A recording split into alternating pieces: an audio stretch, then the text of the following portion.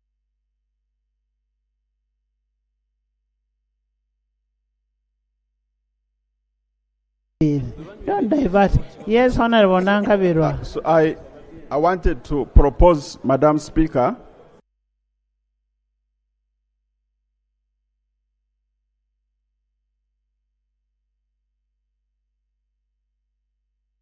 enforcement to get them out of the market.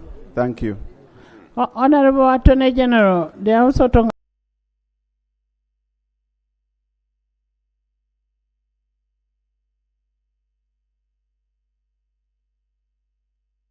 The first drafts have already been done, and consultations are ongoing. But just for clarification,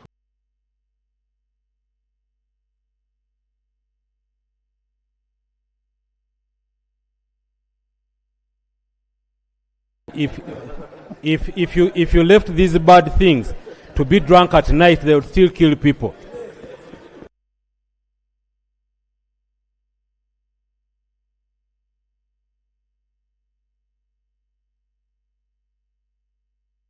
Honorable Elijah, we are looking at the content.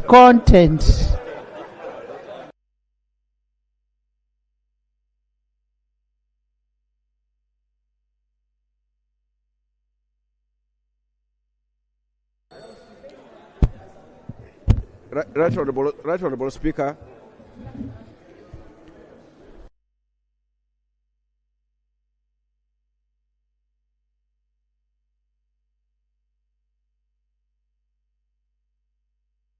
Growers who have petitioned or have asked this Parliament. And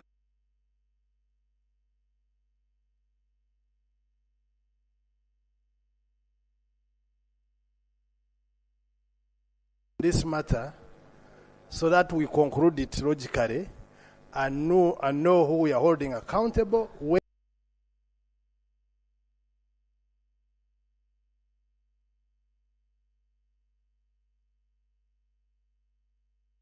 Report on which products have been verified, who is responsible. He's also going to have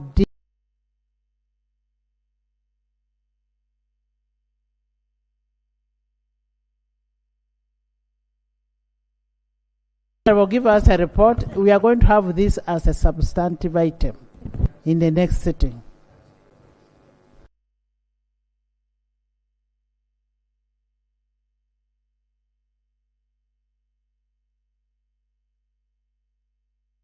You yourself, you indicated that about the capacity of UNBS to track down on some of the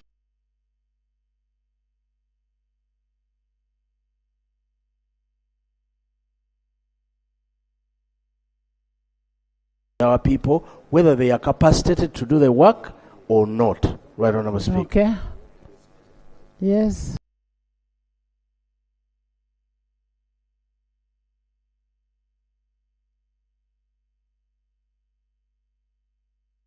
These companies, but in Uganda, people want to make money. Once you have weak supervision,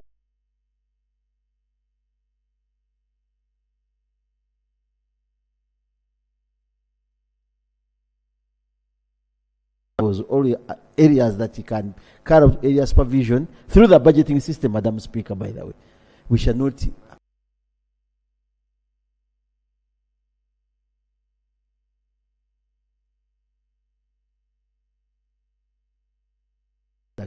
and that's where UNBS becomes very weak because they are not fully established. Elijah, let's be brief.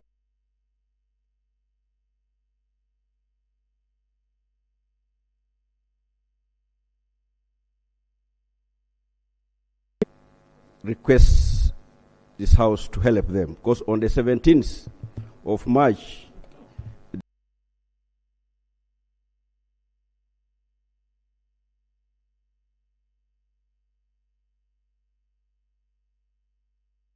one that had been written on the 7th of February 2025, two by the Minister of Trade.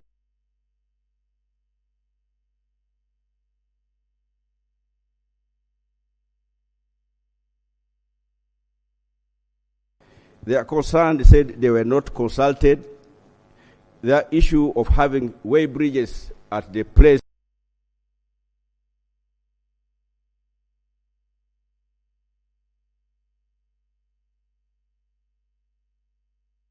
Now, there has been a directive by the ministry that these way bridges should not be there, they should also be installed at the factory.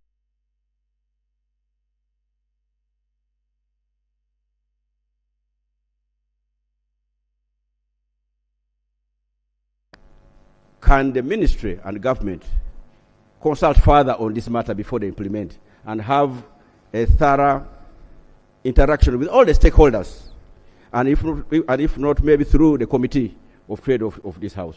That's one, Right Honourable Speaker. Honourable Minister, before they implement, or it has already been implemented? I think they are already, I think Minister. When the minister issued, I think they failed to implement. That's why the Prime Minister now reinforced with another letter. I think now they are taking it up. So they request that they be considered, because they cannot afford to have the way bridges at the factories, some of them coming from very far, but also they were also protecting the truck drivers from selling the sugarcane on the way, because when they are taken to the factories will not allow them to check on the weight in the factories. So that's why they are requesting that the Committee of Parliament helps them. Yes, Honourable Minister. Madam Speaker, you know that sugar is sweet, and this matter has so many issues in it.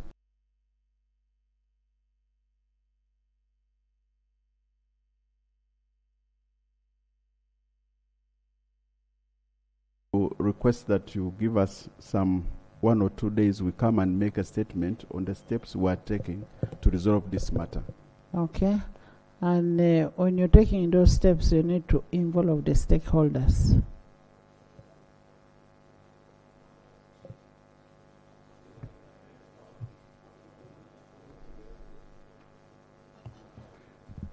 Madam Speaker, will involve all the stakeholders. Thank you. Yes. The final one, Right Honourable Speaker, is the matter for which one, first of all, I want to thank the President and the government for having taken the position that they are going to compensate the people of Lango, Acholi, and Teso 5 cows each. We want to thank him for that. But Right Honourable Speaker, the concern is in relation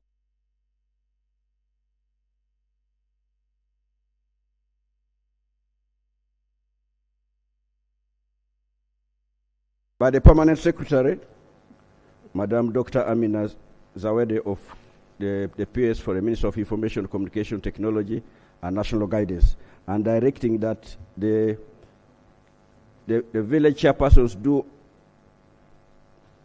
update the household registers for the households between 26th and 5th.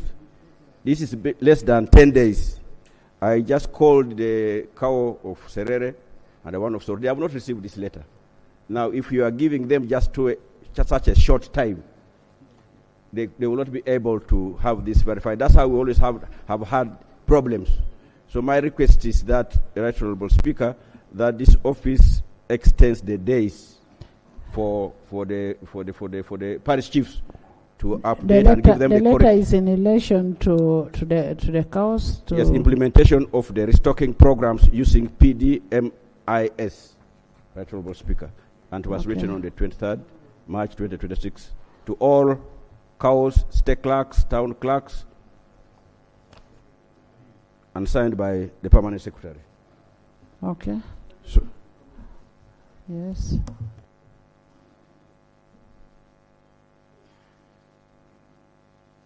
Right Honourable Speaker, in relation to what Honourable Eliza raised, the chairpersons of Acholi, Lango and Tesu were invited when the cabinet was discussing this particular issue. To date, even in Acholi sub-region, even in my district, I am not aware of these 10 days given. And I think it would be right that the days need to be extended and the right communication need to be sent to the relevant people. Otherwise, the villages that should be registered and the household sent will not be perfect. And at the end of the day, there will be a lot of complication, the same way we've been suffering on this issue all this long. I think Thank it is you. important that but, they should be But addressed. even when the president was giving that pledge, he did not limit only to Acholi, Lango, and Teso. Bugisu was involved, Bukedi was involved, including Karamoja, and some parts of Busoga. They were all involved. So if we are going to do that, all the places that the president pledged must be considered. Yes. Right Honourable Speaker, I recall on the 8th of January, or thereabout, this year, there was a communication from the office of the Prime Minister on the same, which had directed all the chief administrative officers to file the list of all households to be paid 5 cattle per household. And that time, the promise was that the payment would be made before the 15th of January 2026. Now we are seeing another letter purporting also to handle the issue of the payment of the 5 cattle per household. Would the government first clarify who is the direct contact person within government? Is it the office of the Prime Minister? Is it ICT we are seeing here? Is it the Attorney General? Because these multiple letters coming from different stakeholders, I don't know if it is to mock, if it is to enjoy the cattle that were looted, the cattle that were stolen, for which many people in Lango, Teso, Acholi, and Bugisu missed to go to school, missed opportunities in trade, missed so many things. So when you are talking about this cattle, it's beyond the letters, Madam Speaker. It is beyond the letters. Thank you. Let's not start that debate now. Government Chief Whip.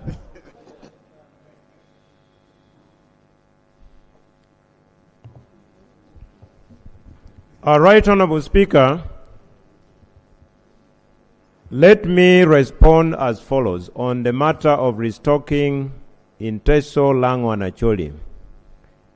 In the financial year 2025-2026, which is soon ending, there is 80 billion Uganda shillings meant to kickstart the process. 2, there is an interministerial committee chaired by the Prime Minister, where a number of relevant ministries have been incorporated.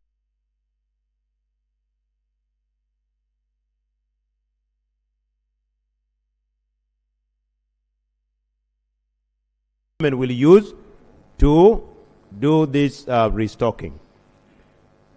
Now, the old program for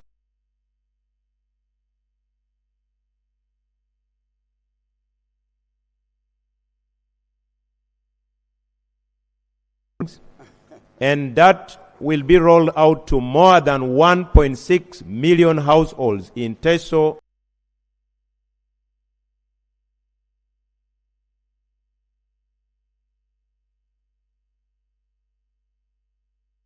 there will be a budget. On the issue of the letter Honorable Dur is talking about, it is true that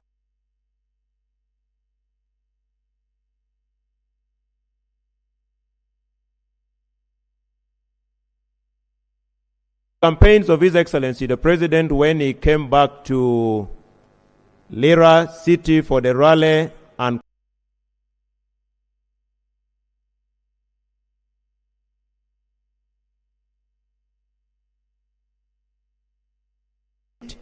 of those who went to court. And yet, the restocking will now take care of all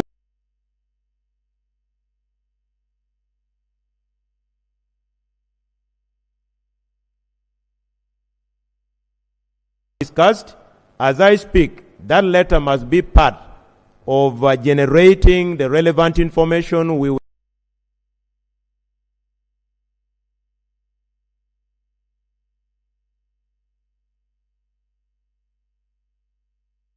This is how, Right Honourable Speaker, Thank you. I can respond to the matter of restocking. Thank you.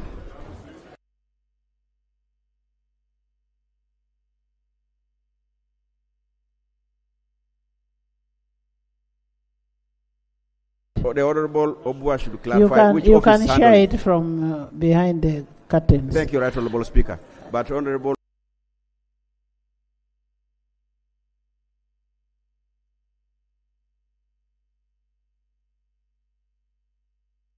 Right Honorable Yes. Speaker, there was a prayer on extending the period. I believe that is a valid point.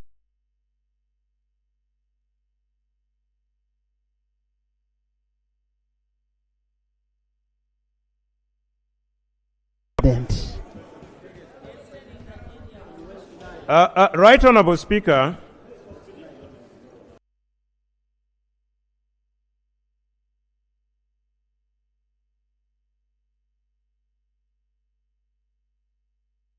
you are talking about, for instance, in the case of Busoga, these are victims of Lakwena.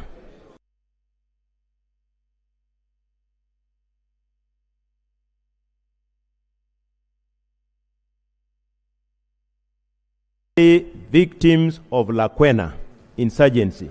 And that is also being handled by Office of the Prime Minister.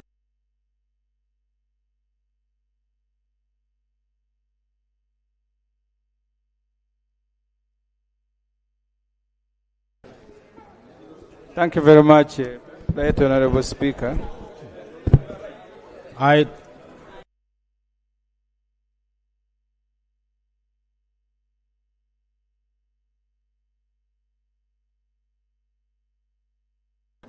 Is under Rule 66. You know there are many rules that are violated.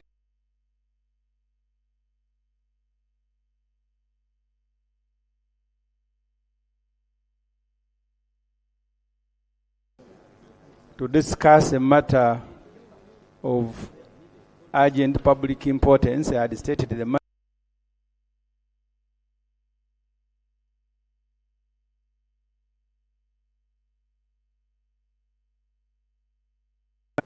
And structures.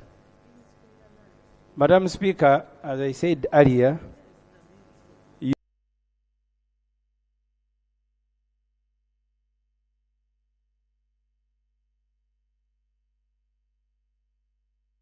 the following day they are demolishing people's businesses. So, Madam Speaker,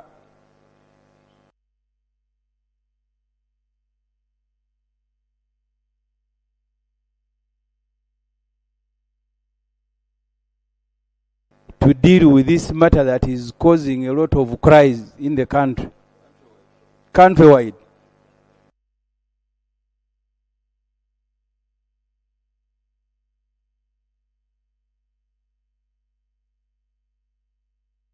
Is countrywide. What I'm saying is in urban areas, and what is being done is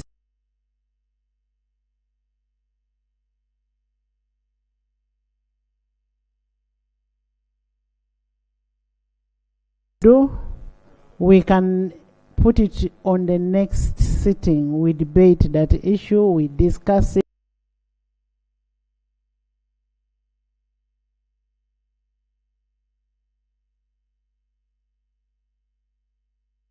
Not adjourn anything. Let's continue with the work, the proceedings as it is.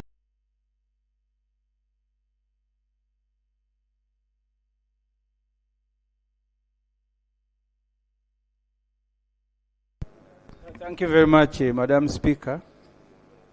The reason I am using Rule 66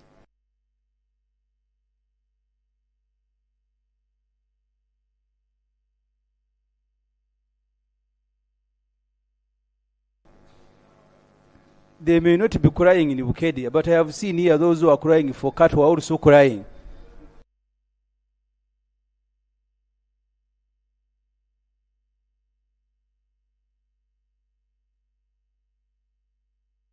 Sitting. That's what the rules say. Honorable member, as an area member of parliament, get in touch with the minister.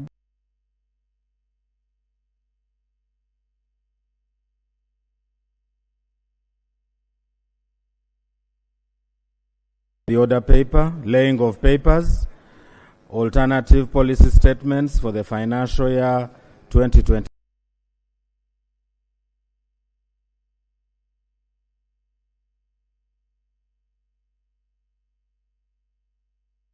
As the shadow minister to submit alternative policy statements to Parliament by 29th day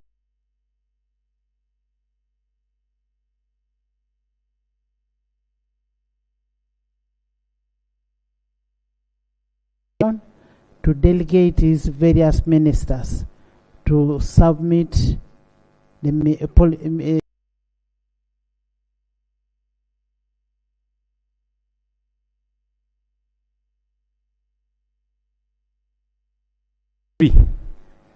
of our rules of procedure provides that ministers shall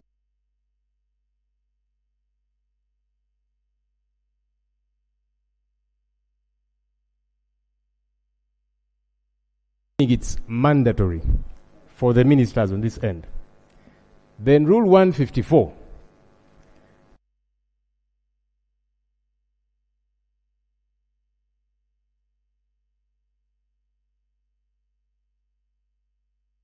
day of March. Round Speaker, May would presuppose it's optional. Even though it is optional, Round Speaker, we consider this duty a cardinal duty and very important, and that's why on an annual basis we present alternative policy statements in time. So it is mandatory for our colleagues on that end, it is optional, but we still do it because it's important for our country to see what an alternative would look like. Anything? Yes, Right Honourable Speaker. Before 1 o'clock today, I came to your office to indicate that I have an issue to raise as matter of national importance.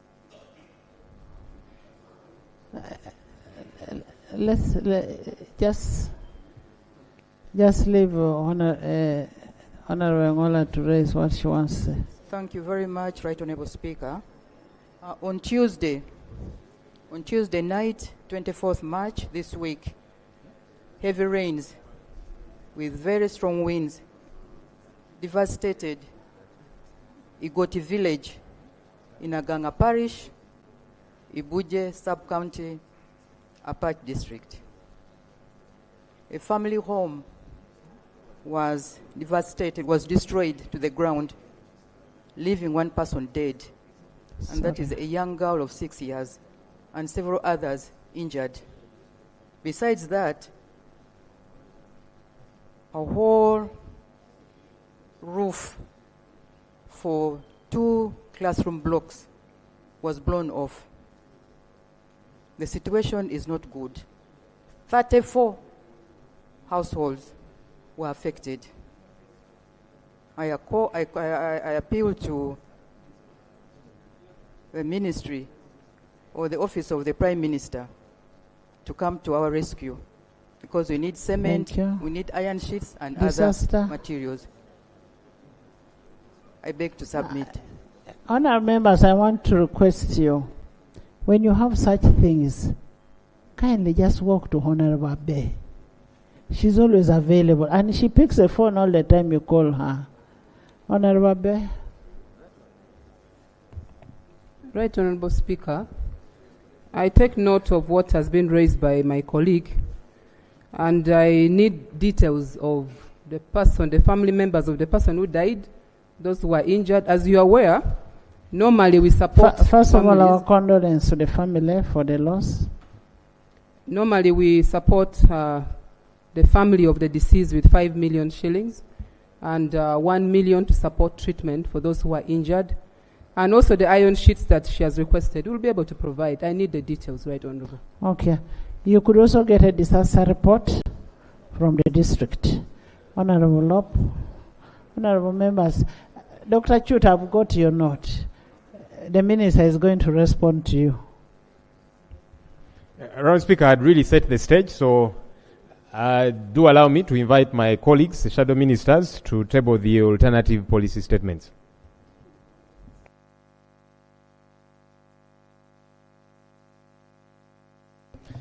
Right Honourable Speaker, I beg to lay on table the alternative policy statements for the Shadow Ministry of Justice, Constitutional Affairs for the financial year 2026-2027. I beg to lay. Thank you. Finance, Planning and Economic Development.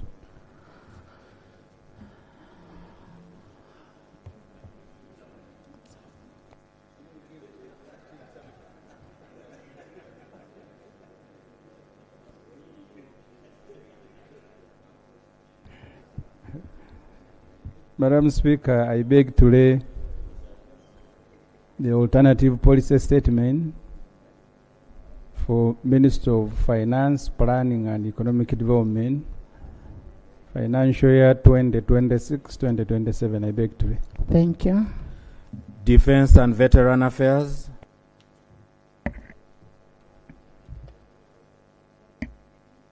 Thank you very much, Right Honorable Speaker.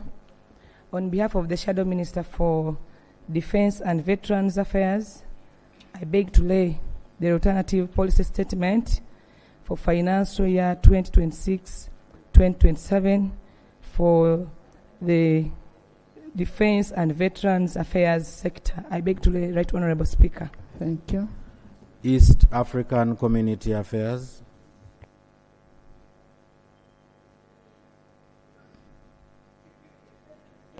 Thank you very much, Right Honorable Speaker. Pursuant to Rule 154 of the Rules of Procedure, I beg to lay the alternative policy statement for the East African Community Affairs for the financial year 2026-2027. I beg to lay. Thank you.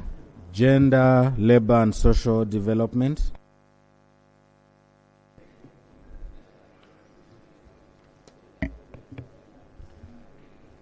Right Honorable Speaker, I beg to lay the alternative policy statement for the Ministry of Gender, Labor and Social Development for the financial year 2026-2027. I beg to lay. Thank you. Health.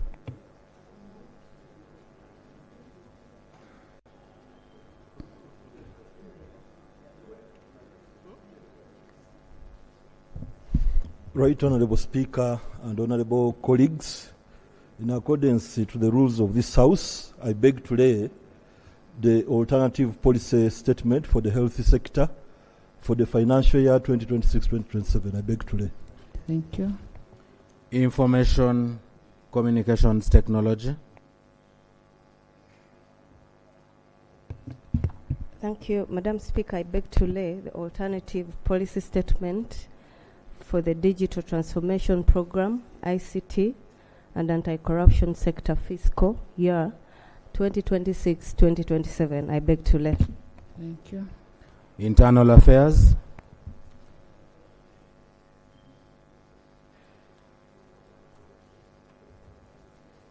Madam Speaker, on behalf of the Shadow Minister, Honorable Betty Namboze Wachireke, I lay the alternative ministerial policy statement for Internal Affairs sector, financial year 2026-2027. I lay. Thank you. Kampala Capital City Authority and the Ministry of Kampala Capital City and Metropolitan Affairs. Again, Madam Speaker, on behalf of the Honorable Balimwezo Ronald, I beg to lay the alternative policy statement for Kampala Capital City Authority and the Ministry of Kampala Capital City and Metropolitan Affairs for the financial year 2026-2027. I beg to lay. Thank you. Lands, Housing and Urban Development. Right Honorable Speaker, I beg to lay the alternative policy statement for lands, housing and urban development for the financial year 2026-2027. Thank you. Education and Sports. Madam Speaker, I beg to lay the alternative policy statement for the education and sports sector 2026-2027. Thank you. Energy and Mineral Development.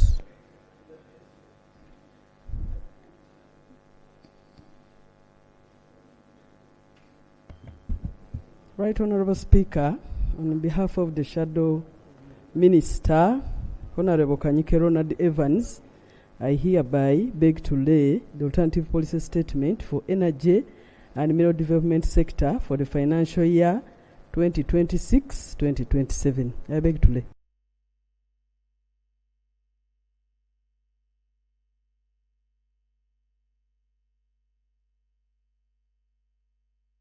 Right Honorable Speaker, as the Shadow Minister for Agriculture, Animal Industries and Fisheries,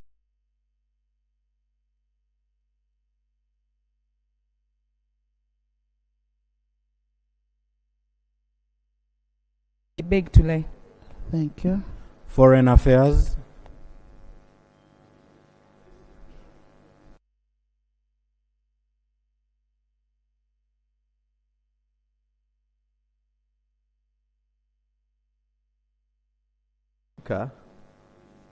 In accordance with the rules of procedure of Parliament, and as the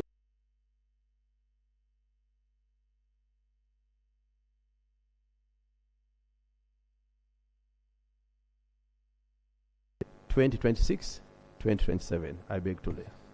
Thank you. Presidency.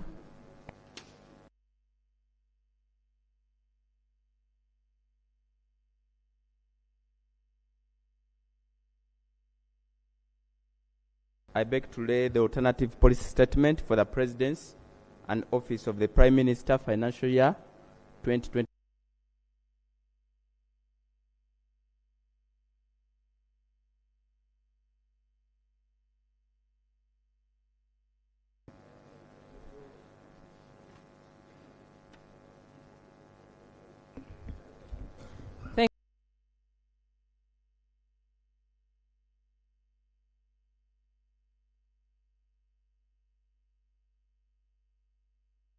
Honorable Adek Anna, and in accordance with our Rule 154, I beg to lay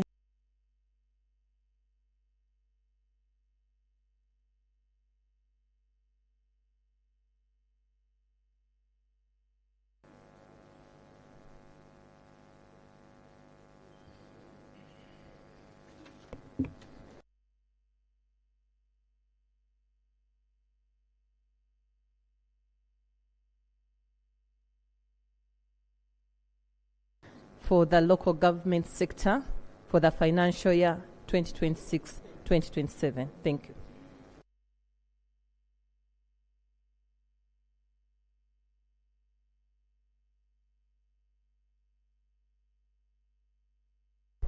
I beg to lay the alternative ministerial policy statement for tourism, wildlife and antiquities sector for the financial year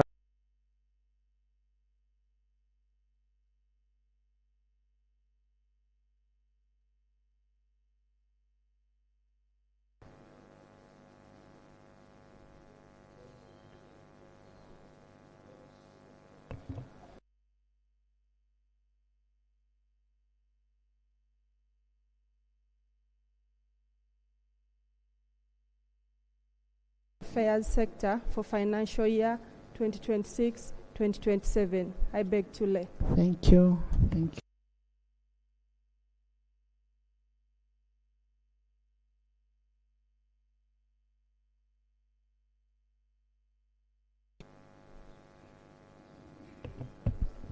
Right Honorable Speaker, I beg to lay.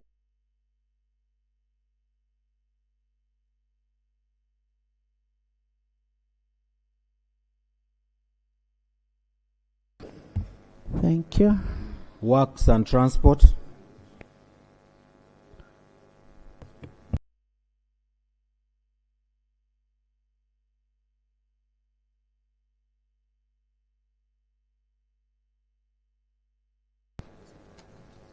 Thank you. Honourable members, the alternative policy statements are referred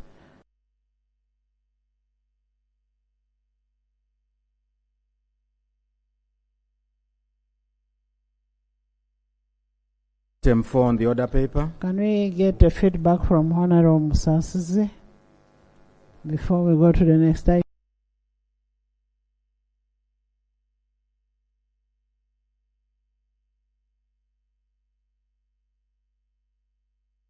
With the team at the ministry, it is true there is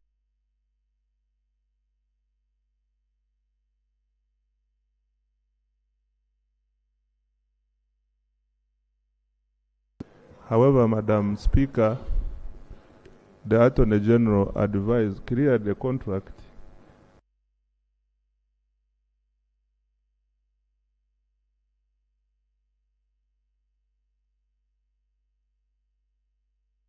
And what does Article 159 require? That we process the borrowing and bring it.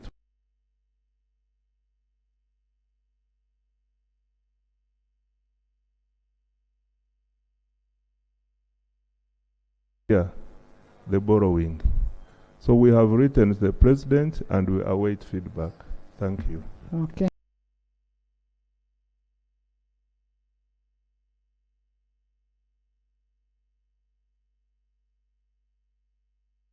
Leave of Parliament to introduce a private member's bill, the Public Finance Management Amendment Bill.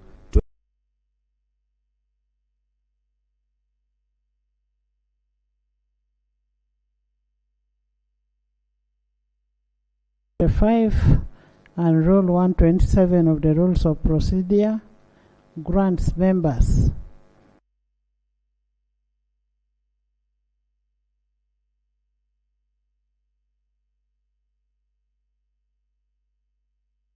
to move his motion. Please do.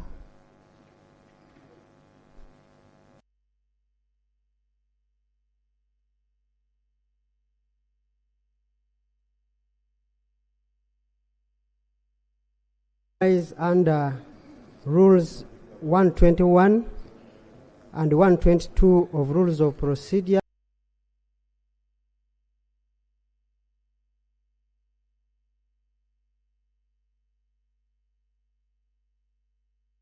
Management Amendment Bill 2026.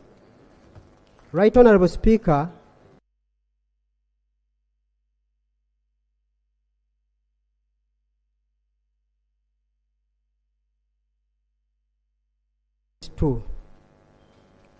of the Rules of Procedure of Parliament of Uganda 2025. Right Honorable Speaker.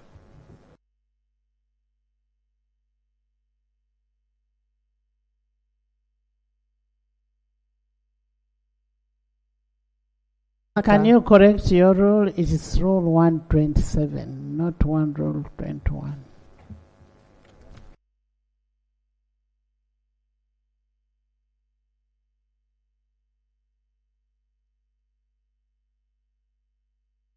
Is on a private member's bill, Rule 127(1).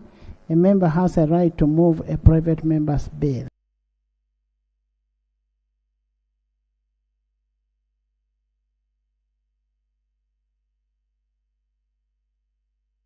Honorable Speaker,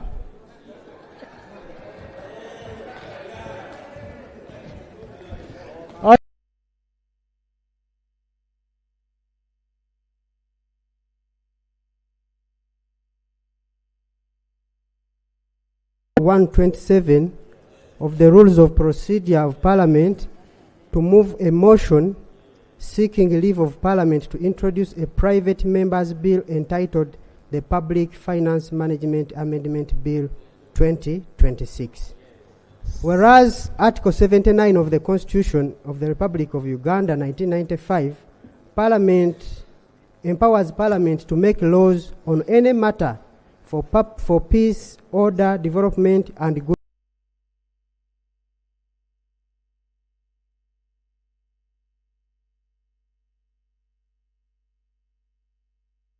Parliament of Uganda permits Parliament of Uganda to move permits a member of Parliament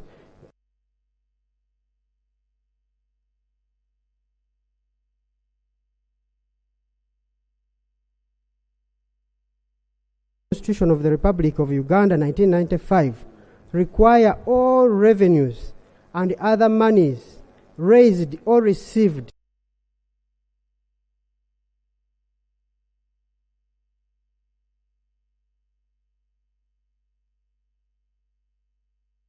and withdrawn only under the authority of an Appropriations Act or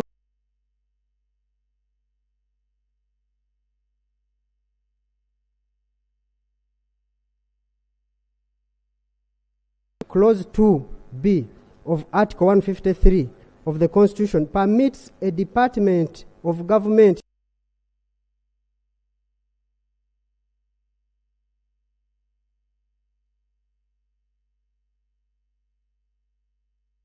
an Act of Parliament. Noting that the Public Finance Management Act Cap 171 was enacted to operationalize the constitutional framework for management of public finances, including the Consolidated Fund, and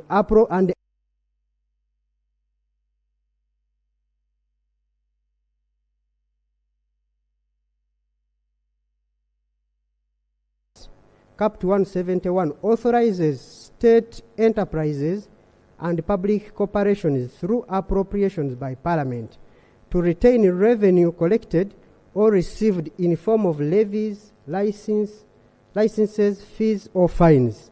Aware that appropriation is defined in Section 2 of the Public Finance Management Act, Cap 171, to mean an authorization made under Appropriations Act permitting payment out of the Consolidated Fund or Petroleum Fund. Therefore, the appropriation referred to in Section 27 of the 3A of the Public Finance Management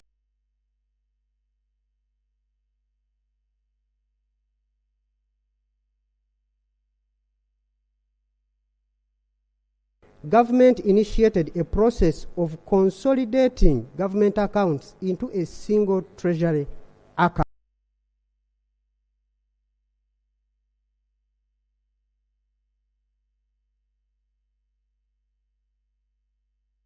Many state corporations, enterprises, statutory authorities, and other entities currently collect and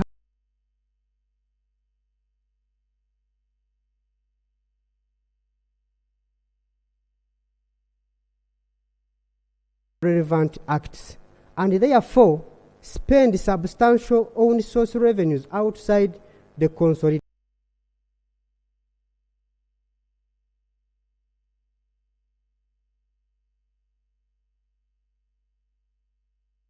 That the exclusion of certain authorities and statutory funds from the Consolidated Fund has contributed to a reconciliation variance of approximately Uganda shillings 4.3 trillion between the government Consolidated Fund statement and the Consolidated Statement of Appropriation, because some budgets are treated as appropriated and yet they are not executed through the Consolidated Fund.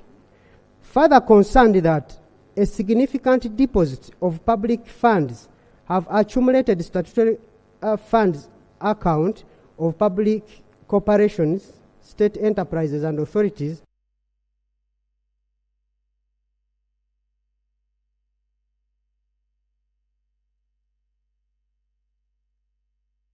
government securities, including treasury instruments, which government as original investor in these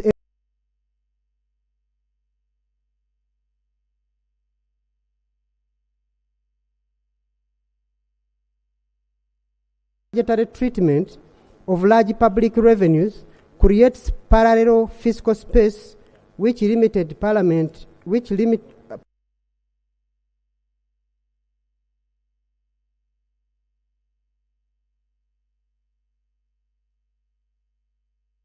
national budget, thereby exposing the country to risk of revenue leakage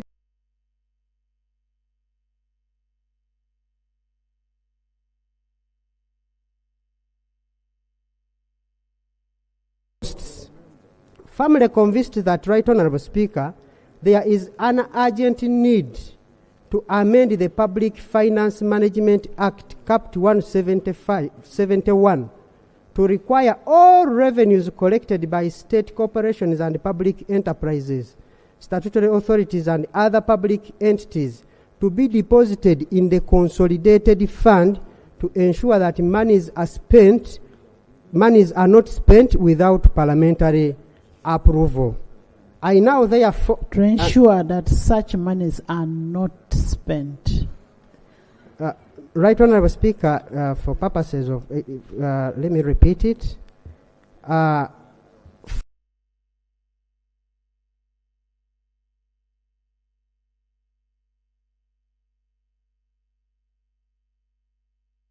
Why all revenues collected by state corporations, government enterprises, statutory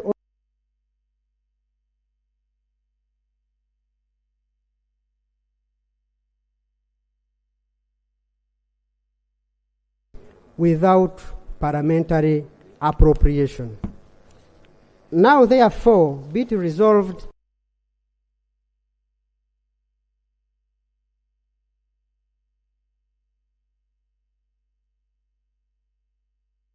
the Public Management Amendment Bill draft, of which is entitled, of which is attached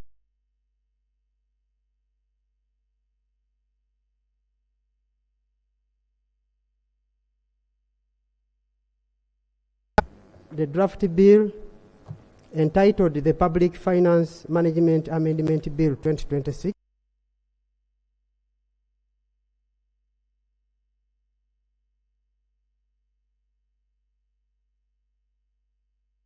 Honorable Mara, Honorable Teira, Honorable Rita, Honorable Kavanda, Honorable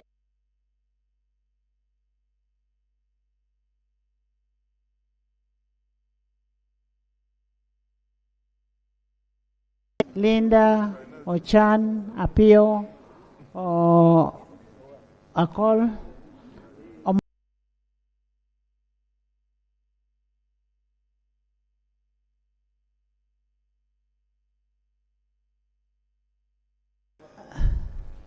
Honorable Magogo, by the hollow side, this side.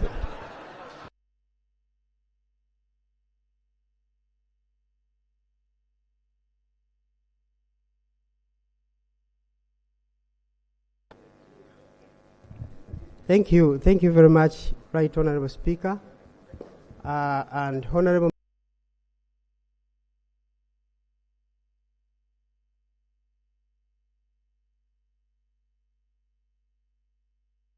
bills by this House to ensure that we rationalize all the money to reduce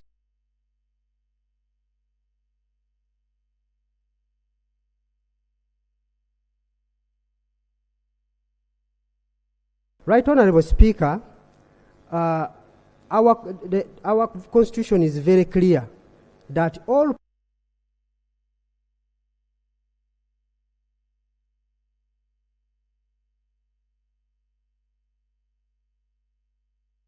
this is not, Right Honorable Speaker, a technical rule.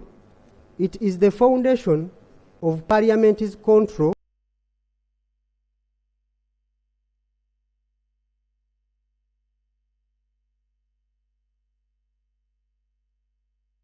and spend large sums of money outside the consolidated fund, and their budgets are approved by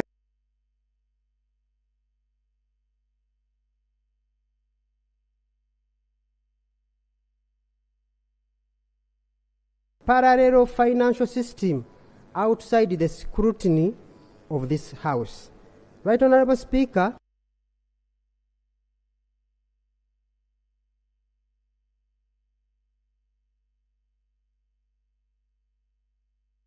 only applies to money in the consolidated fund. You cannot appropriate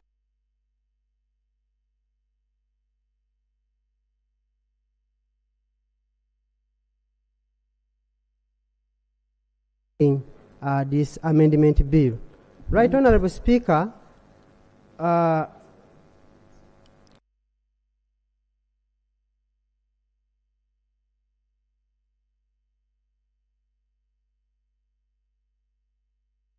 revenues go through the consolidated fund and spent after approval of Parliament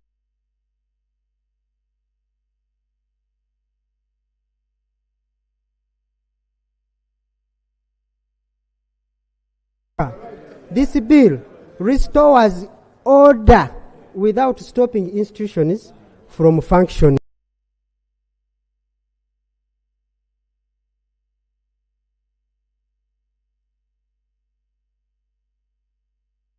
Public money under discipline, transparency, and accountability. It is about to ensure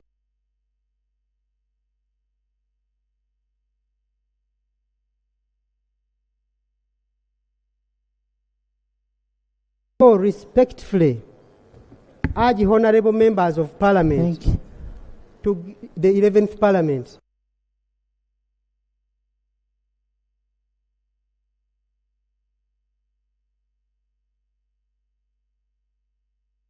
Thank of you. financial management. I beg to move, Madam Thank you. Speaker. Thank you so much.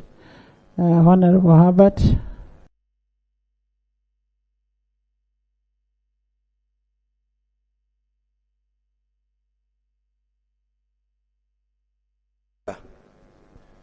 Madam Speaker, I stand here to second the motion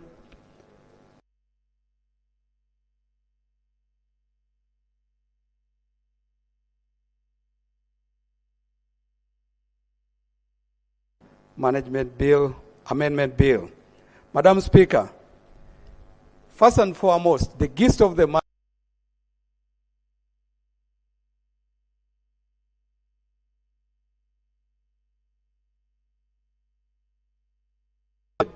that it's a duty of a member of parliament to exercise the constitutional mandate that they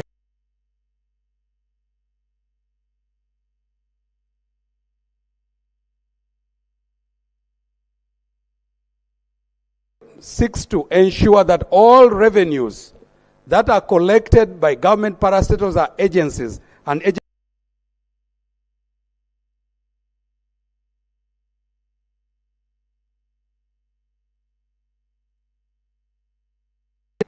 in certain cases when we are processing sectoral ministerial policy statements,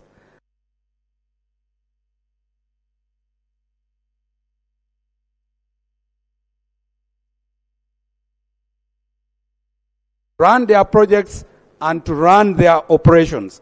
But they did not clearly disclose to the House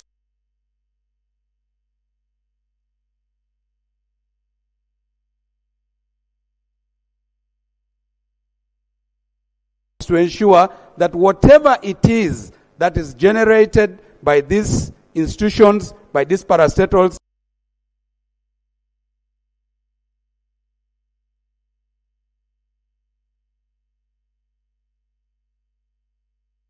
that even when we speak, the Madam Speaker is listening to us.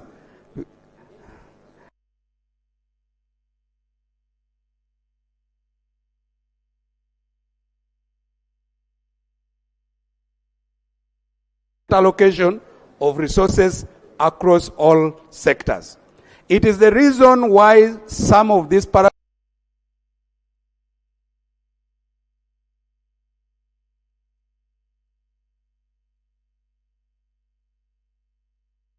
and mainstream. You're welcome. Before you go into clarification, I want you to address.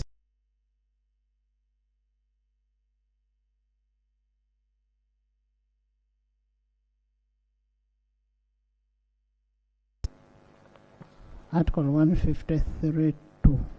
153 2.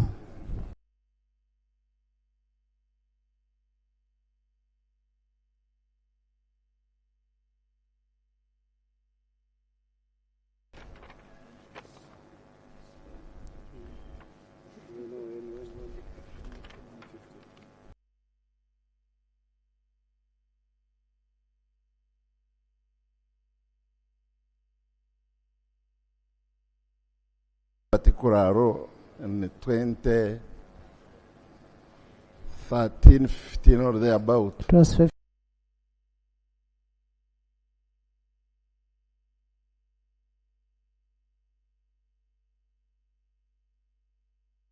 Either collect revenues from the public or receive funding from this particular parliament.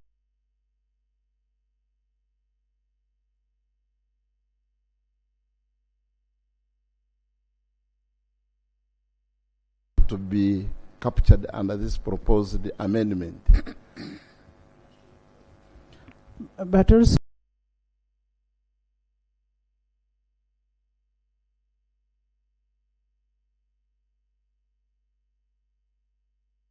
send money to the consolidated fund.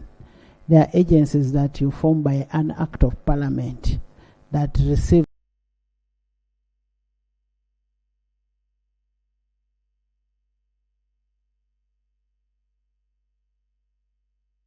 $153.2. Madam Speaker,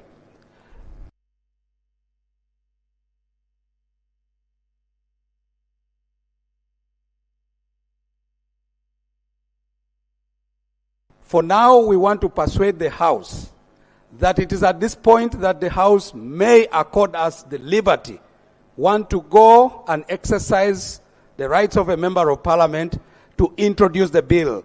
At the point when we are refining the very details of the bill, we shall provide justification of its necessity. But, Madam Speaker, what you have asked me to address in as far as 153(2) is concerned relates to the fact that there is this exception. However, the Public Finance Management Act, in the definition of what is supposed to be in the consolidated fund, or in the definition of what Parliament should do in as far as appropriation is concerned, specifically says that Parliament shall allocate resources that have been provided for in the consolidated fund. Some of these agencies and institutions do come to this House and request us to appropriate to them. Now, if we are appropriating them, it presupposes that we are exercising the appropriation role in as far as the definition in the Public Finance Management Act. But if those resources have not actually gone to the consolidated fund, where do we therefore get the liberty to exercise our power of appropriation? So our argument is, once the resources are provided within the ambit of the consolidated fund, then it is possible for us to... Yes, Madam Speaker. Do you have the institutions outside the ambit of 153(2)? Yes, we do. That honorable, which institutions are those that are retaining the monies without an act of parliament, that we want them to take the money to the consolidated funds? Madam Speaker, I have my colleague, the Honorable Otim Gill, who would like to help me elaborate on that. Madam Speaker. Yes. Thank you for giving way, Honorable colleague. On some of the entities that you have requested him to highlight, we do have actually on this important bill which is going to come right now, the National Drug and Health Products Bill. I sit on the Health Committee. We do it actually, no, I'm not going to talk about the bill. We did actually the same parliament, not this 11th parliament, enact the National Drug Authority. National Drug Authority actually do not have a vote. We do not even appropriate any monies for them. They collect a lot of revenue and spend it at their own liberty. So I guess that is some of the examples, some of the entities that can fall on that. You see? AJ. Right, Honorable Speaker and Honorable colleagues. I may appreciate the principle that the member wants to raise. However, we need to caution ourselves not to write a law which will in itself be unconstitutional. Because the Constitution said that all the money will go to the consolidated fund. Then it said, if you want any money not to go to the consolidated fund, Parliament must write a law for that. And it has in some instances. So for you to come and say that now we are writing a law to say no money can go to any other account, that will be contrary to the Constitution. Because the Constitution has said some money can go to other accounts. So I think this bill, this motion, Right Honourable Speaker, will create a problem which is unnecessary. However, if members are saying there are entities which keep money under where there is no act of parliament authorizing them to do that, that is absolutely illegal, and that entity should necessarily be brought to book. So if a person requires to retain money, it is this Parliament that can make a law which authorizes you to retain money under Article 153(2). So a motion that is being proposed by the honourable member would in itself be unconstitutional. I beg to submit. Honourable Kanya. Thank you very much, Madam Speaker. Madam Speaker, the Public Finance Act 2015 and the Constitution gives this Parliament all the powers, and the provision in the public finance is categorical. Any organization, any institution that collects money by whatever name,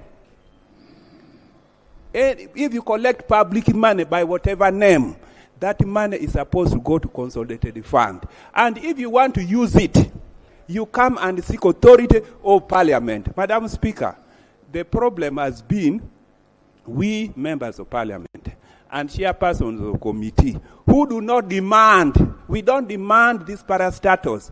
Under the law, Madam Speaker, you are supposed to clear all accounting officers. Even if the drug authority, the board appoints an accounting officer, those accounting officers are cleared by the ST Secretary of the Treasury. All their names are supposed to be brought to you here to clear as Parliament. The problem is we, the MPs, who should stand. The law is very clear. Madam Speaker. What do the MPs do? No, Madam Speaker. Yes? What do MPs do? The names that all the accounting officers are always cleared by PAC. Madam Speaker, what I'm saying, like don't put a blame on MPs. I withdraw, Madam Speaker. We are not the ones who collect monies. Madam Speaker, I withdraw. We get a list from finance. Finance gives us a list of accounting officers, and PAC scrutinizes it and sends back to the House. Okay, Madam Speaker. So you have parastatals like the drug authority. Their accounting officers are appointed by the board. Even that accounting officer appointed by the board is an accounting officer according to the Constitution and the Public Finance Act. They are supposed to come here to clear. If a parastatal wants to retain NTR, they present it in their budget estimate, and then the committees present that to Parliament here to clear. Therefore, Madam Speaker, under the current Public Finance Act, the provision is adequate and is in line with the Constitution of Uganda. Thank you. Jonah, then Karim. Yeah, Madam Speaker, I was actually going to oppose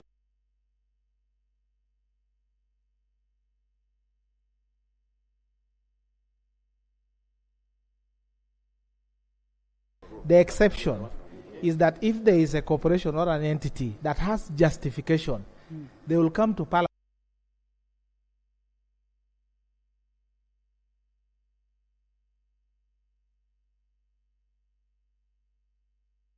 Already given them power. So if they want to address this, they should actually amend directly those acts of Parliament.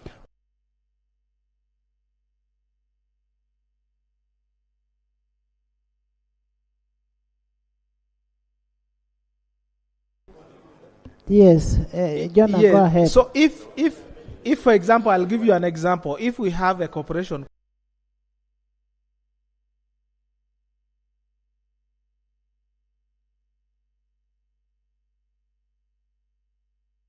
Act, because in that act we gave them authority to retain the money. So you cannot try to amend it ineffectually.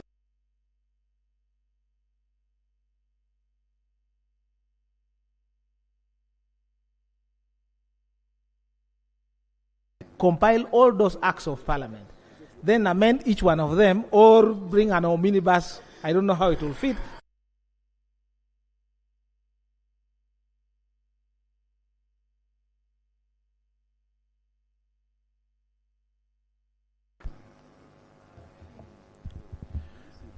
Madam Speaker, I want to thank the honourable member for moving this important.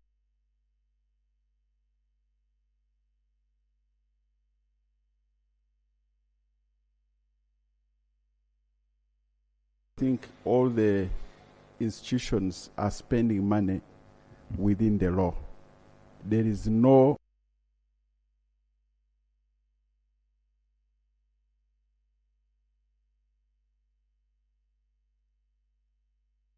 the mover.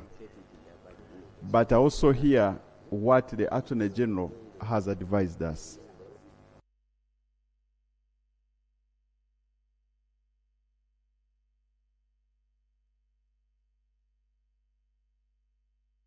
Go back and consult, refine it, consult the Attorney General so that your idea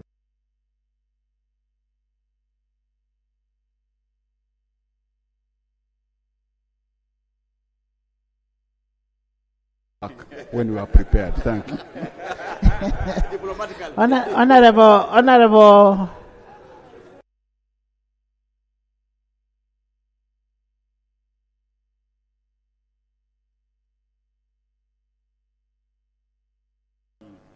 Comprehensive. This is just a small bit of it, but we need a lot of amendments.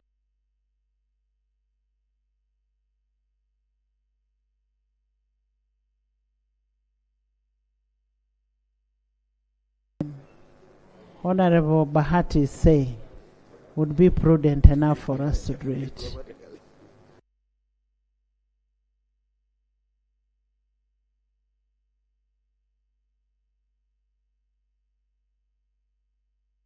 Very much, Right Honourable Speaker, and I'm glad that this Honourable House has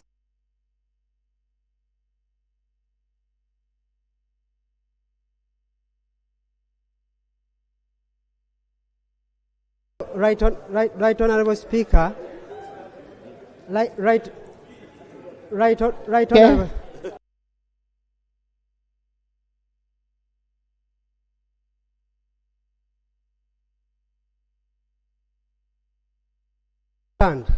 That the way we passed rationalization bill. Okay.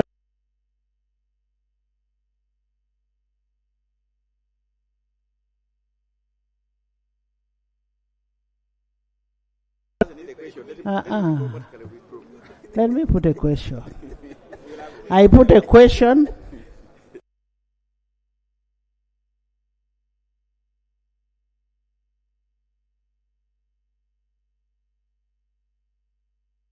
Bill 2026. Those in favor say on the contrary, nay. The nays have it.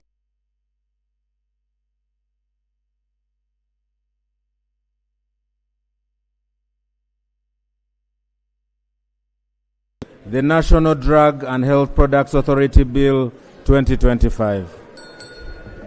Honorable Member.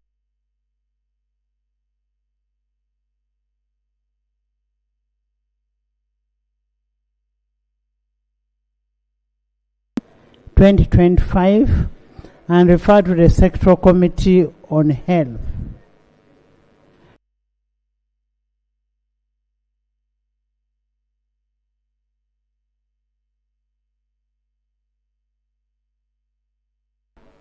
To make a summary of the report so that we will have sufficient time to look.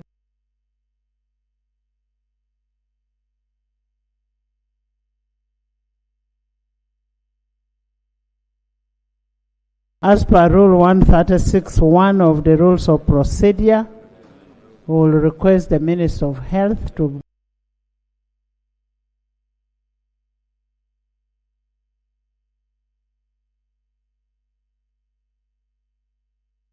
titled The National Drug and Health Products Authority Bill 2025 be read for the second.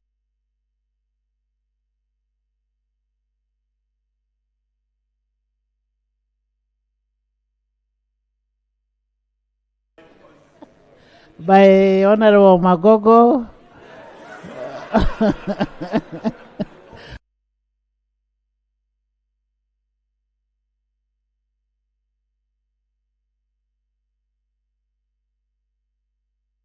By the whole side and by the whole house except the whole house.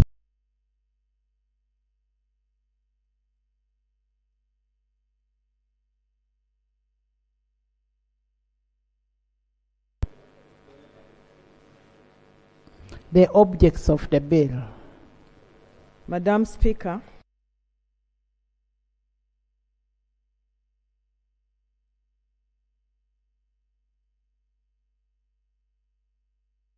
and Health Products Authority, to provide for the functions and powers of the authority, to regulate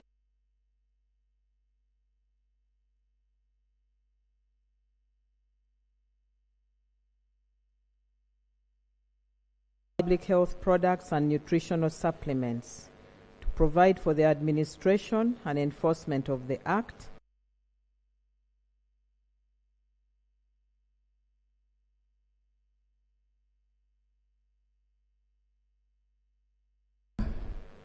Honorable members, in the VIP gallery, we have Honorable Peter Peck.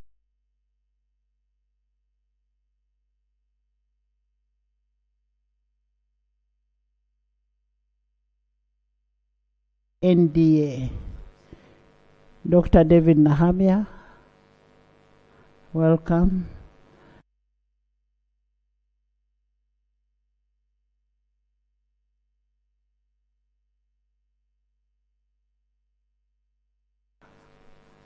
You're welcome. They're here to witness the proceedings of the bill.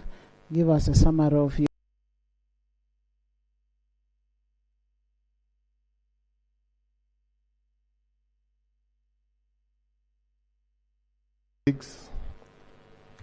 I'm going to present a report on the Committee on Health on the National Drug and Health Products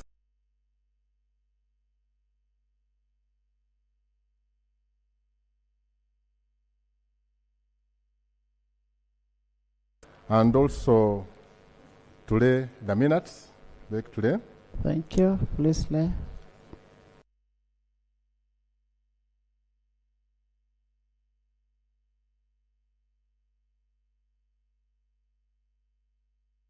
Hope that the members have gone through it. I will not read it verbatim, some sections. That Honorable Speaker, if you allow me.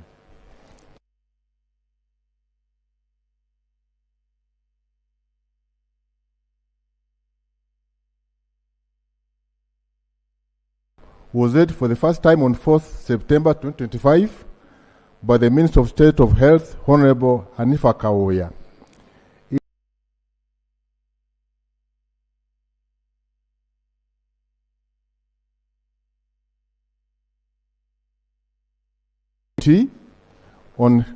Committee on Health for consideration. The committee proceeded to the health to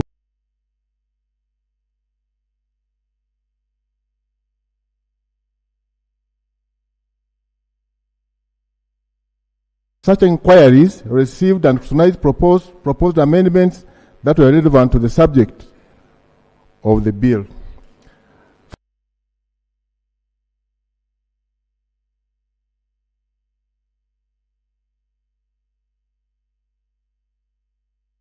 The aim of the bill is A, establish the National Drug and Health Products Authority, replacing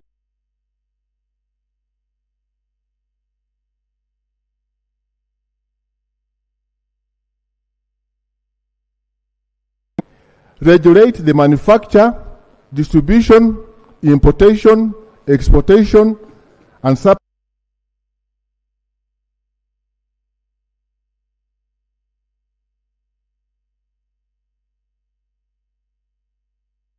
for the administration and enforcement of the Act. E, repeal the National Drug Policy and Authority.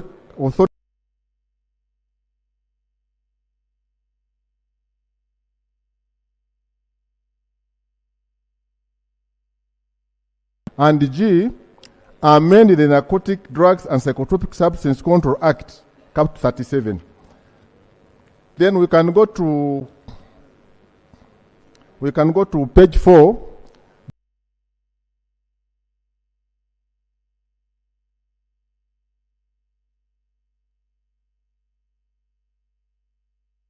On the importance of this, how we want to amend. One of them is that there are so many new products, such as medical devices, cosmetic products, nutritional supplements, and other related products. Then we have complex drug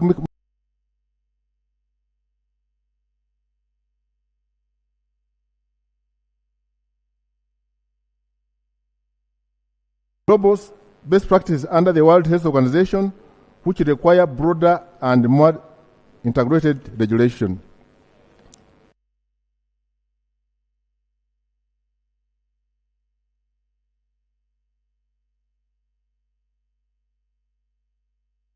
Then the stakeholders interfaced with, the number of them. We had also recent submission.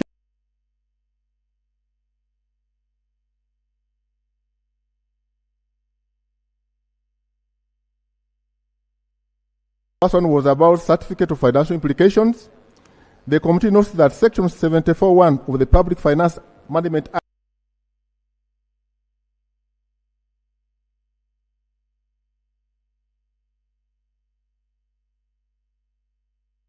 certificate of financial implications issued by the Minister responsible for finance. The committee considered the certificate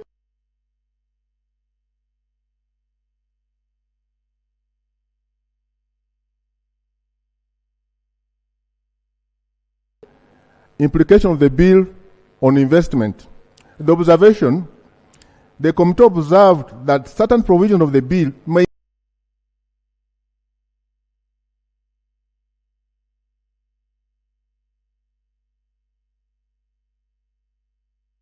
applications and absence of statutory timelines for regulatory decisions.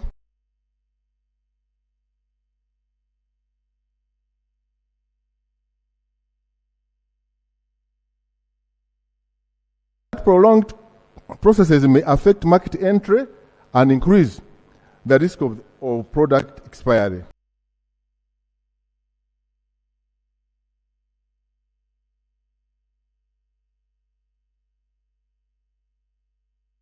Timelines for licensing and approval of decisions. B, establishment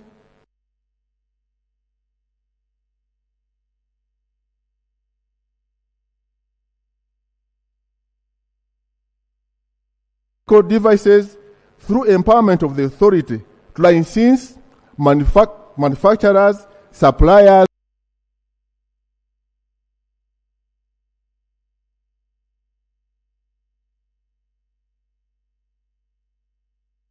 the provision on dual regulation in the bill is amended as by the cabinet principles which clearly stipulate which products should be regulated under the bill.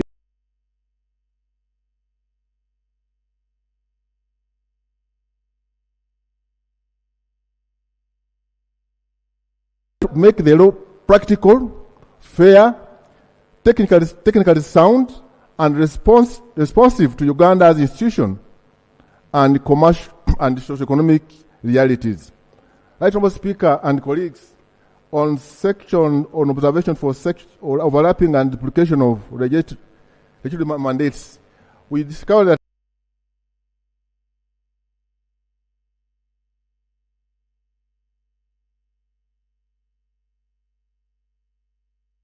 dual regulation, most of the stakeholders complained about that. So the committee noted that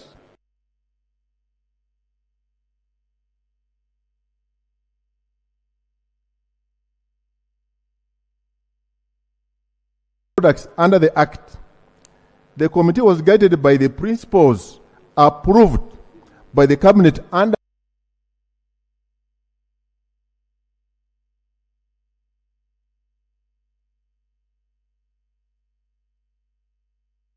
cede the mandate and regulation of medical devices to the National Drug Authority.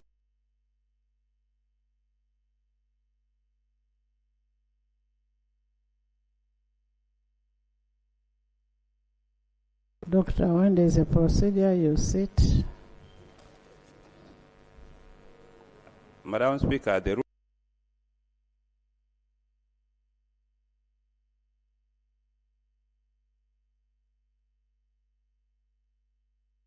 Speaker, I wish to move under our rules to seek your guidance to exercise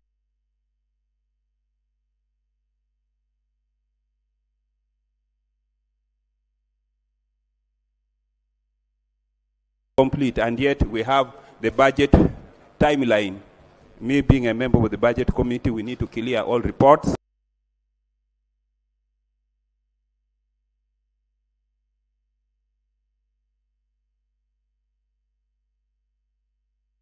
For us to move to committee, and then the chairperson will then, and members, debate some of those issues when we are.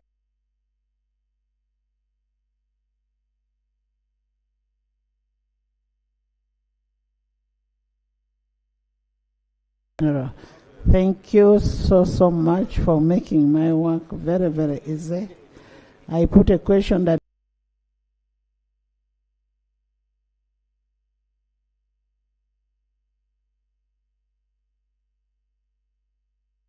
contrary. The ayes have it. The National Drug and Health Products Authority Bill 2025.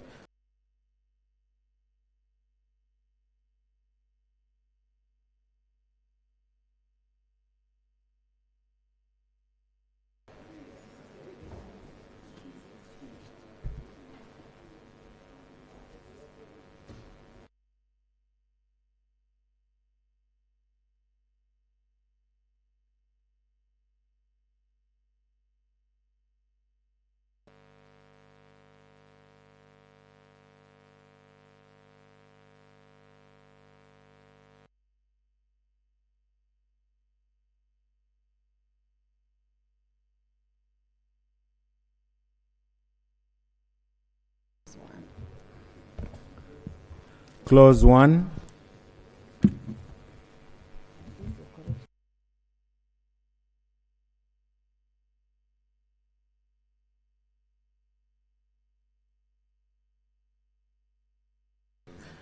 Clause 2 is interpretation. We could start over it and then we come back to it.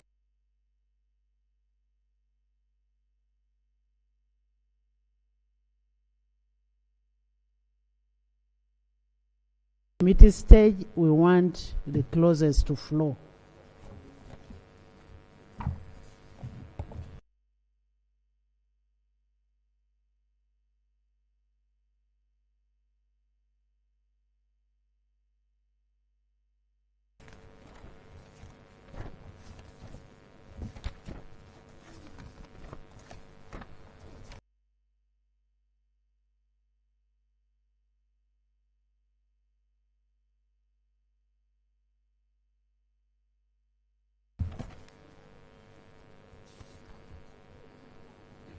Clause 3, I put a question.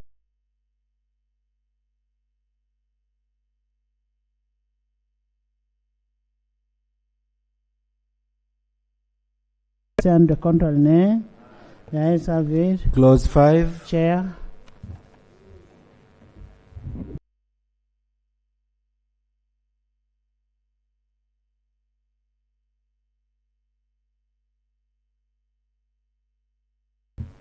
Is amended in subclause 1.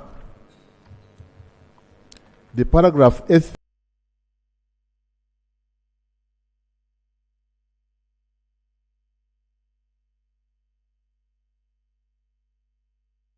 by deleting the words for vaccines, biologicals, and diagnostics.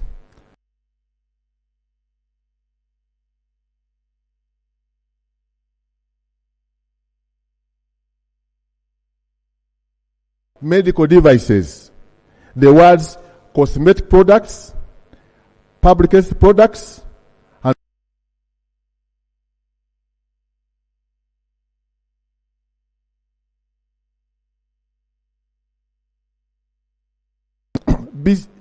B6 the following: to prescribe standards for medical devices,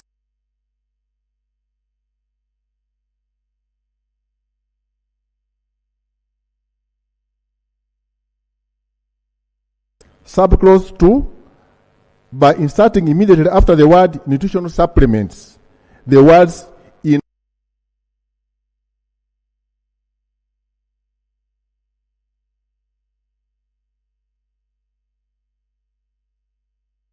in paragraph B, by inserting immediately after the word guidelines,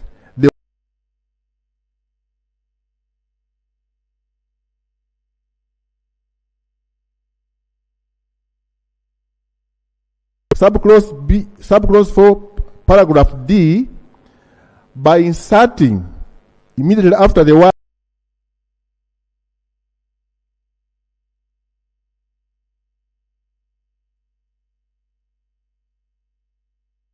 the authority to retrieve drugs that are falsified, adulterated,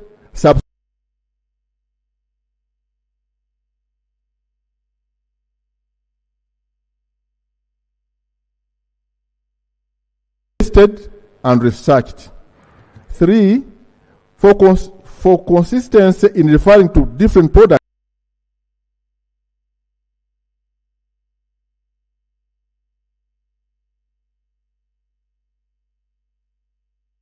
Retrieve drugs that are falsified, adulterated, substandard, and expired.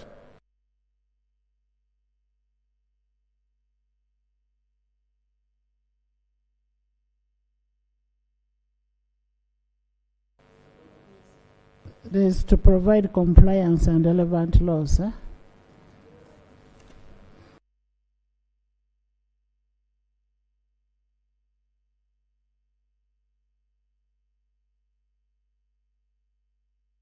Amendments that are proposed by the committee, save for the we would like to propose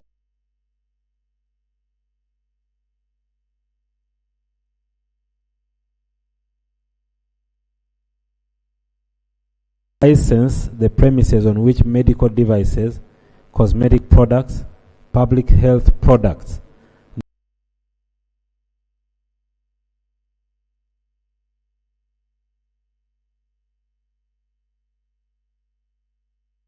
okay with that? Chair, I agree to all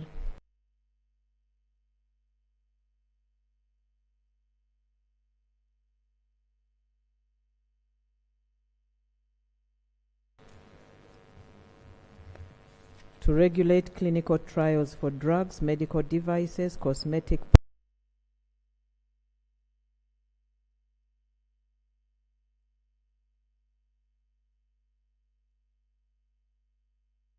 I agree. I put a question that clause 5 be amended as proposed.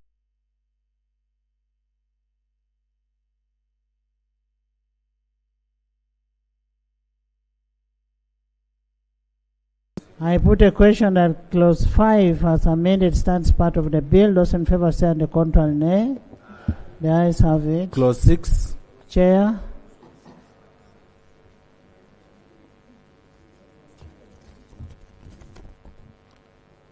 Honorable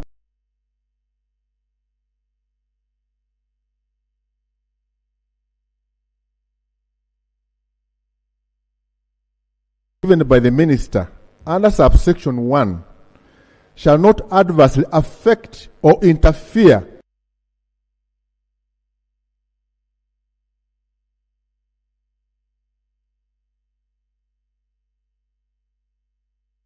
justification.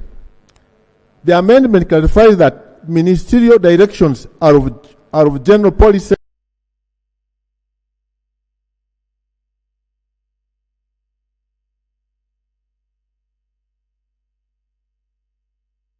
I submit. Eji. Thank you, Right Honorable Chair. We have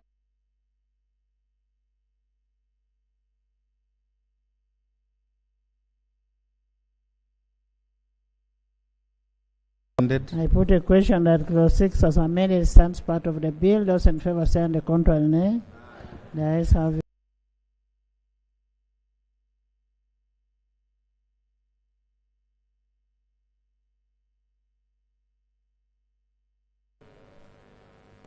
I want to thank you, Chair, for giving me this opportunity.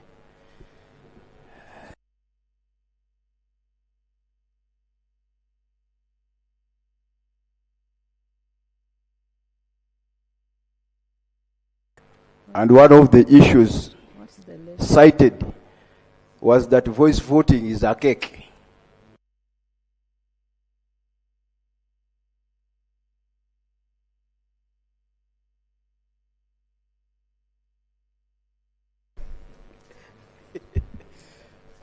Honorable Chair. Clause 7. Clause 7.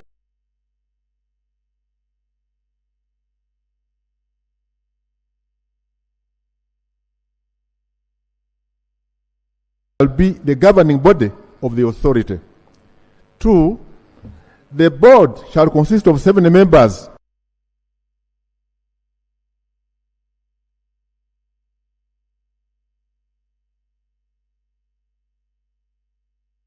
With the qualifications and experience in the field of pharmacy, medicine, law, financial management,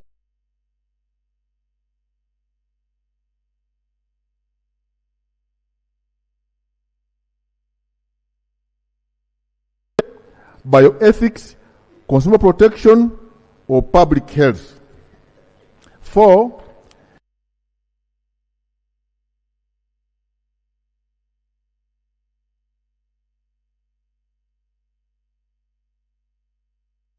A third of the members of the board shall be women. Justification. The bill expires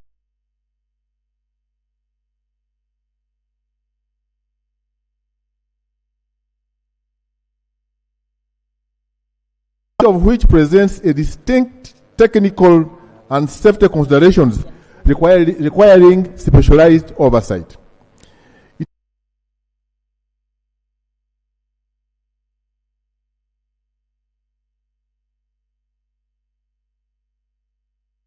From decision making and the proper supervision of the authority regulatory functions. The clause on the gender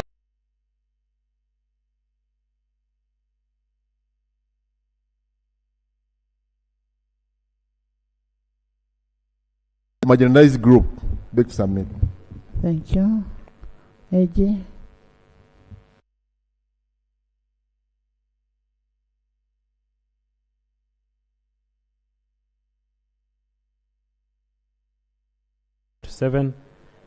We have no objection to the inclusion in 7.3, the nature or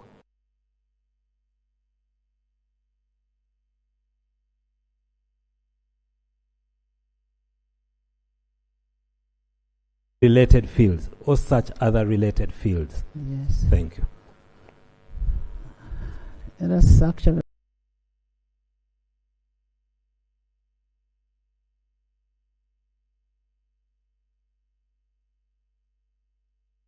by the chair and amended by the Attorney General. Those in favor say on the contrary nay. There is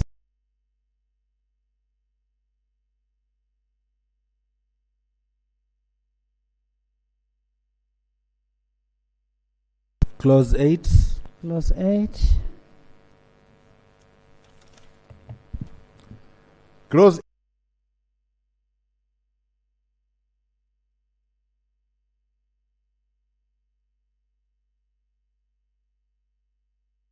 shall hold office for 4 years and is eligible for reappointment for 1 more term only.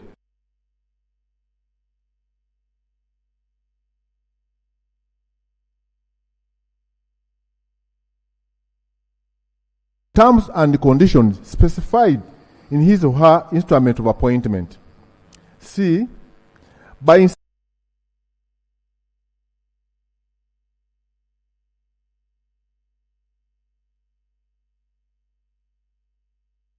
procedure prescribed by regulations made under this Act.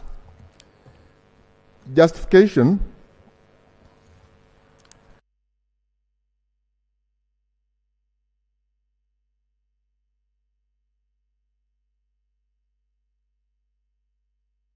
The rearrangement of subclause 1 is for clarity and to provide a definite term of office for board members.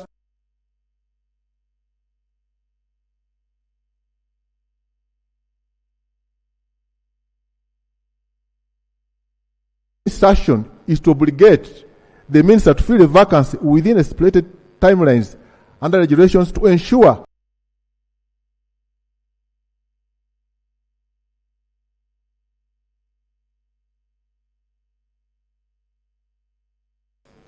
we have no objection, Right Honourable Speaker, to the proposed amendment. I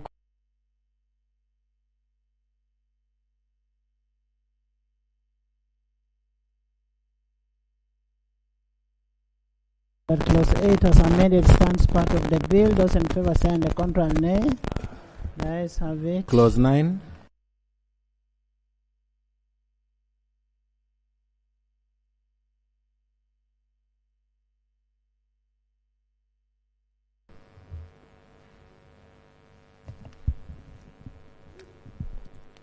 Clause 10.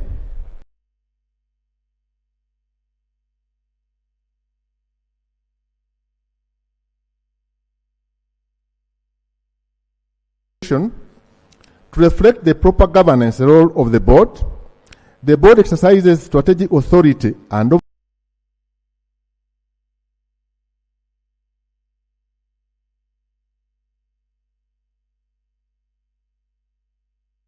over the Secretariat. I beg to submit. AG.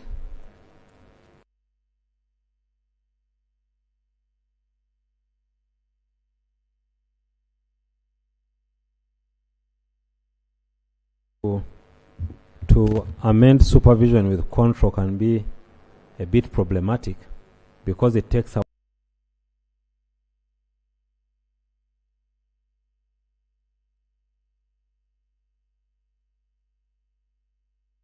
them. They are responsible for the decisions they make. But if you say you control them, then why do you have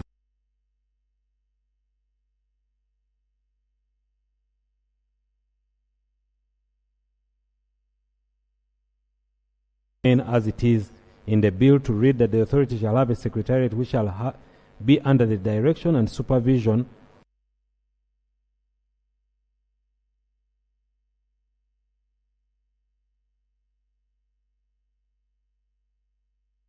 the bill. Those in favor say aye, to the contrary nay.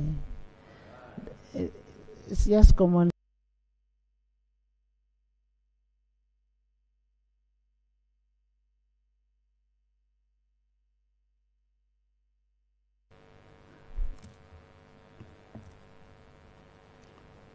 Clause 11 is amended. A.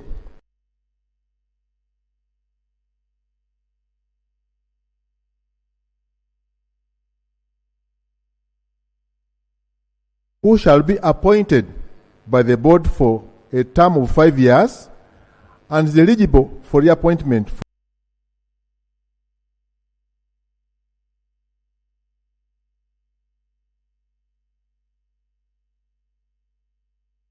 On terms and conditions specified in his or her instrument of appointment. Justification.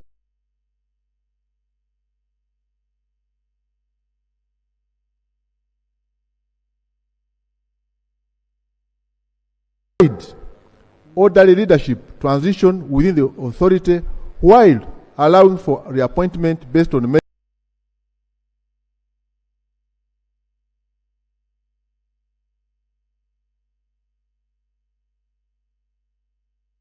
11 be amended as proposed. Those in favor say on the contrary nay.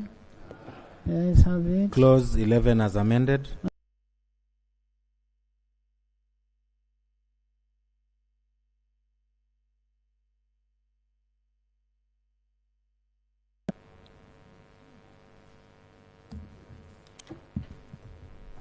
Clause 12 is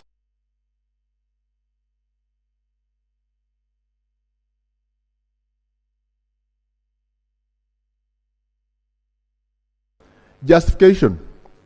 For clarity, since the clause is providing for regulation of the terms and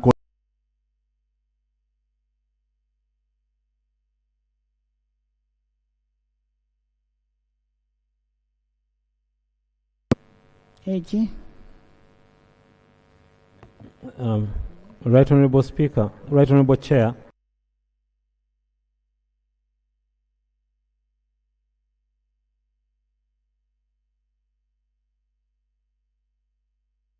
Director. Actually, we are redrafting these bills now to put executive directors under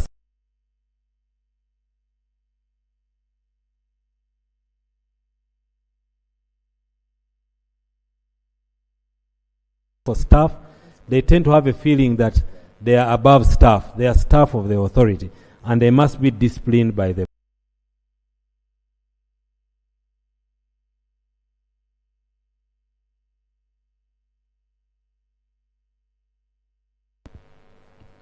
we concede.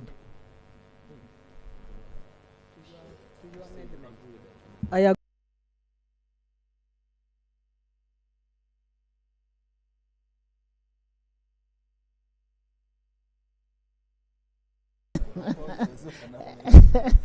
No, it is not an amendment. It's not an amendment with the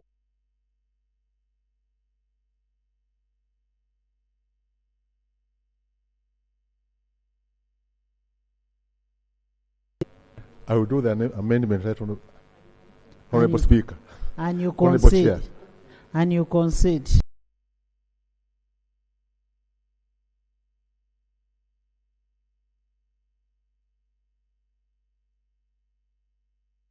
The ayes have it. Clause 13. Clause 13, Chairman.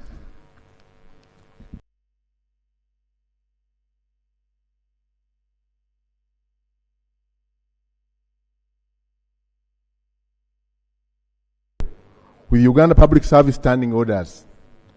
Justification. To remove ambiguity by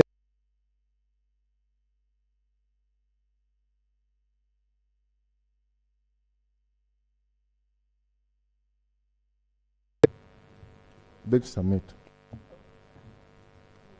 Right Honorable.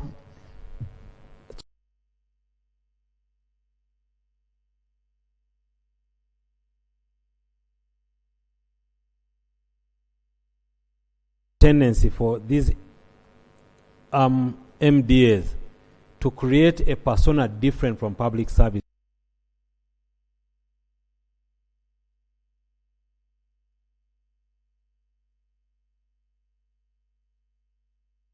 Days of leave. So we are saying no. The rules must be consistent across public service. They may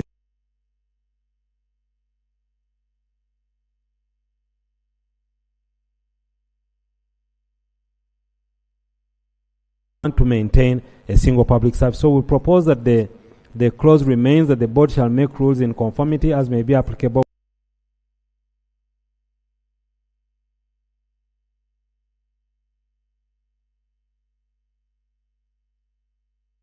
Bill, not so. Yes. I agree with the Attorney General. Withdraw your proposal.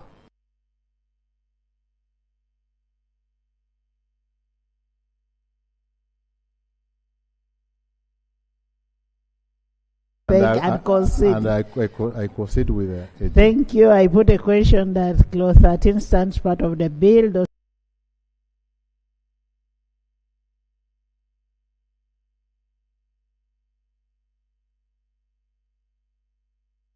control nay. The ayes have it. Clause 15. I put a question that's clause 15 stands part of the bill. Those in favor.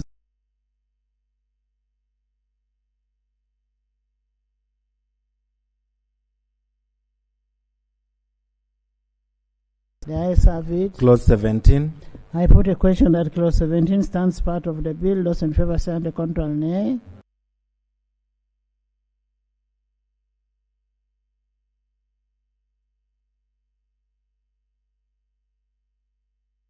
The ayes have it. Clause 19. I put a question that clause 19 stands part of the bill. Those in favor say on the control nay.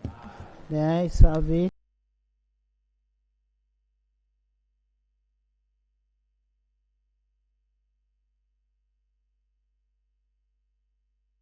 But substituting for the words as soon as practicable, but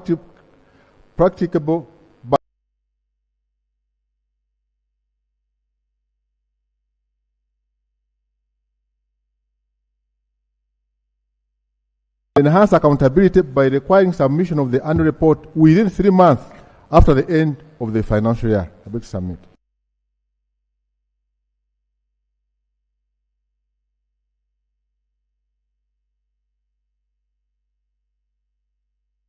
To be amended as proposed. Those in favor say on the control nay. The ayes have it. Clause 20 as amended.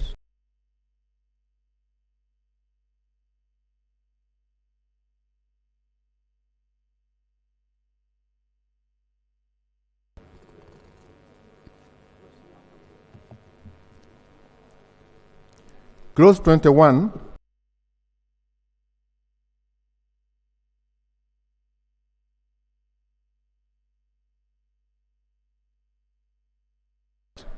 the word listed. In B, by substituting the subclause 3, B,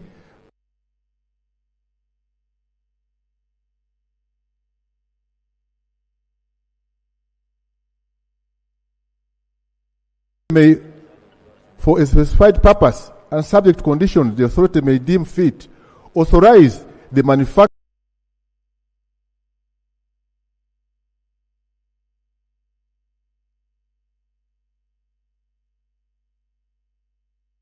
or listed by the authority. A, where the drug is required for authority for purposes of registration, not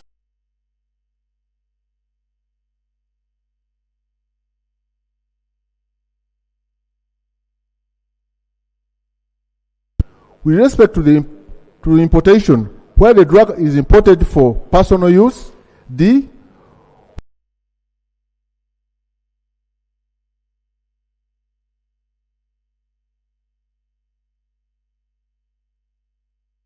regulations under this act. F, where the drug is required for approved scientific education and research.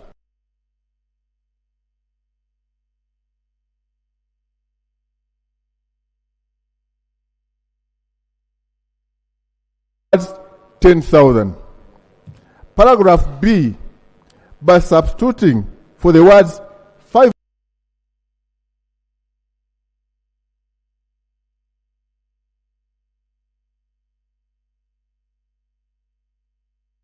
the drugs which may not be subject to full registration are still brought under the supervision of the authority.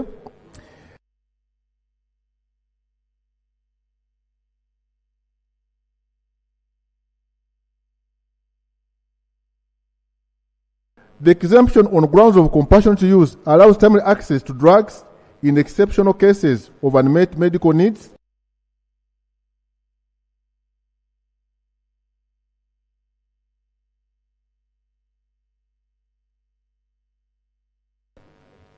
The insertion of the provision of an application for the exemption to be prescribed by the regulation preserves legislative control.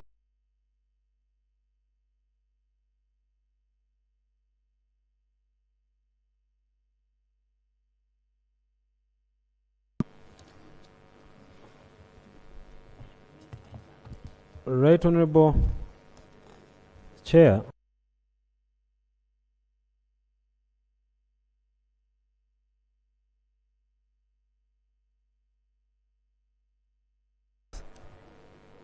So if you amend the clause to say that notwithstanding subsection 1, the authority may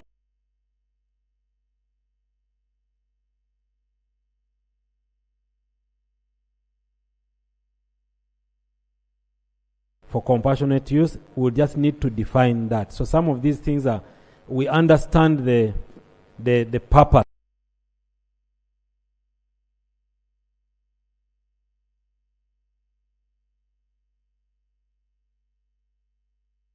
You'd like to use, at least let some regulation be put in place so we know how this drug is being used in Uganda. But when you say for compassion,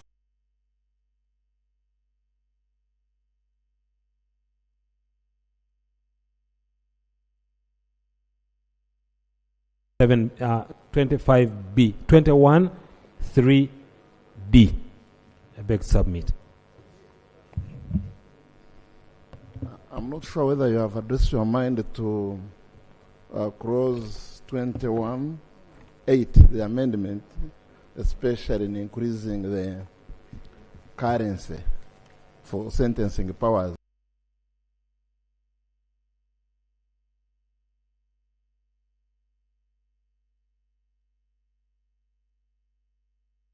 The currency notes. So I would pray that you retain what is in the bill as opposed to the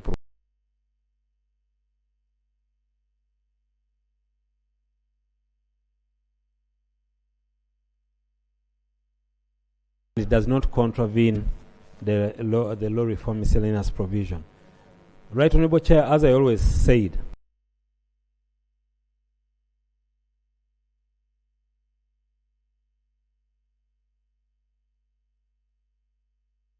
to prescribe penalties. So it cannot be argued that because last week we gave you 5,000, this week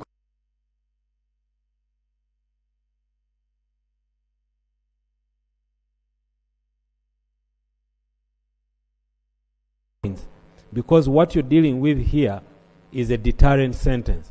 You want to deter people from attempting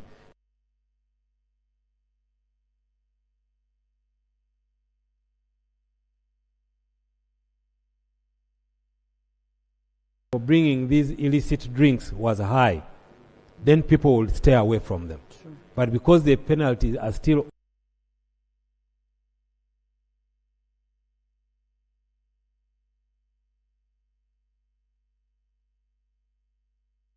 Yes, Doctor.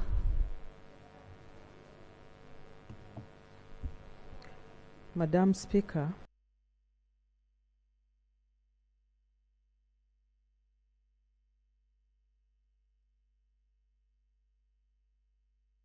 before we delete it, compassionate use, and it is in the interpretations, means the use of an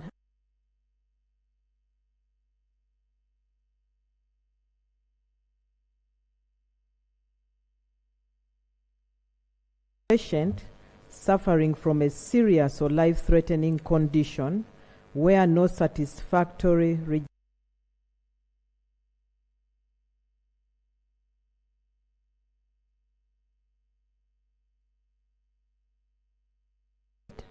and also during the time of Sudan Ebola virus. And personally, I think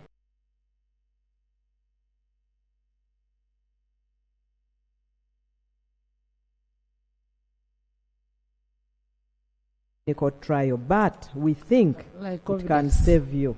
Like COVID Then why not give it to you? Yes.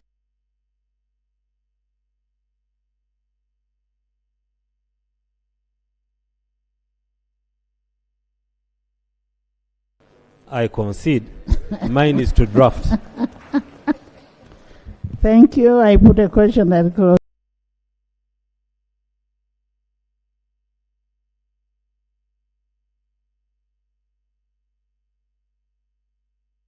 Clause 21 as amended stands part of the bill. Those in favor say on the contrary nay.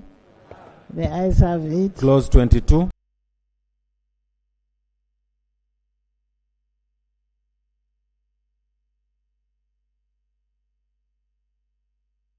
Is amended in subclause 5B by substituting for the words 5 years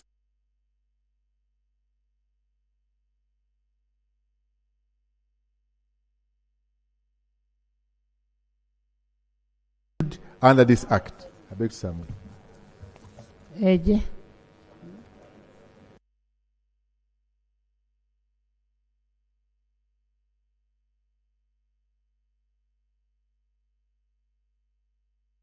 In favor say on the contrary nay. The ayes have it. Clause 22 as amended. I put a question that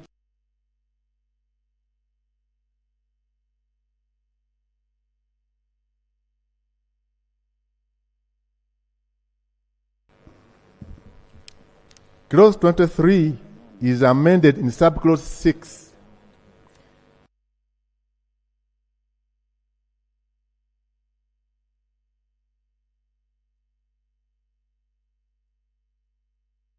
B, by substituting for the words 5 years, the words 10 years.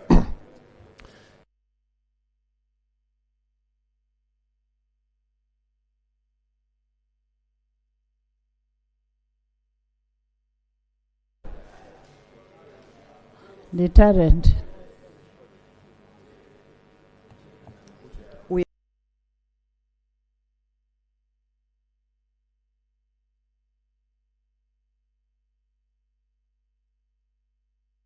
Those in favor say on the contrary nay. The ayes have it. Clause 23 as amended. I put a question that clause 23 as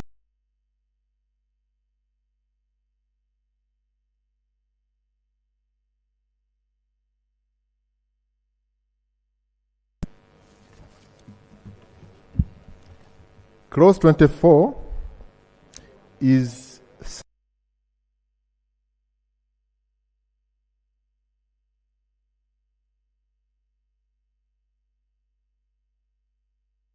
of biologicals, vaccines, diagnostics, and other medicinal products.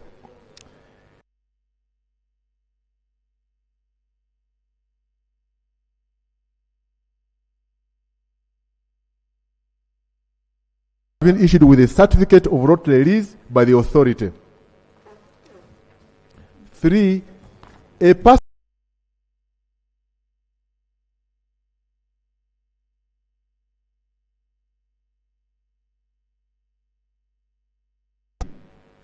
apply to the authority for a certificate of road release. 4. The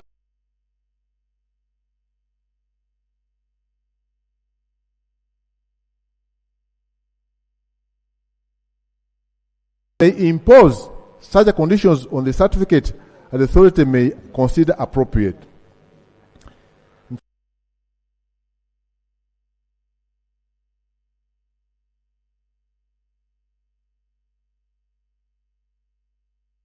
Corporate body to a fine not exceeding 10,000 currency points, and B, in case of an individual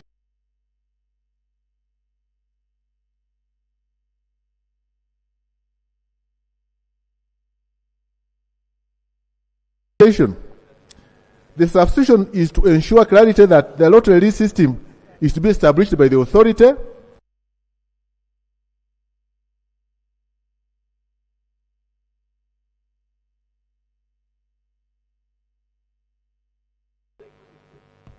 Minister.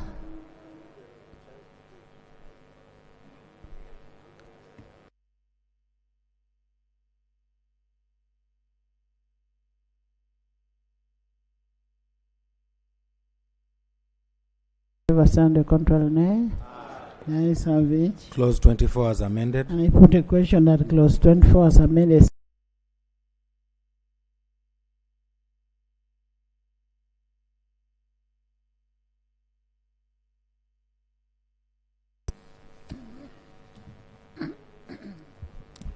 Clause 25 is amended. A, in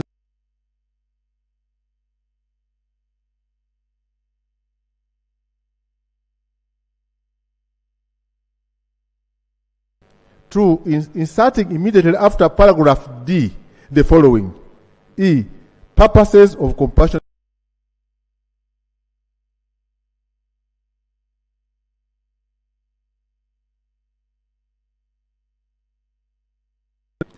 Provide scientific education and research. B. By deleting subclause.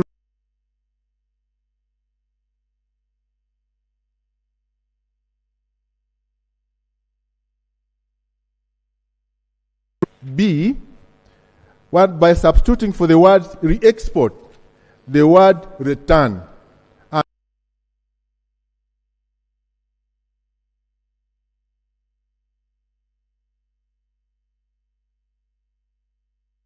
And the following.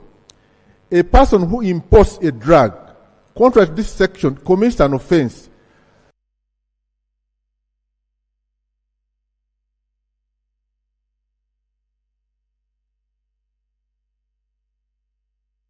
And in the case of an individual, to a fine not exceeding 5,000 currency points, or imprisonment not exceeding 5 years, or both. Justification. To cater the situation of compassionate use of drugs and academic research purposes. True.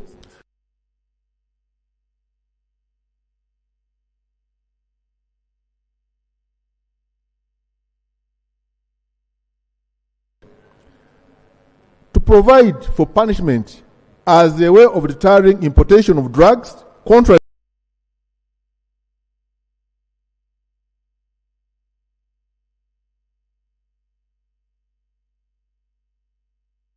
Honorable Chair, the proposed amendment tends to change the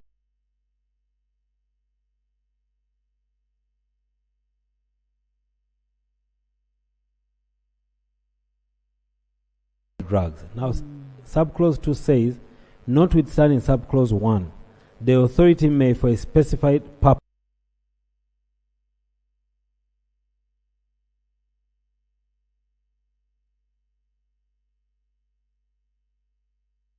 which is 4. So when you say without a license, it contradicts, because already the top part is saying you will be authorized.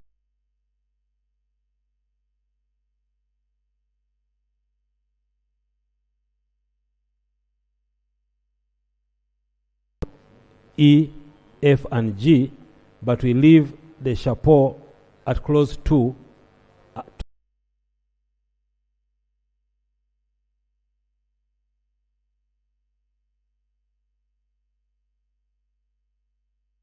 Feet. Authorize the importation of a drug which is not registered under this act, where the importation is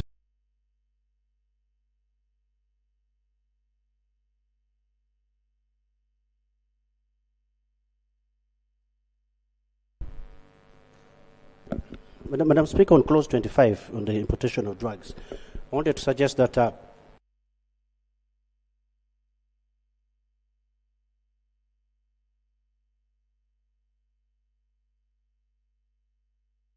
by substituting for subclause 6 the following: the authority may, in public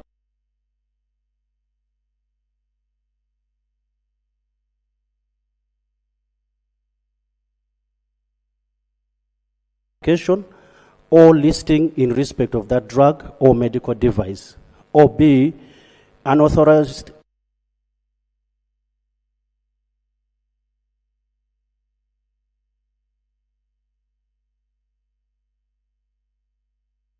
and then B, by substituting for subclause 9 the following: where a drug is imported in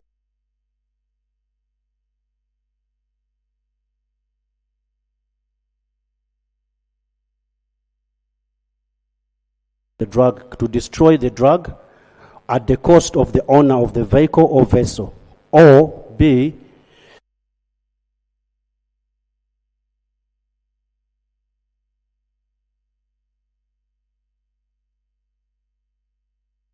AG.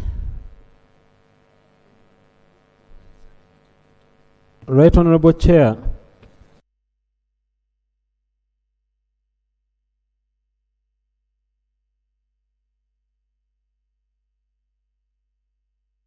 May, in public interest, authorize the importation into Uganda of drugs or medical device by a person who is neither the holder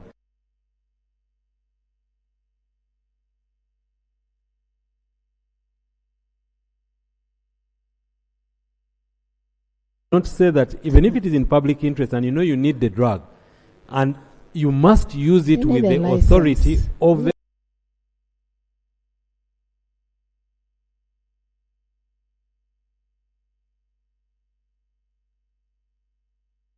so this being the importer of the drugs which are not allowed to be traced and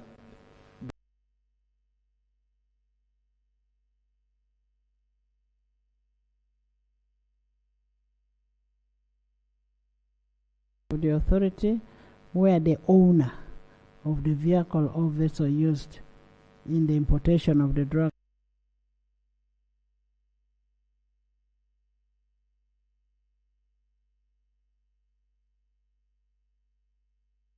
process come on the floor, but I think what they're saying is that if you import and we find you, you will be responsible.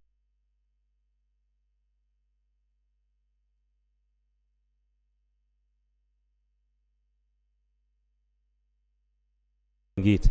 But the law is allowing NDA to destroy them at their cost. I think it would be more of an accounting.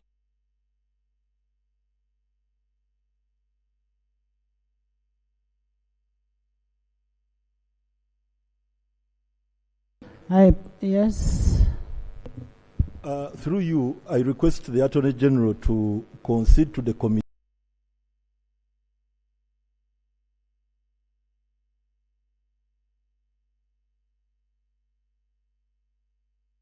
that are for compassionate use to get into the country without a license. And then when we were in the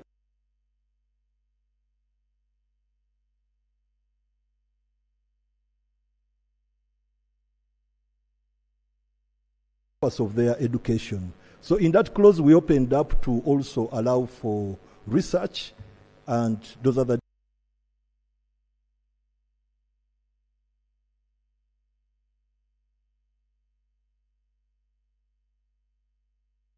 to be. Right, Honorable Chair, I agree with the principle He agrees that you with can import without a license. Yes. I just changed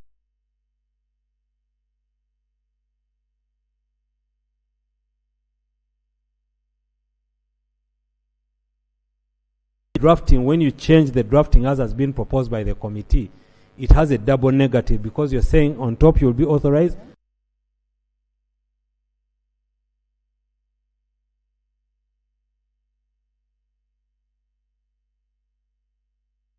Agreed to is substituting the word a drug that is not registered with the word license. Because Yes. what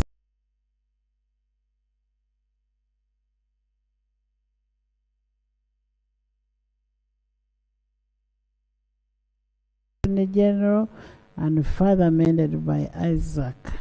Those in favor say and the contrary nay.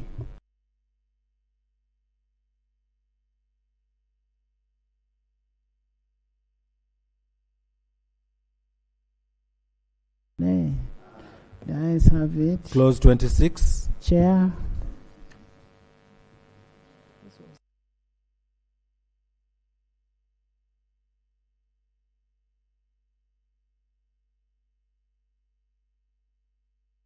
Words 3,000, the words 5,000. In paragraph B, by substituting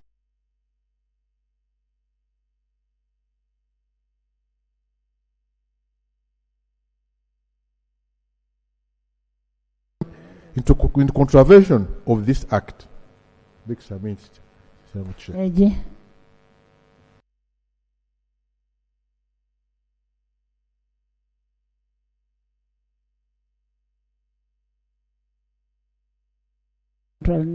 She told me she has no objection.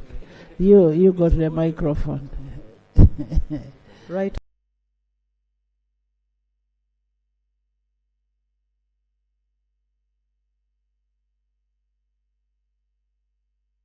Record. Okay. I concur. I put a question that clause 26 be amended as pro.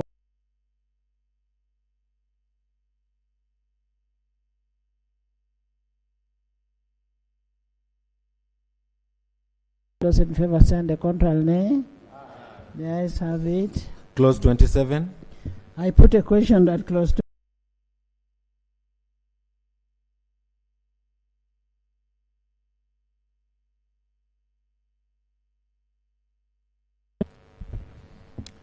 Clause 28 is amended in the head note.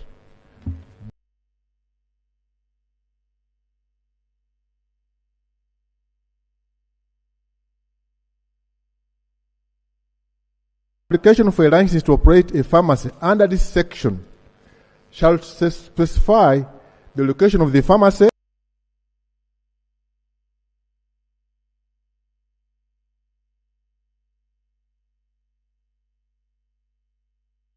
paragraph A, by submitting for the words 5,000, the words 10,000.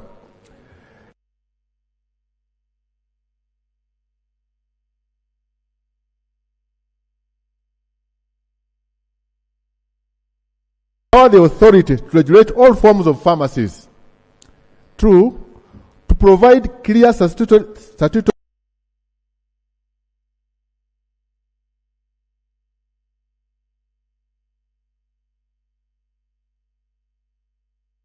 through regulation. It also promotes orderly distribution of pharmacies, avoids undue clustering,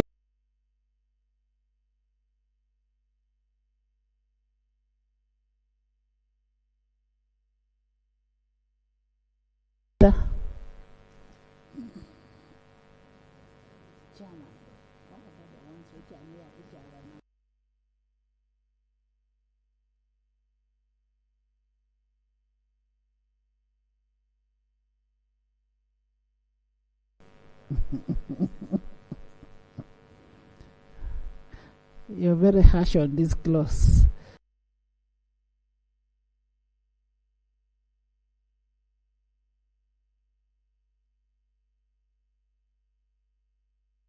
The head note of clause 28 to remove wholesale or retail and to remove it everywhere it appears.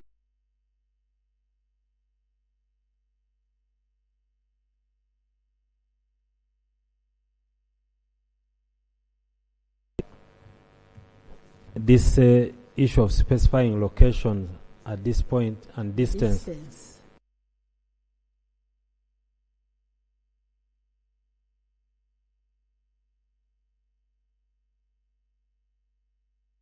Exactly. Market. So let it be handled administratively. They can do regulations to handle that after due consideration.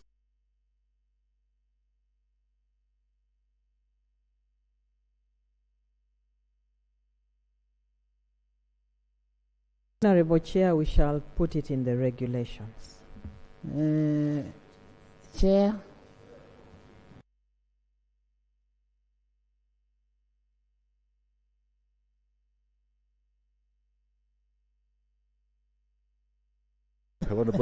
Chair. At least I don't have a pharmacy. I put a question that clause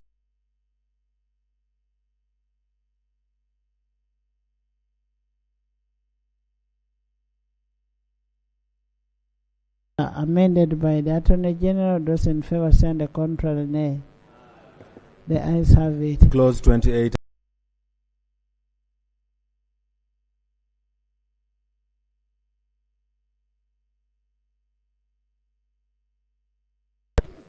You are the consumer of this law. Yes. Madam Chair, you had told us at 4 to go for prayers. It is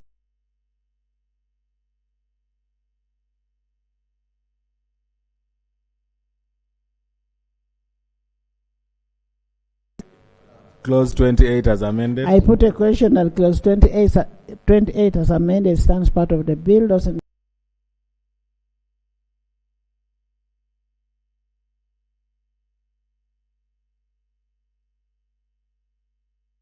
put a question that clause 29 stands part of the bill. Those in favor stand the contrary, nay. The ayes have it. Clause 30.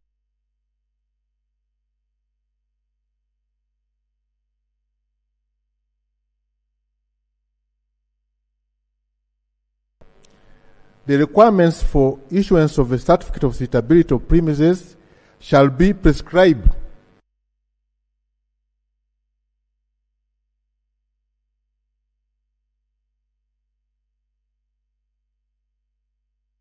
certificate of suitability of premises through regulations. It will also allow the authority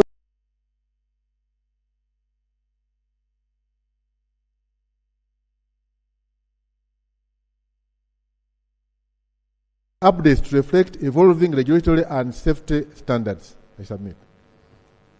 AG.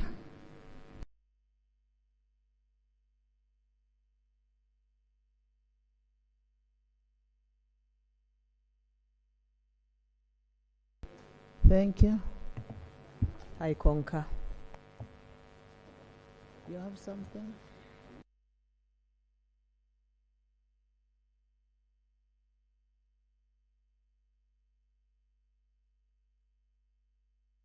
Yeah, clarity.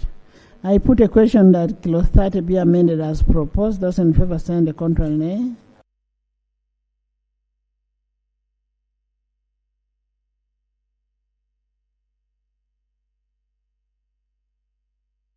Clause 31. I put a question that clause 31 stands part of the bill. Those in favor say the contrary, nay. There is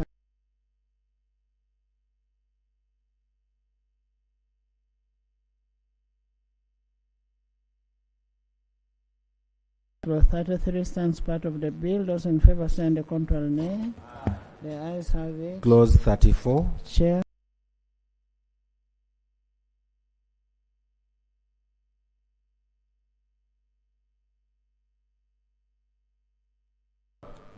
the following: a manufacturer, importer, exporter, distributor, or supplier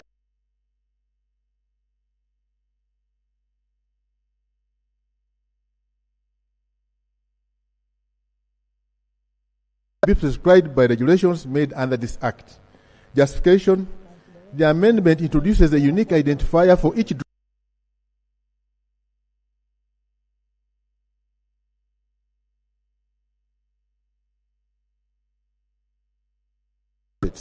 Big submit. AG. I have no objection to the proposal.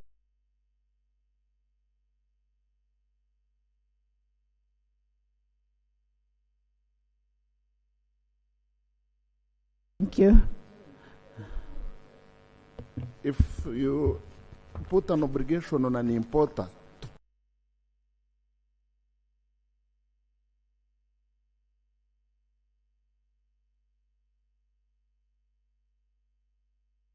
how will the importer now tamper with the existing label by a manufacturer?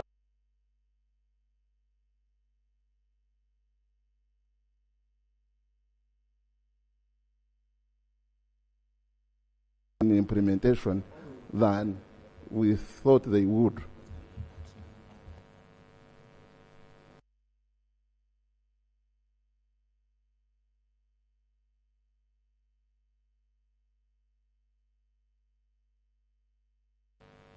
Right, Honorable Speaker, we are introducing the GSI.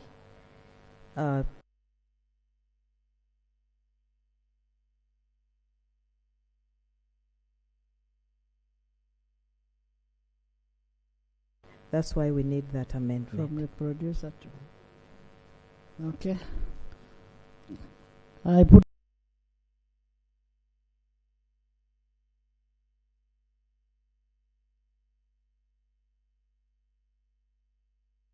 First amendment stands part of the bill. Those in favor send the contrary nay. The ayes have it. Clause 35. 35.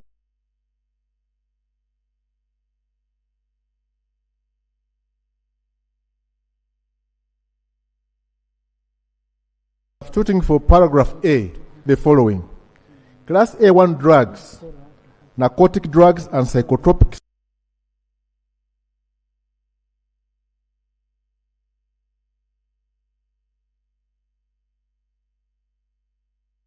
and which shall be dispensed by a pharmacist. B, by substituting for paragraph B,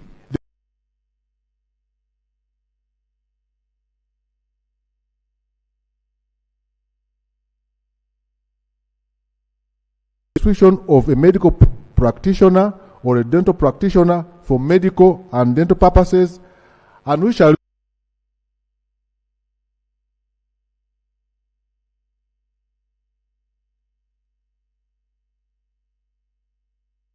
be drugs which may be dispensed by a pharmacist without a prescription of a medical practitioner or a dental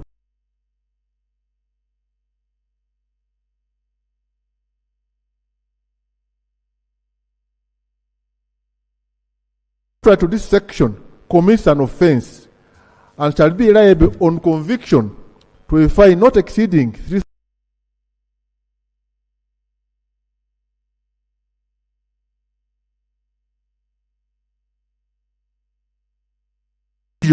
backstop compliance. Without an express penalty, enforcement is weak and deterrence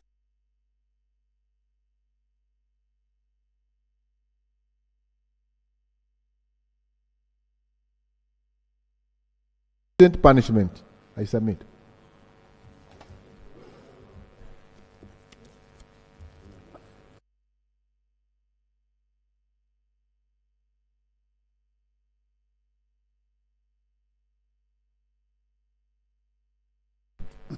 But since the doctor has said I concede.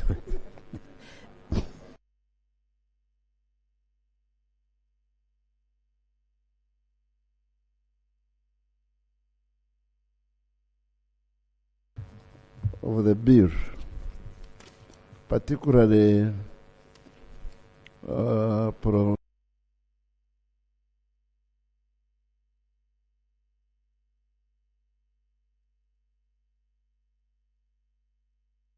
I leave it to you and the House.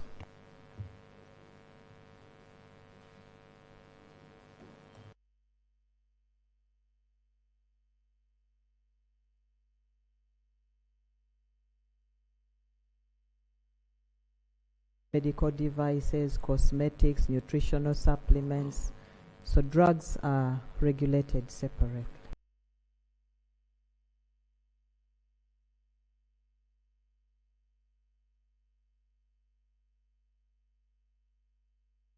Those in favor say the contrary nay.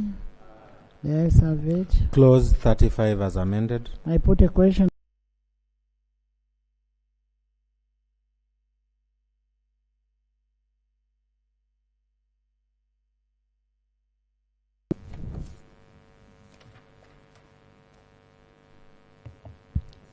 Clause 36.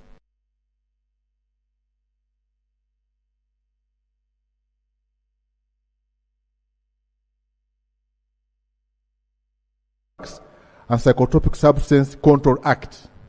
Justification: to annul the penalty under the Act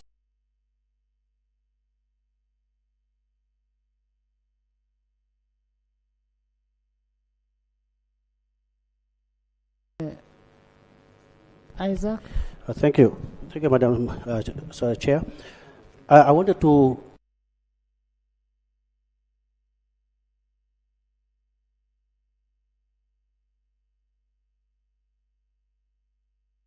shall not prescribe any narcotic drug or psychotropic substance used for medical or dental purposes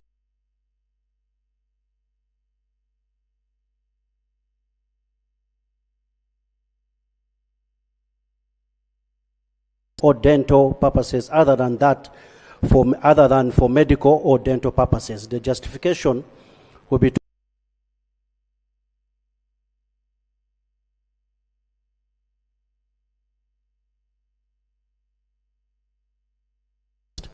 I beg to move. Thank you. I think we consider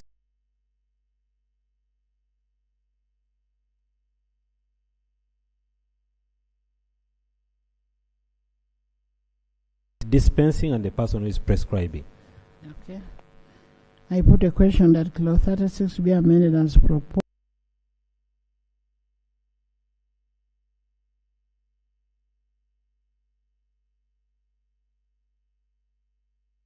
On record. I put a question that Clause 36 be amended as proposed by the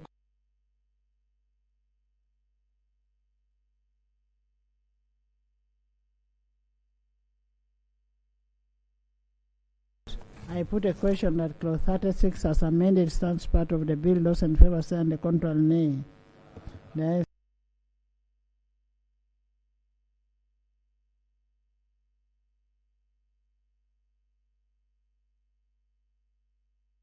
for subclause 6 the following. 6 subsection 1A shall not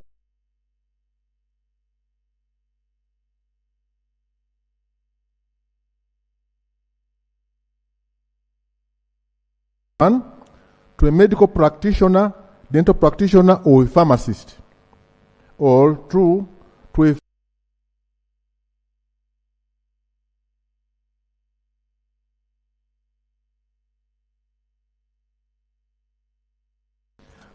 from the dispensing department of an approved health unit to another department for purposes of the drug being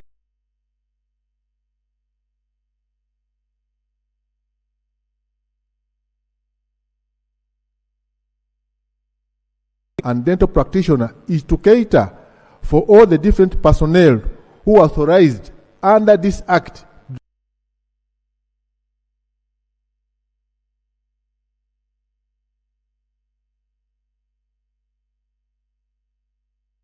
on purchase orders rather than individual prescriptions.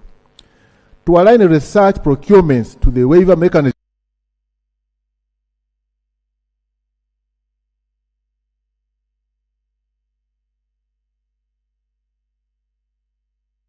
Isaac. Madam Chair, I would like to propose a further amendment on clause 37C.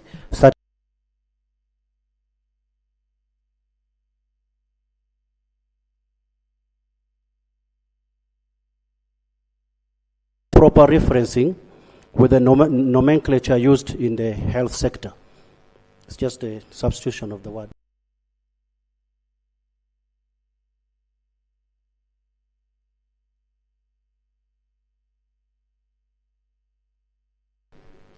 The honorable member is right because we are referring to a department in the health facility.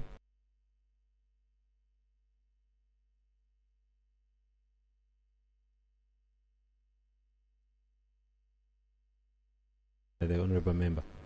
I put a question that Clause 37 be amended as proposed by the committee and further amended by Honorable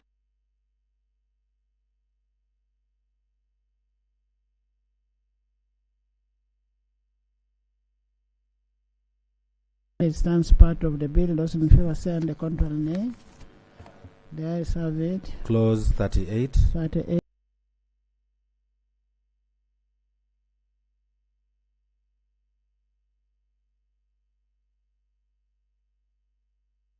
Mixing.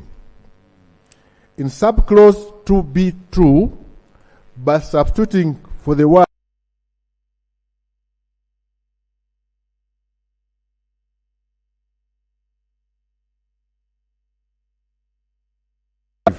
justification. The deletion of ingredient is because the dispenser under this clause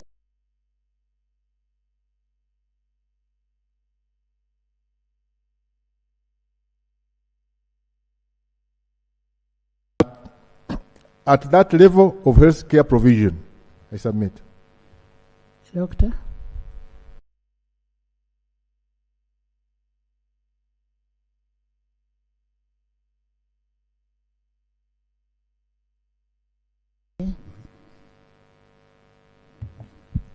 I can see the committee is trying to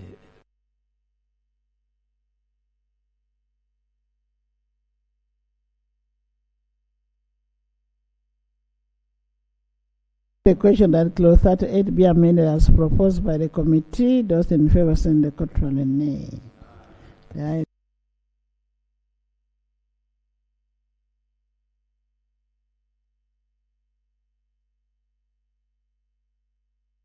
have it. Clause 39.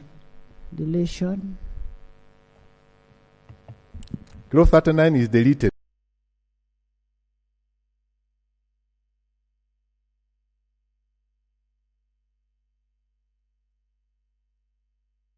Of the bill, therefore it would be repetitive. I submit.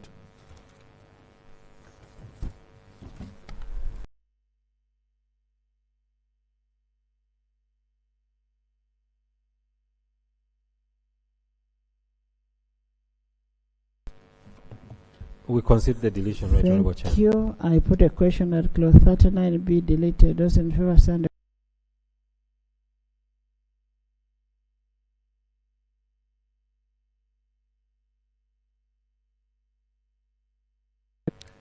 Clause 40 is amended in subclause 1 by substituting for the words medical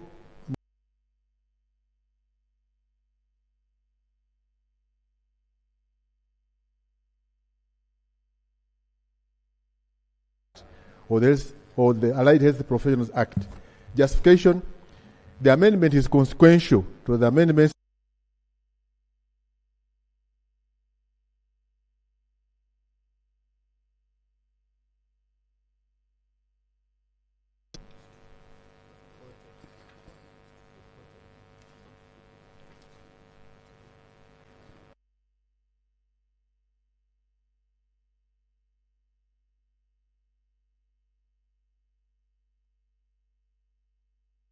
Chair, we have no objection. I put a question that clause 40 be amended as proposed by the committee. Those in favor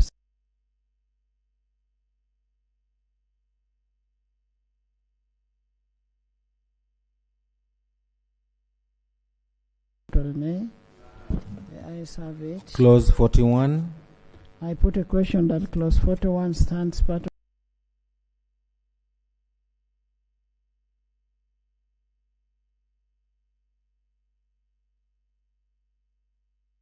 a view of amendment 42. Madam Speaker, I wanted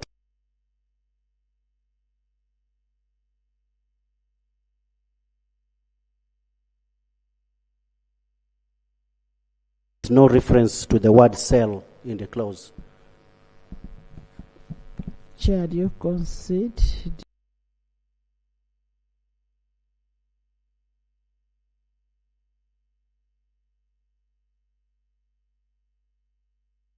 To be amended. Doctor, do you agree with that?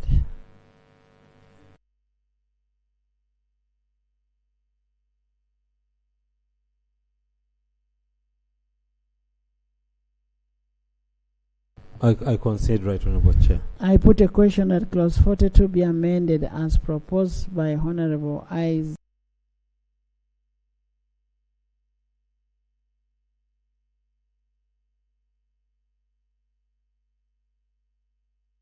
True as amended stands part of the bill. Those in favor say and the contrary nay.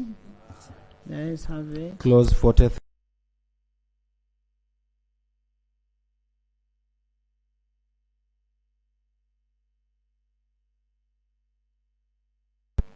Chair. Clause 44 is amended.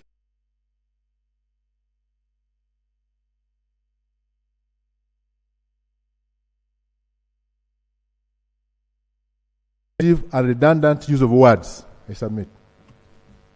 Thank you, Isaac.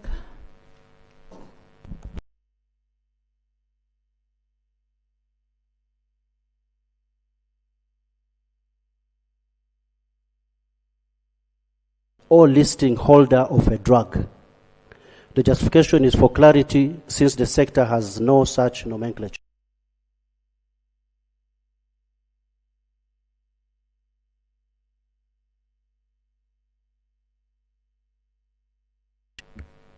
Madam Chair, we agree to both the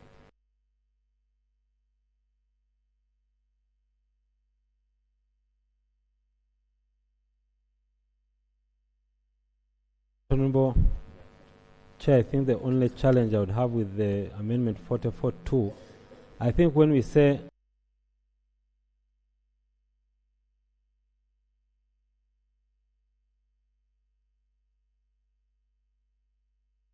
doesn't have to wait for someone to report. So if the authority knows that or has information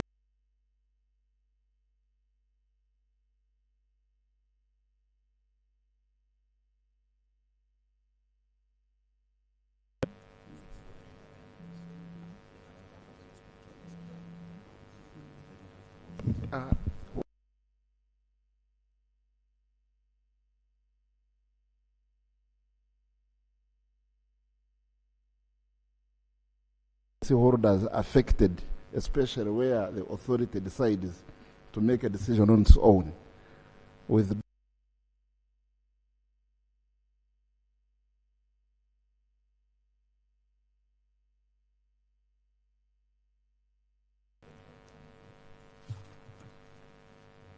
Right Honorable Chair and Honorable colleagues, any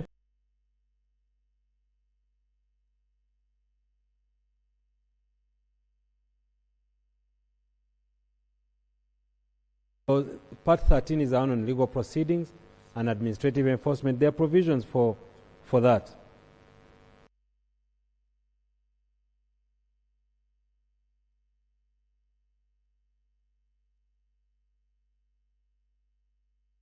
Means even if they see something wrong, they cannot act until someone moves them. Now, this provision is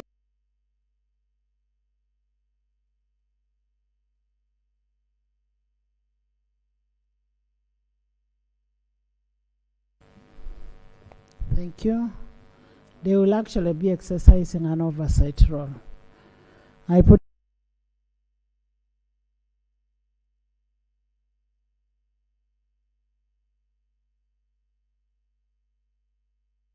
proposed by Honorable Isaac and further amended by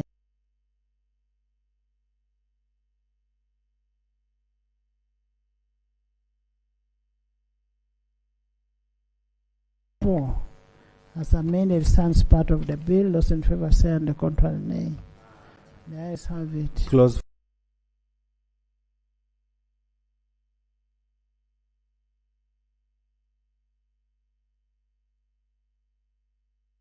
Clause 3. In paragraph A, by substituting for the words 10,000,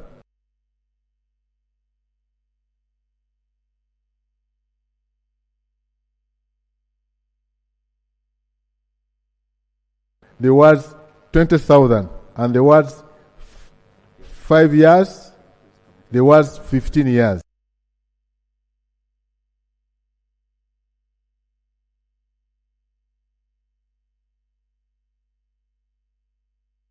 Strong advancement of regulated products could mislead consumers to make uninformed decisions which could lead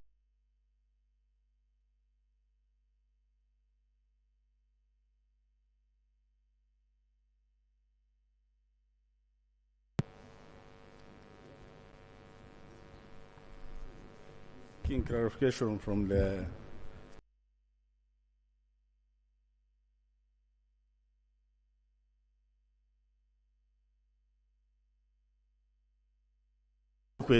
deterrent.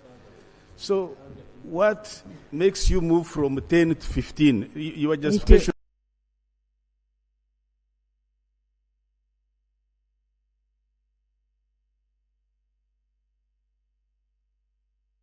You have been giving to 15. Grave. Deception is grave. Thank you, Honorable.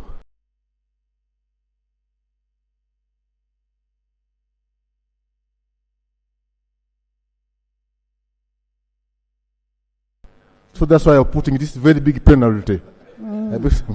You're right. Doctor?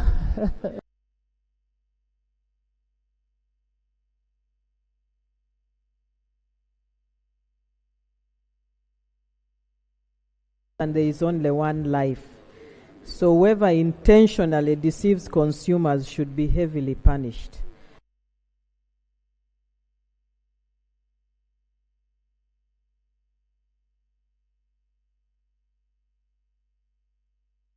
I put a question that clause 45 be amended as proposed. Those in favor stand the control nay. The ayes have.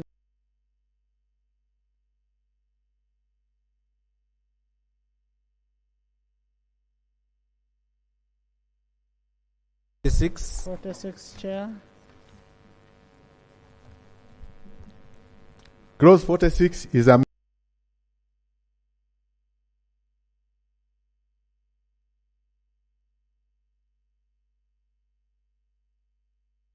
Sponsorship or promotion of a drug. In subclause 4,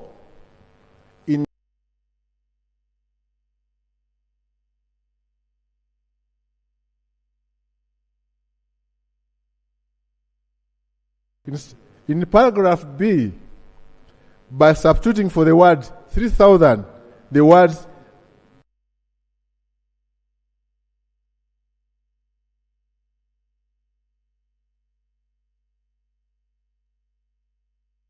of drugs directly affects the decision of consumers and consumption of drugs based on false advertising.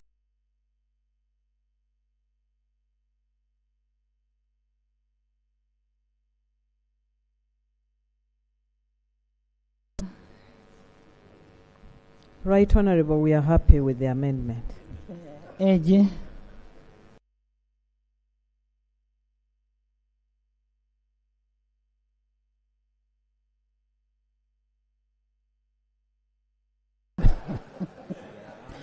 I put a question that is clause 46 be amended as proposed by the committee.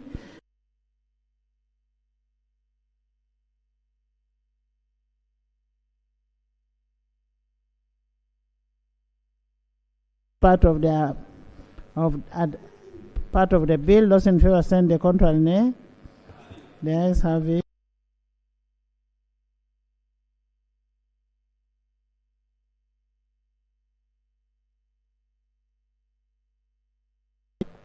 In paragraph A, by submitting for the words 20,000, the word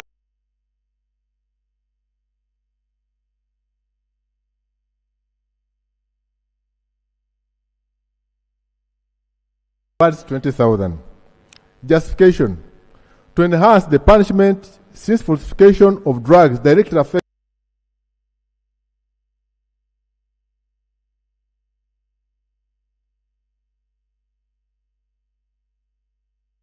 Minister.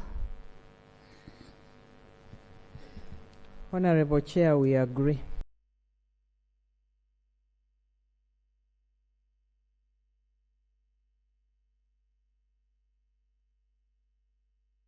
Amended as proposed.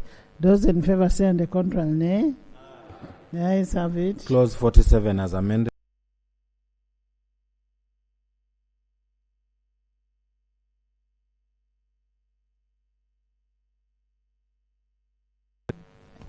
Chair.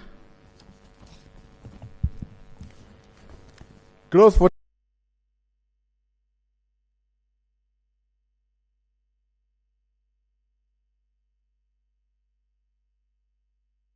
the words 5,000, the words 150,000.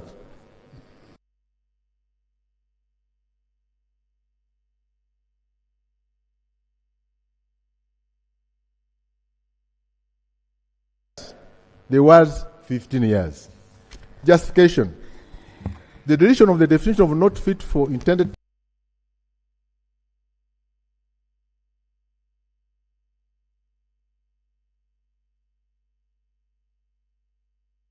to enhance the punishment, since deception of consumers directly affects the decision of consumers and consumption of each.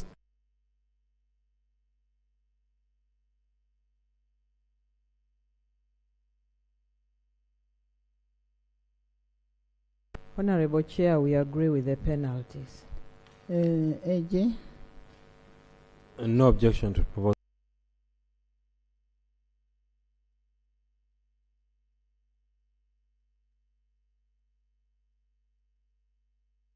I put a question that clause 48 as amended stands part of the bill. Those in favor say the contrary nay.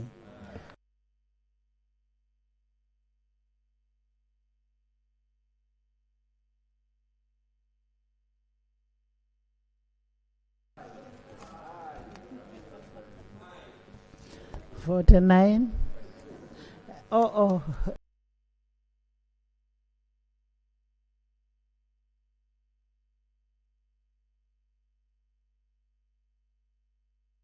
Nay.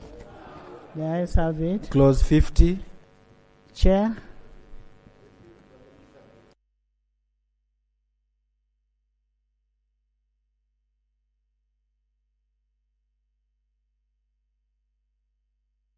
Drugs. In subclause 1, by inserting immediately after the words clinical trial,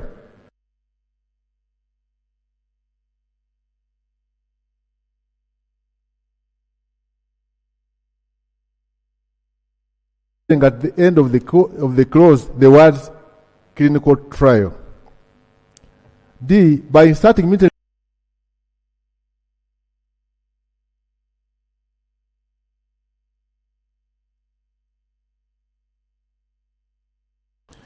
notwithstanding subsection 1, the minister shall, while conducting a clinical trial of a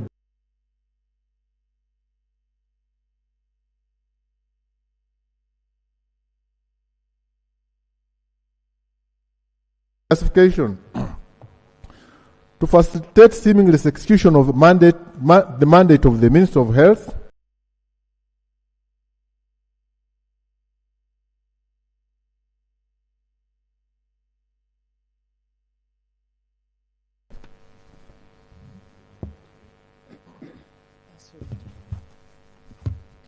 Honorable Chair.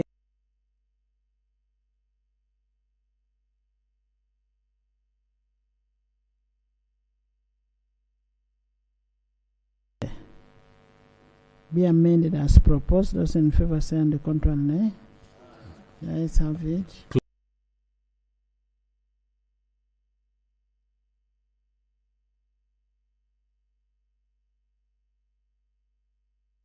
One. 51.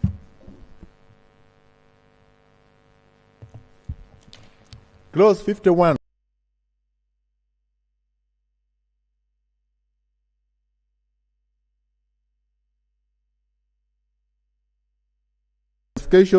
It is a consequential amendment. I submit. Honorable Minister.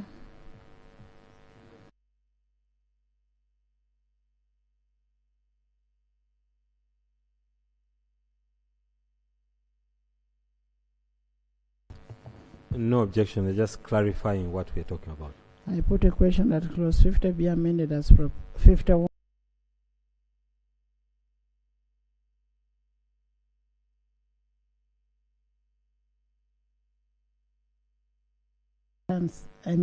Stands part of the bill.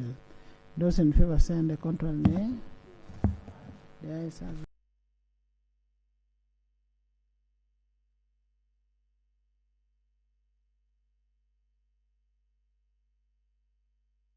By substituting for subclause 2 the following: the authority may, where it deems necessary,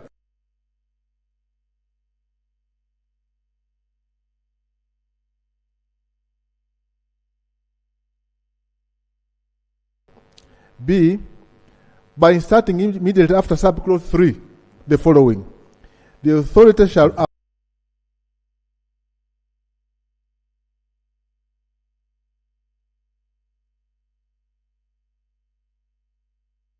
introduce a grant of certificate upon approval of a pharmacovigilance system. I submit.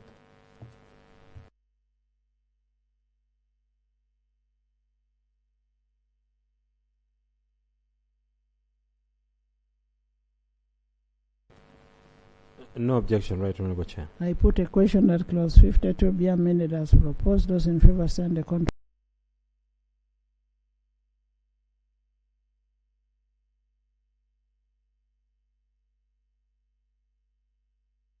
Nay. The ayes have it. Clause 53. 53.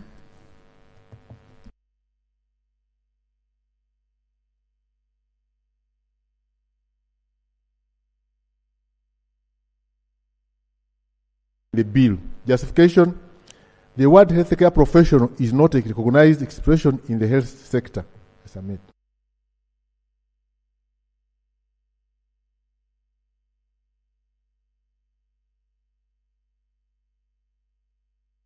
Isaac. Madam Chair, I wanted to propose a further amendment on clause 53 by substituting the clause for the following.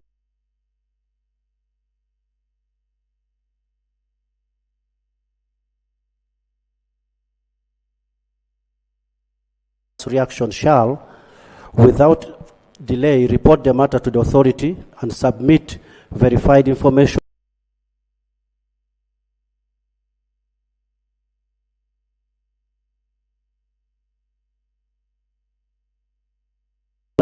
means a person designated by a health facility or institution to receive, verify,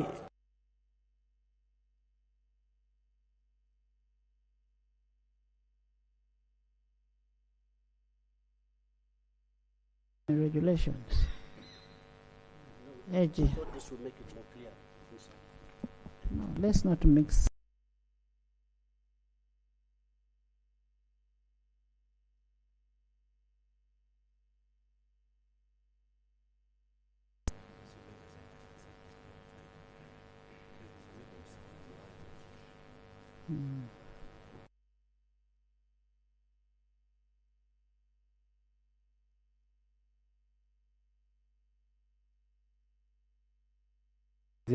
Can be done through that is operational yeah. actually.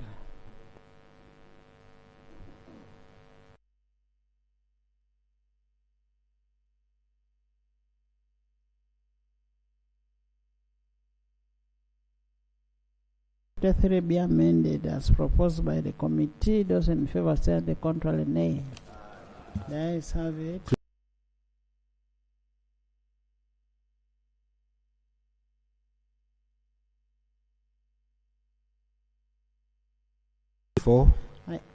Chair. Clause 54.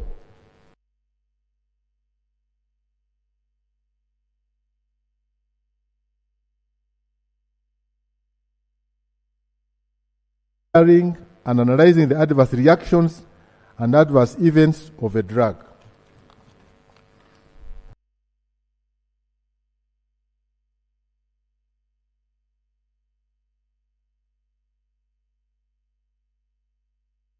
Regional and international safety monitoring systems. The justification: to create an obligation for the authority to establish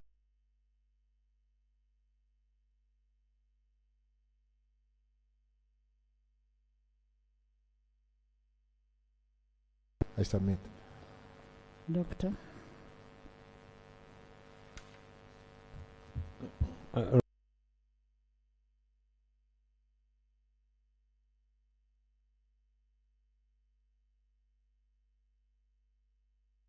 And authorize and analyze the adverse reaction and adverse events through monitoring, identification,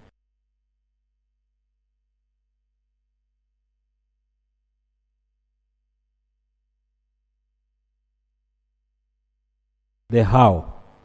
But we are saying we have placed a duty on the authority.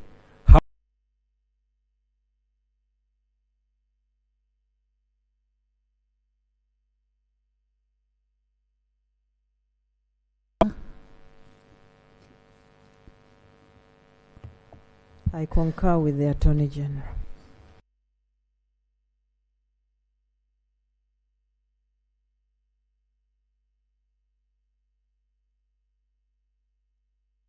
The ayes have it. Clause 55. 55.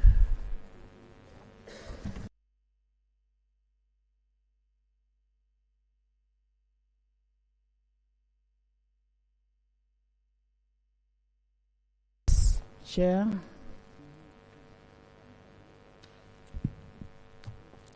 Clause 56 is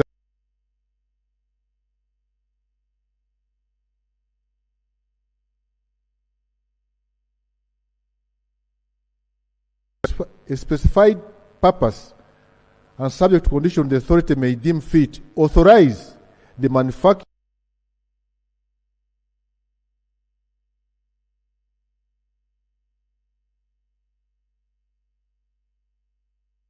the authority. A. Where the medical device is required by authority for purposes of registration, notification, or listing.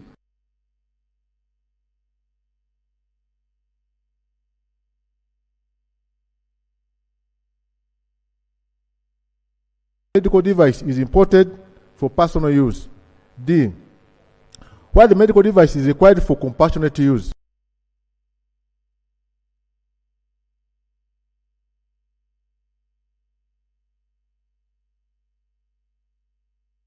Device is required for approved scientific education or research.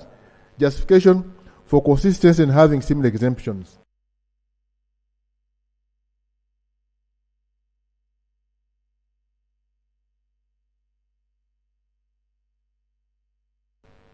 AG. No objection, Right Honourable Chair. I put a question that clause 56.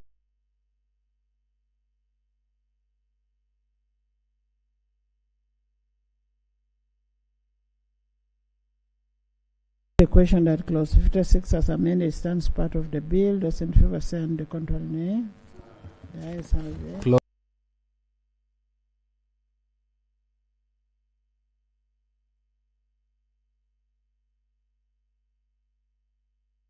A. By substituting for the words 5,000, the words 10,000. Justification.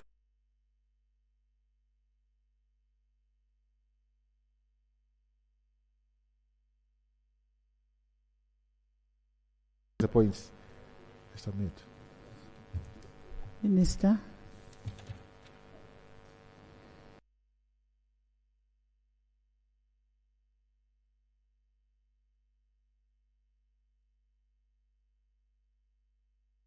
That is clause 47, 57 be amended as proposed by the committee.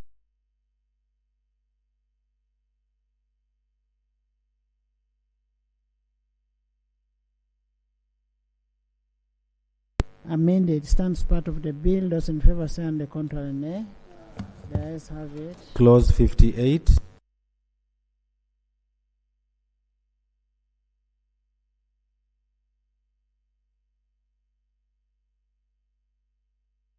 Two, notwithstanding subsection 1, the authority may, for a specified purpose or subject conditions,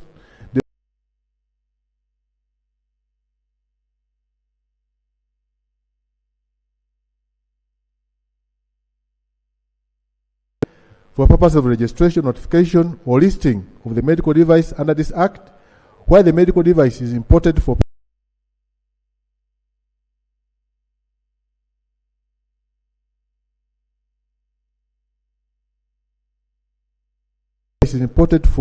compassionate use, where the medical device is imported under extraordinary circumstances as prescribed in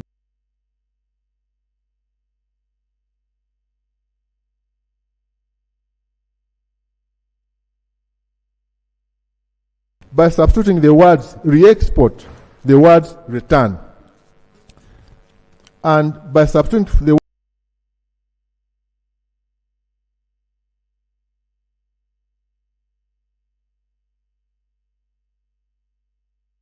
words 10,000. Justification to empower the authority to make the decision of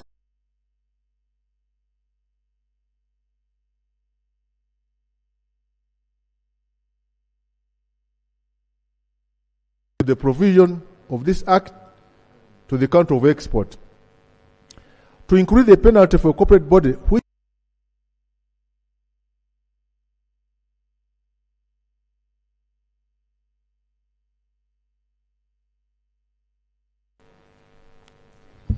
Right Honourable Chair, the proposed amendments to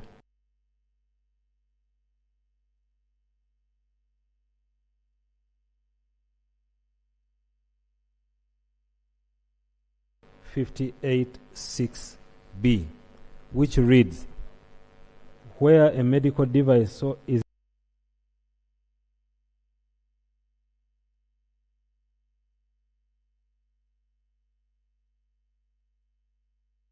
as the case may be, or the authorized representative of that person or the importer of the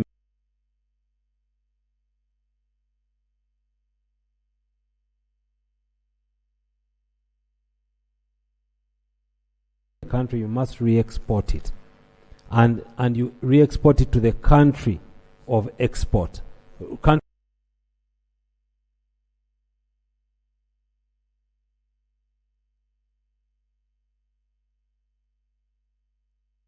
Uganda is the country of export.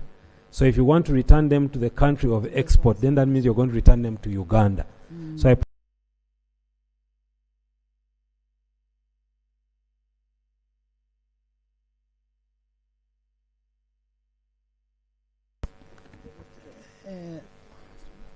the rest of the amendments are okay, except 6B.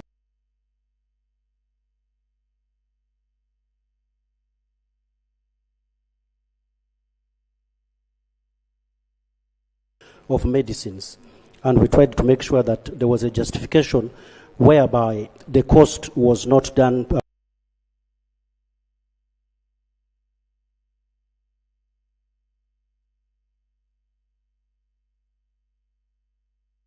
for subclause 7 the following: where a medical device is imported into Uganda in contravention of this act,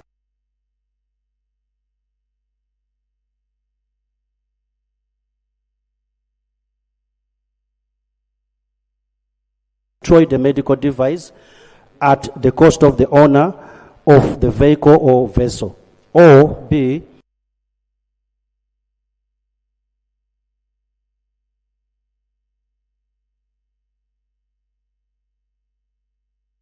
the amendment is intended to avoid imposing financial consequences of illegal importation on the authority.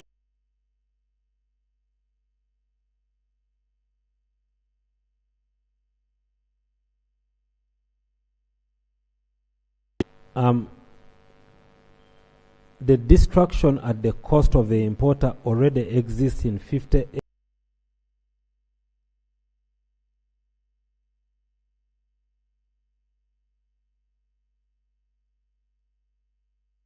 To destroy the same at their own cost. That's 58(6)(a).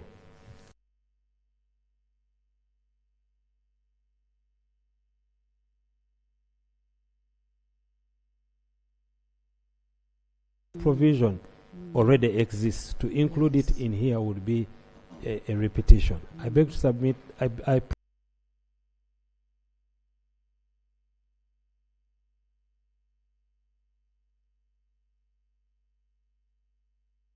proposed by the committee in 58(2), and the rest of 58 do stand part of the bill.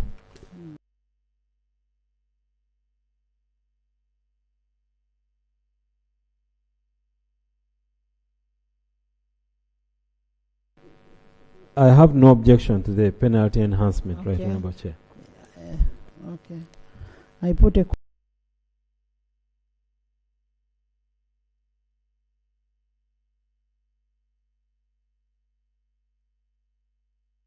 contradict the Attorney General, and I agree with him, although I wanted to offer a little bit of explanation.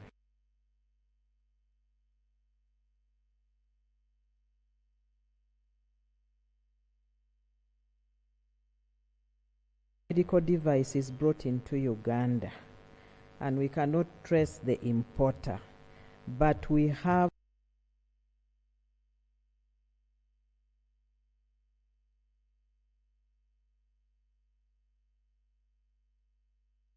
vehicle or the vessel that brought it destroy it at their costs. If we cannot find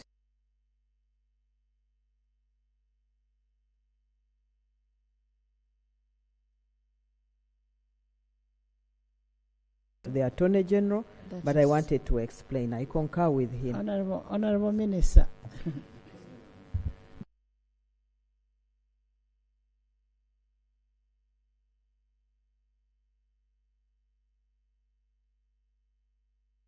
Where I'm supposed to deliver. Now, our relationship with the owner of the goods stops there. So why would you?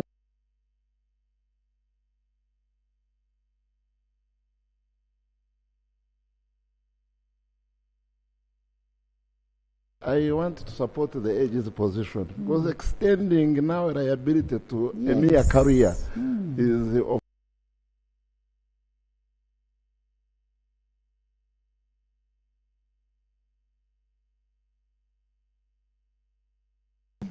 with the further amendment of the Attorney General. Just for clarity, Right Honourable Chair.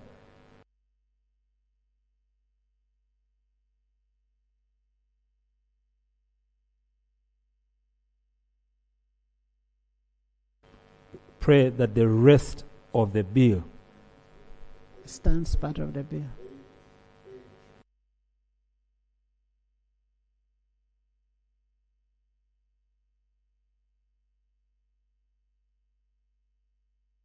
Be amended as proposed by the committee and further amended by the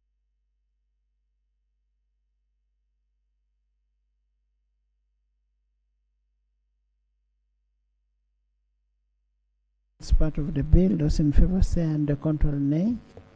The ayes have it. Clause 59.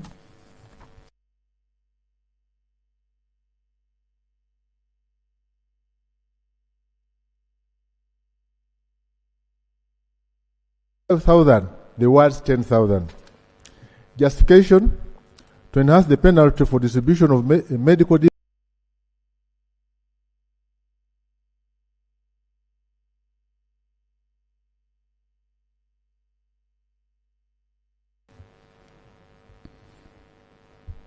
We agree. AG.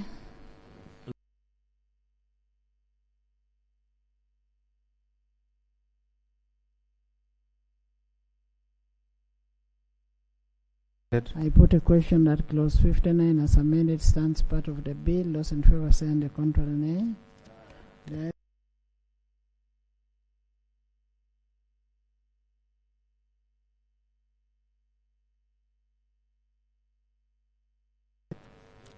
licensing of supply of medical devices by wholesale or retail, and inspection of premises.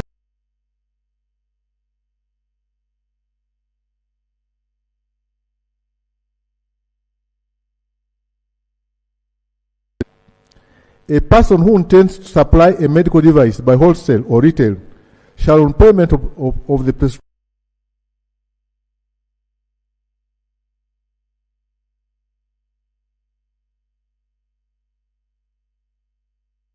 out the business of wholesale or retail of a medical device, including the inspection of premises to be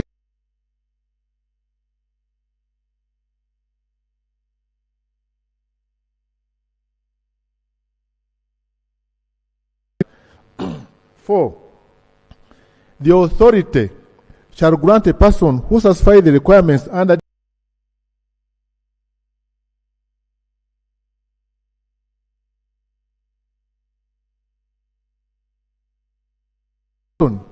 issued with a license to supply medical device by wholesale or retail shall be required to comply with good storage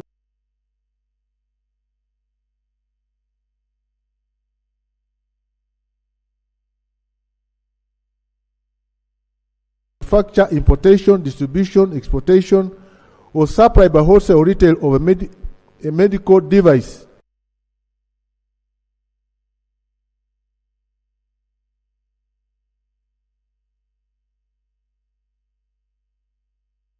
Seven, for purposes of subsection 6, the person who intends to apply for a license for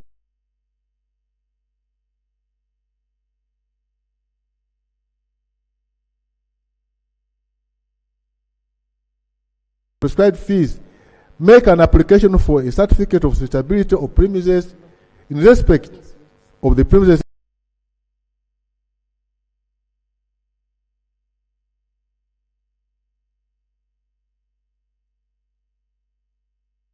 inspect the premises, fixtures, equipment, and other physical attributes of the premises.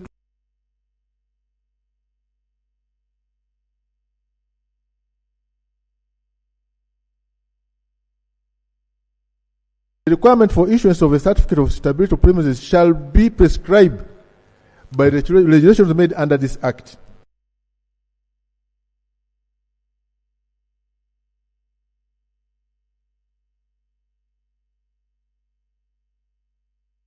Commits an offense and is liable to, on conviction A. In the case of a corporate body,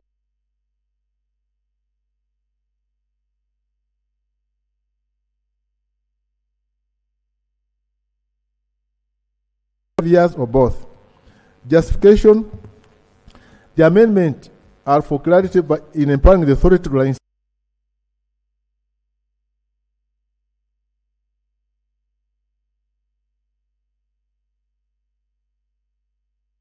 premises before issuing of a license for manufacturing, distribution, importation, exportation, or supply by wholesale or retail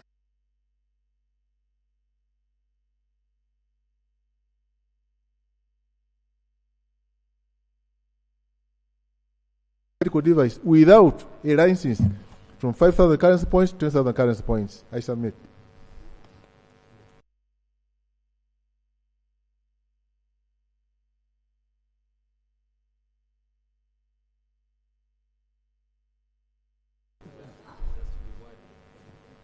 Chair, I am afraid we are repeating this.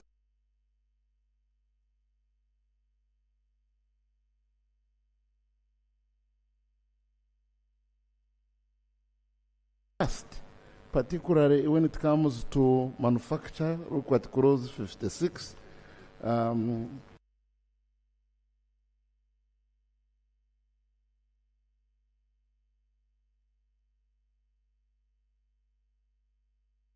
A way of misreading this particular clause, and they cover areas we've already touched.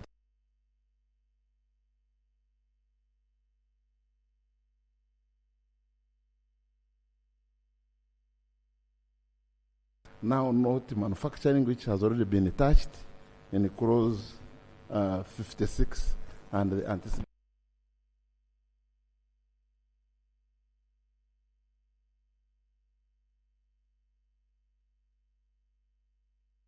I'm concerned with the elements of importation. I wanted the AG to hopefully clarify.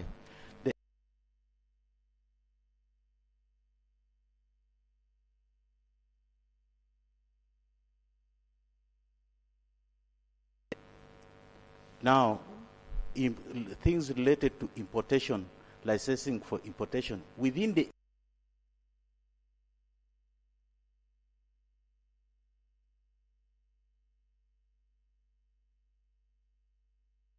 saying.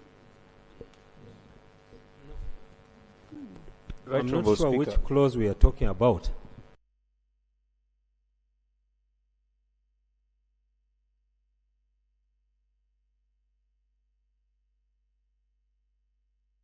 But also bringing the issues of importation. So I was a bit touched with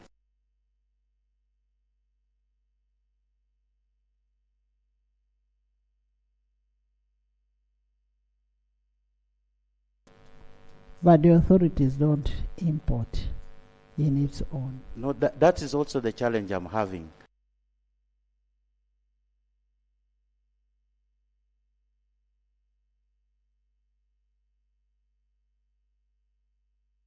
Standards, metrology, and so on.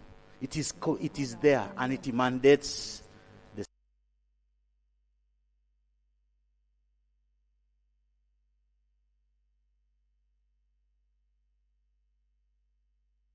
the drug authority. No, we are dealing with that's a misread.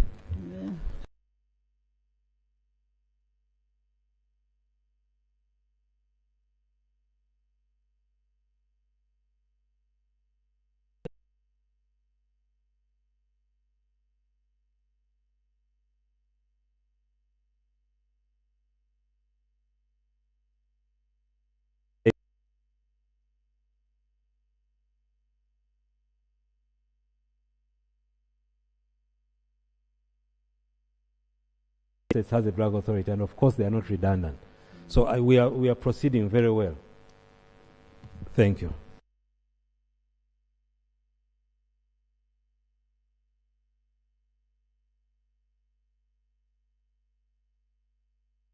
Of premises to be used for manufacture.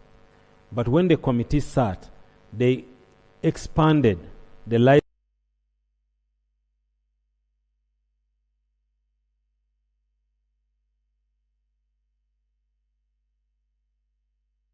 in so many words what was said here, but I don't think it creates any contradiction at all. So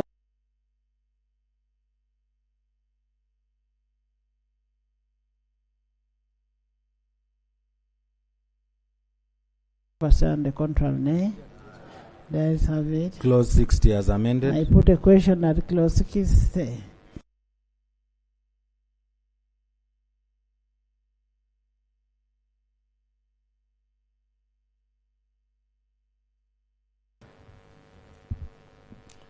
Clause 61 is amended in subclause 2 by substituting for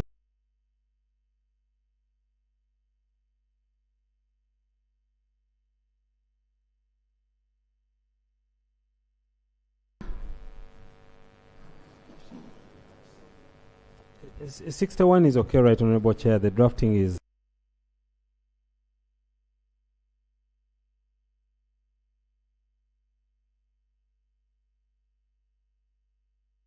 correct. I thank the committee. Thank you. I put a question that clause 61 be amended as proposed. Those in favor say on the contrary, nay.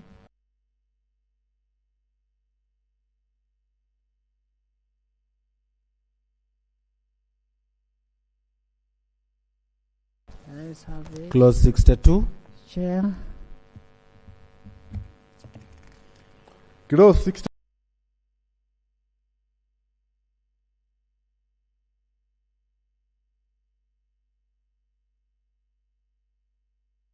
Justification: the enhancement of the penalty for exportation of a medical device by a body corporate contrary to the provisions of the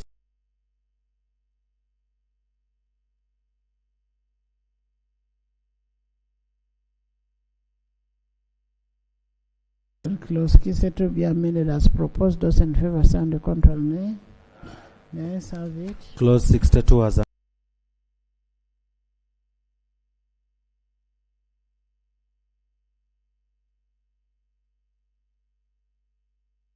amended. I put a question that clause 63 stands part of the bill. Those in favor say on the contrary, nay. Yes, have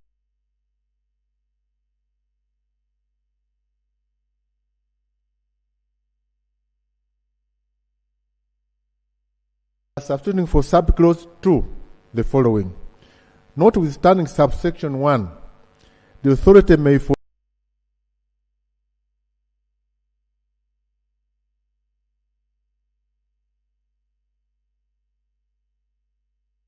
or supply by wholesale or retail of a cosmetic product which is not registered, notified, or listed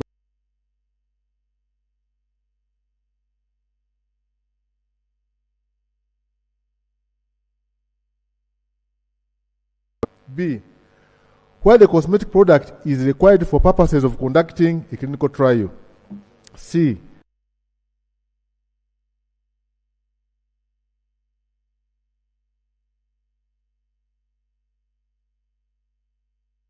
Passionate to use. E. Where the cosmetic product is required under extraordinary circumstances as may be prescribed.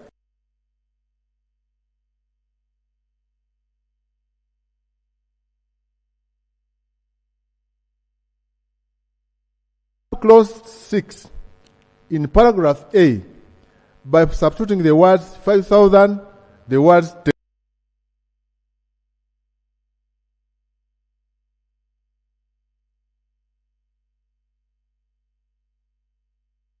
500, the words, let me repeat right most. In subclause B, by substituting for the words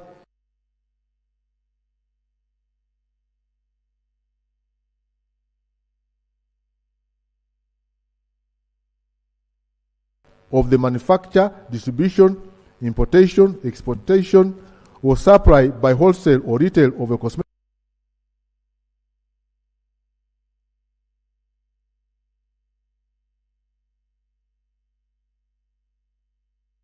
the provision of the Act to the count of export, to increase the penalty for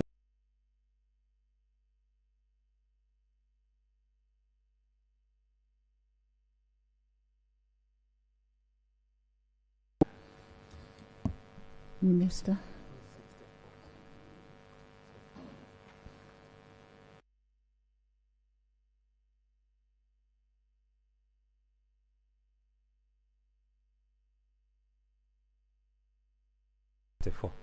I put a question that clause 64 be amended as proposed. Those in favor say on the contrary, nay.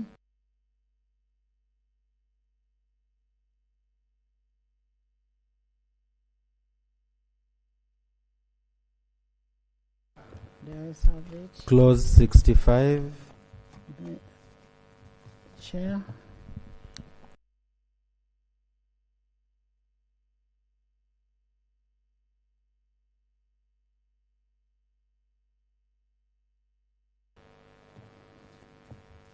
Minister. No objection, Chair.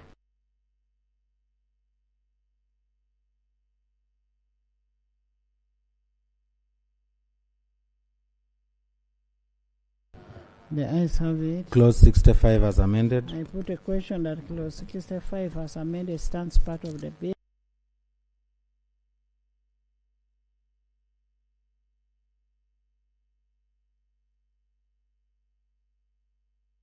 6 is amended in subclause 2 by deleting paragraph C.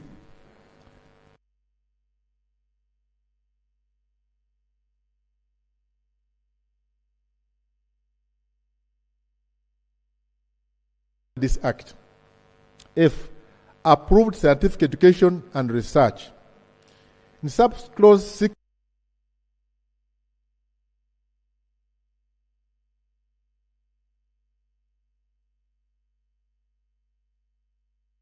export.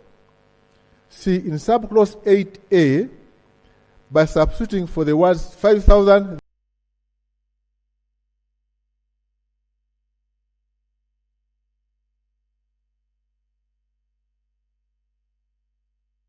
to the provision of this act, I submit. Minister.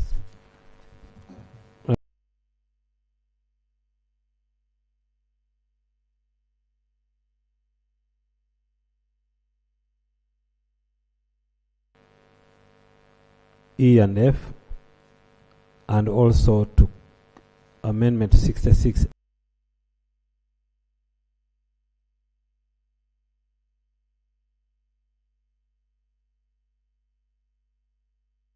Of the bill, for the reason that I explained earlier, that the change of this nomenclature will change it.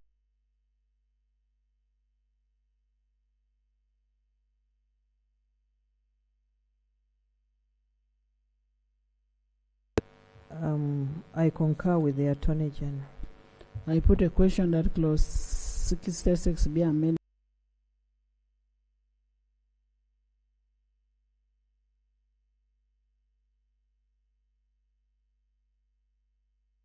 Clause 66 as amended. I put a question that clause 66 as amended stands part of the bill. Doesn't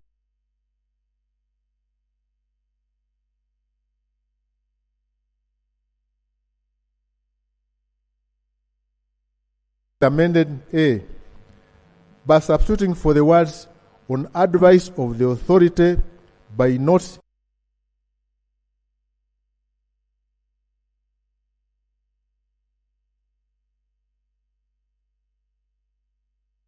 substituting for the word risk the word harm. C, by numbering the clause as subclause 1.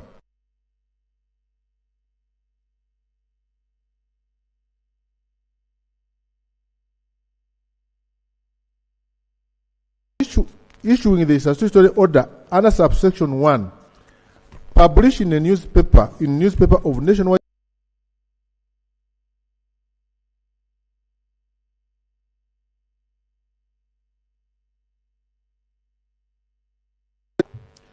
to empower the minister to prohibit by statutory order the importation of a cosmetic product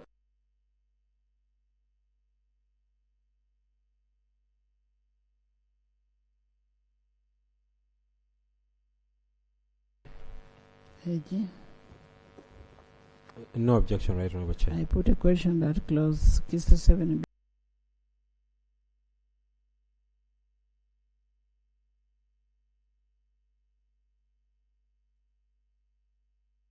of the bill. Those in favor say on the contrary nay. The ayes have it. Clause 68. Chair.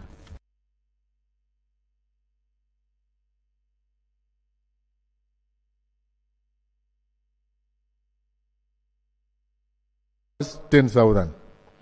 Justification: to enhance the penalty of distribution of cosmetic products without a license issued.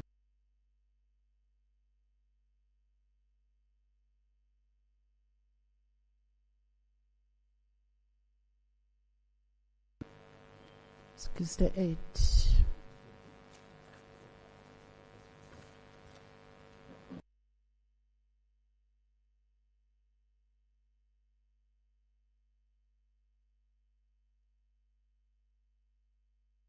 Clause 68 be amended as proposed. Those in favor say on the contrary nay. The ayes have it. Clause 6.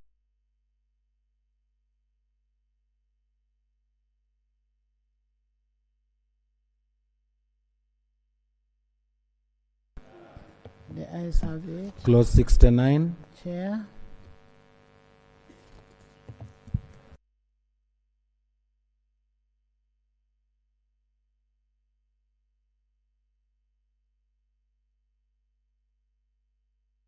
To enhance the penalty for exportation of cosmetic products without a license issued under this Act.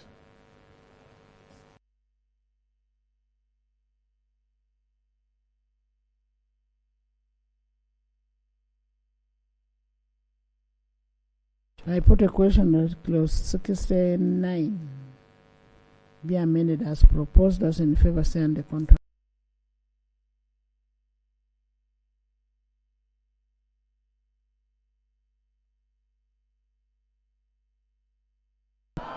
The ayes have it. Clause 69 as amended. I put a question that clause 69 as amended start.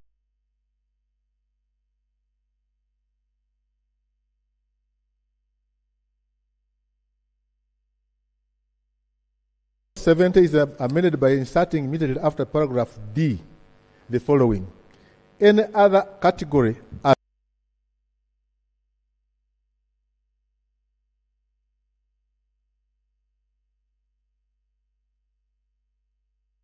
require categorization under this section. I submit. Minister.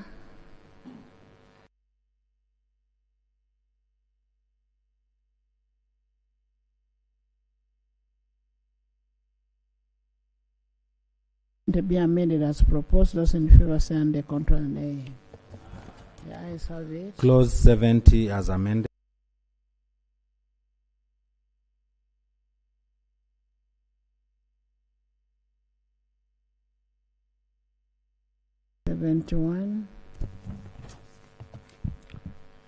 Clause 71 is amended A by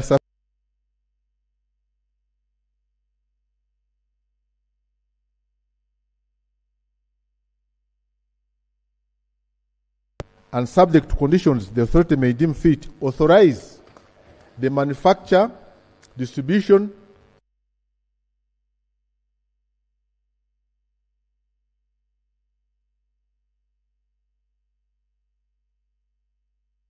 authority. A, where the public health product is required by the authority for purposes of registration, notification,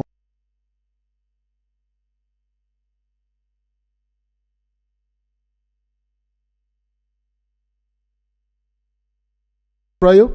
C, with respect to importation, where the public health product is imported for personal use.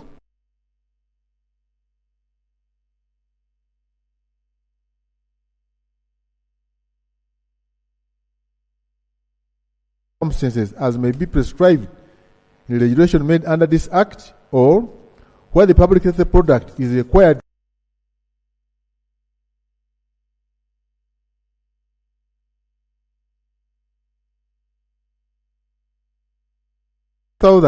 the words 10,000.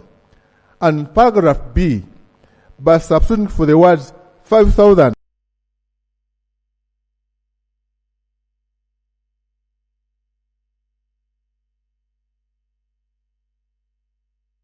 authority to authorize the manufacture, importation, exportation, importation or supply of public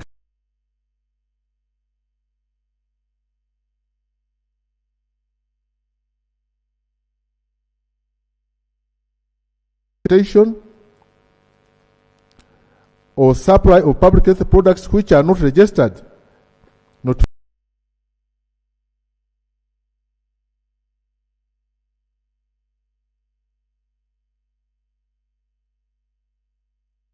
AG.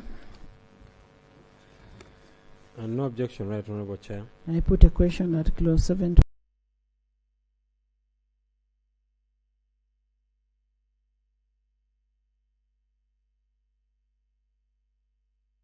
Amended stands part of the bill. Those in favor say and contrary nay.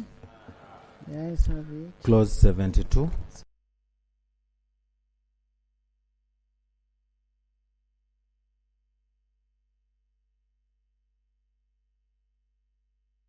By substituting for the words 5,000, the words 10,000.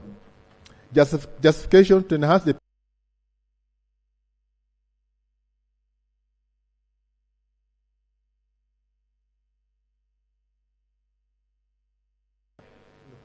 public health products without a license. I submit. Public health products.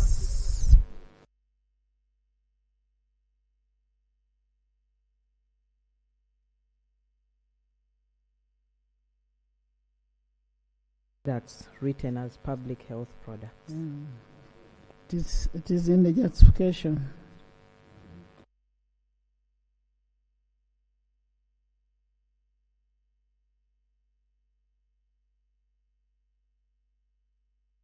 Proposed. Those in favor say and the contrary nay. The ayes have it. Clause 72 as amended. I put a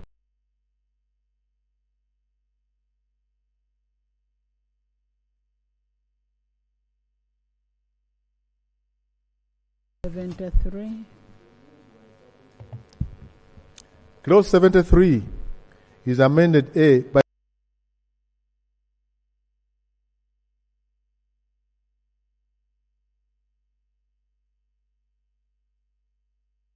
may deem fit authorize the importation of a public health product which is not licensed under this act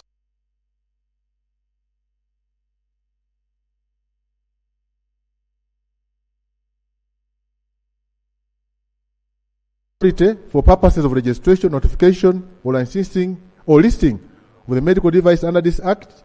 B.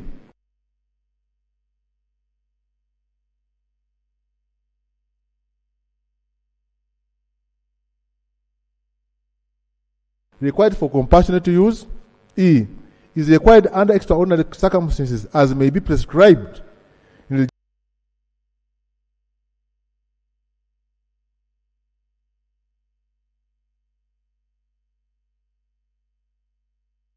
for the word re-export, the word return, and in two substitute for the word import, the words export.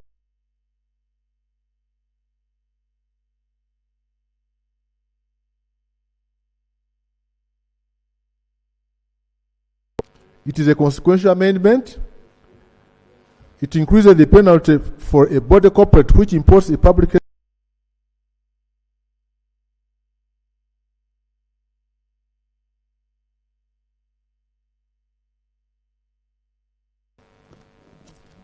Right Honorable Chair, we agree to the amendment of Article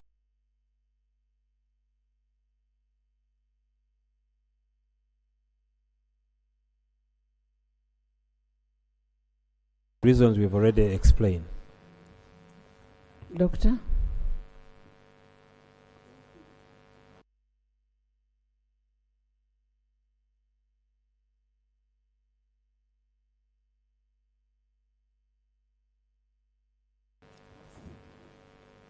I concede. 6B.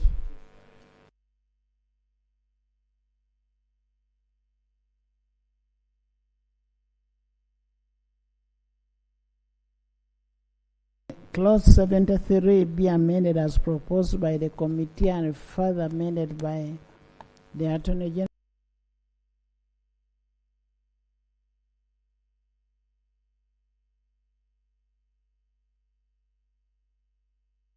Of the bill, those in favor say and the contrary nay.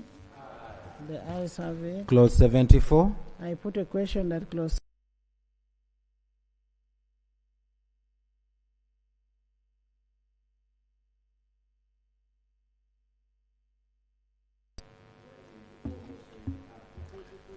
Clause 75 is amended in subclause 5A.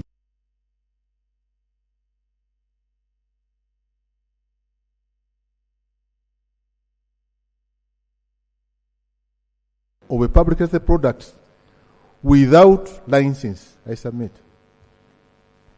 Doctor.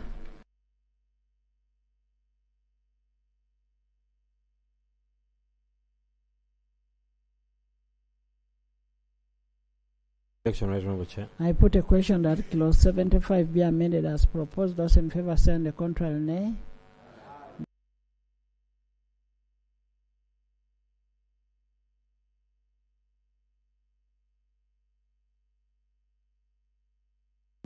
The ayes have it. Clause 76.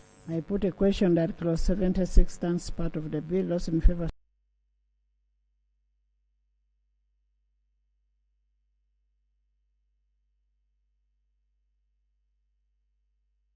Amended A by substituting the subclause 2 the following.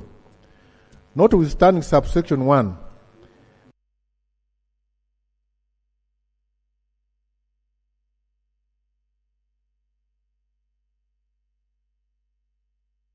or retail of a nutritional supplement which is not registered, notified, or listed by the authority. A.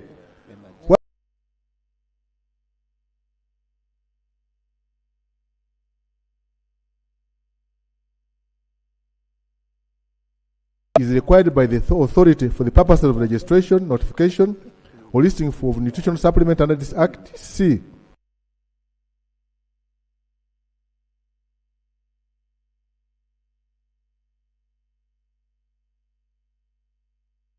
Nutritional supplement is imported for personal use. E. Where the nutritional supplement is required for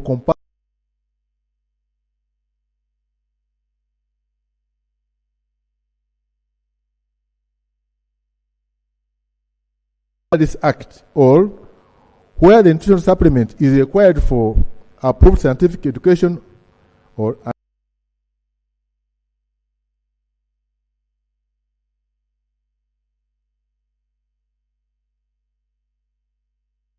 5,000, the words 10,000. In the paragraph B, by substituting for the words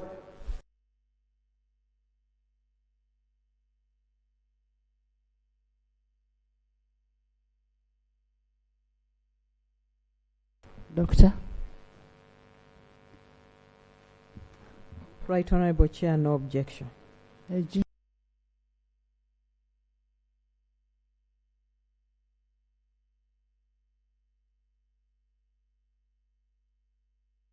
Clause 77 as amended. I put a question that clause 77 as amended stands part of the bill. Those in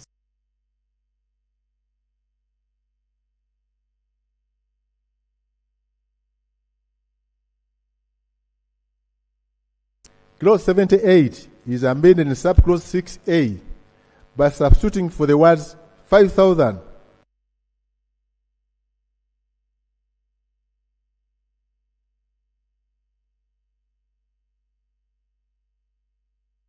I submit.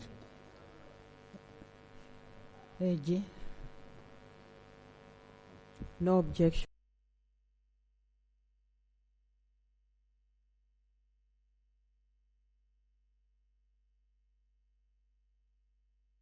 The ayes have it. Clause 78 as amended. I put a question that clause 78 as amended stands part of the bill. Those in favor.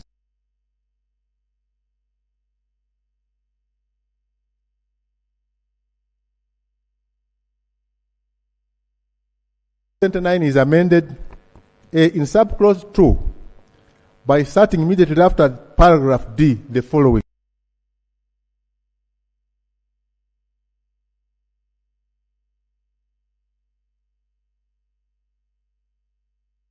As may be prescribed in regulations made under this Act, or the importation is required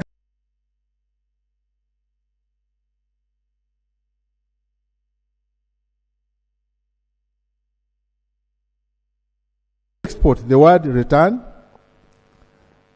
And substituting for the words import, the words export.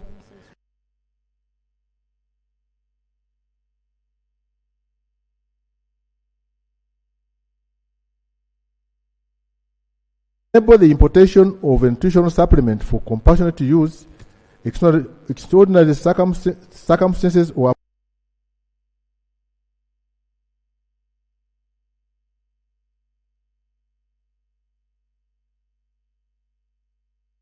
Clause 79 as proposed by the committee. Save for clause 70.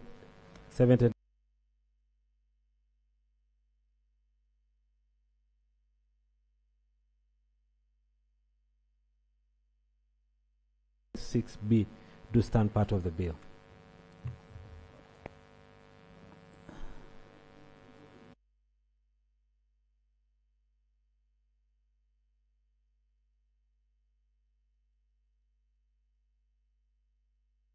Circumstances in this bill, and I'm tempted to ask whether it is defined.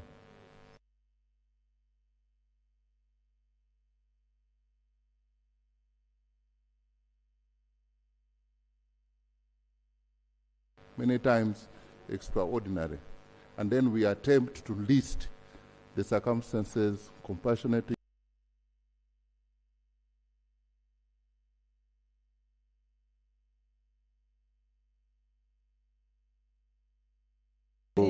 Those who will read this law and interpretation and what are these extraordinary.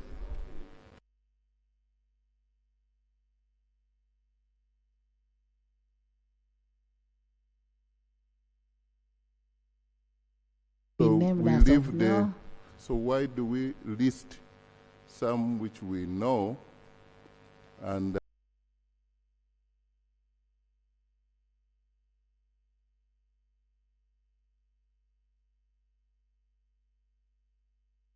I was just thinking. Doctor.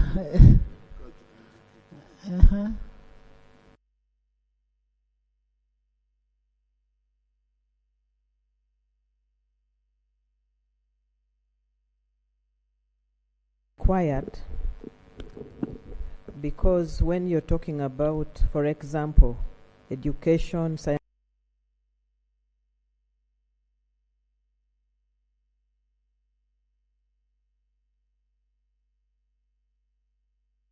that you're not prepared for, and then you have to provide medicines for it. Emergencies. Yeah.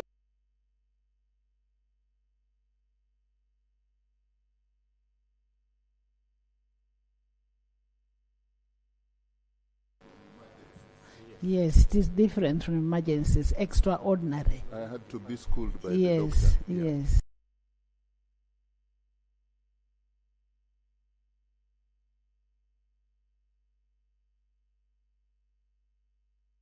Amendment. Okay, I put a question that clause 79 be amended as proposed by the committee and further.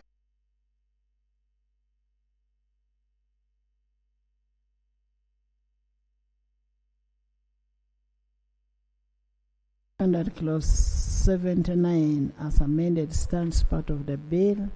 Those in favor stand the contrary nay.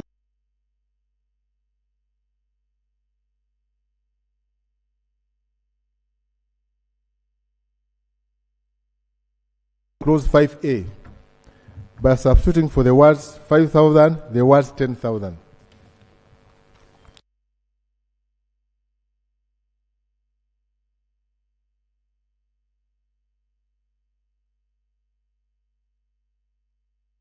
Minister.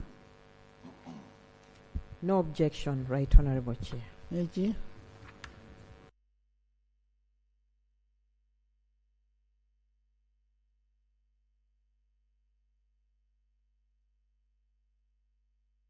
I put a question that clause 8 as amended stands part of the bill. Those in favor stand the contrary nay.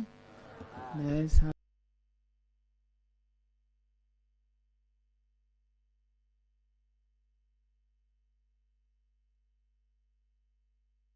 By substituting for the words 5,000, the words 10,000. Justification: to enhance the penalty of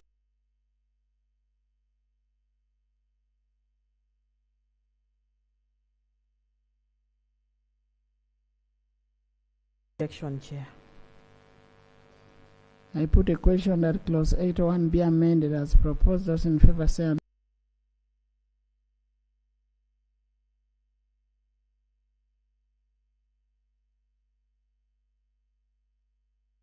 The ayes have it. Clause 82. I put a question that clause 82 stands part of the bill. Those in favor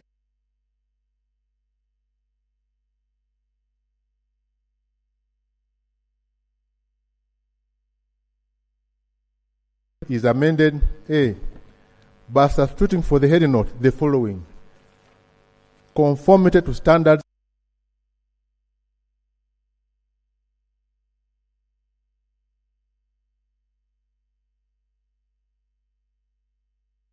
import, export, distribute or supply a regulated product which does not conform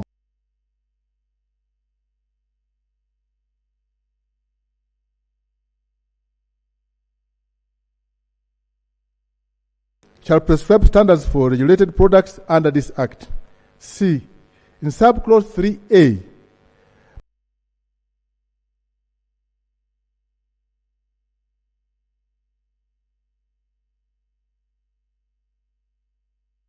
duplication of mandate between Uganda National Bureau of Standards and the authority.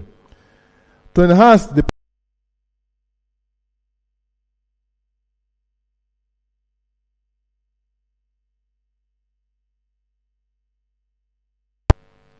Right Honorable Chair and Honorable colleagues, I just need to get to understand the principle that we are following.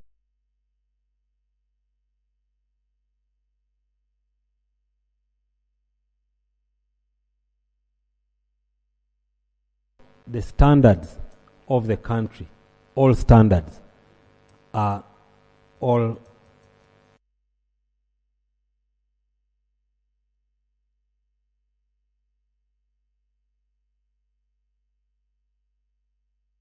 prescribed standards. They must be kept and managed under that.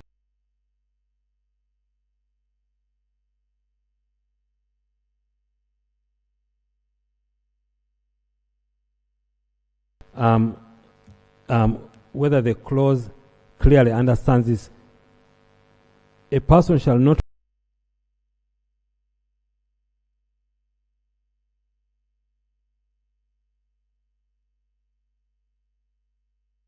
under the Act or prescribed under this Act, because what I'm trying to say is it's not one law which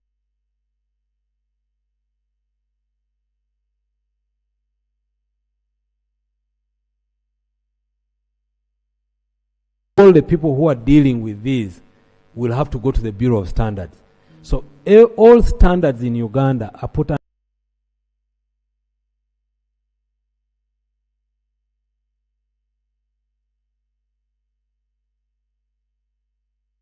the products under this Act will be prescribed by this authority. But if you say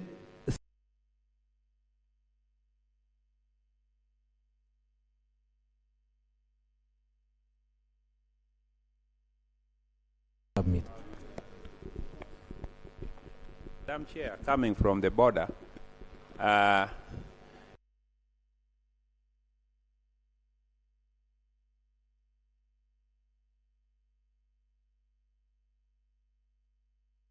border there, we have staffs of National Drug Authority. But so if you are imported drugs,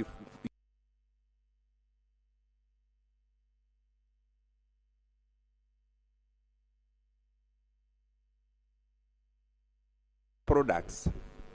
Right, Honourable Speaker. Right, Honourable Speaker, what we are trying to cure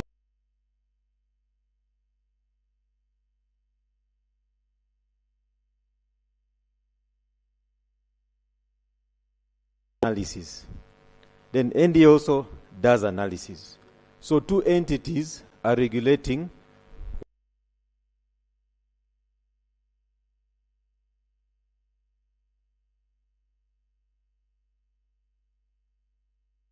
you find one entity has passed the item, the second entity fails it. Yes. So then you end up having people confused.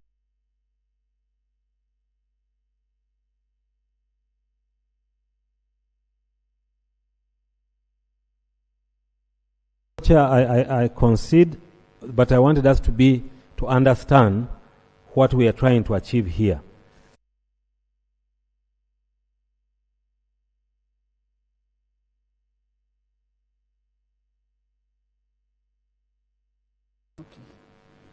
I put a question that clause 83 be amended as proposed by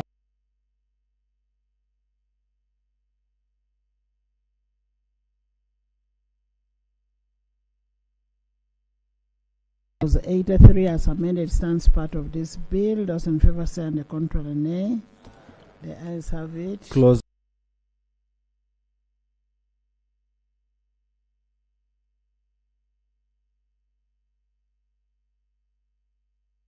substituting for the heading note the following: monitoring system and reporting of adverse reactions or adverse events of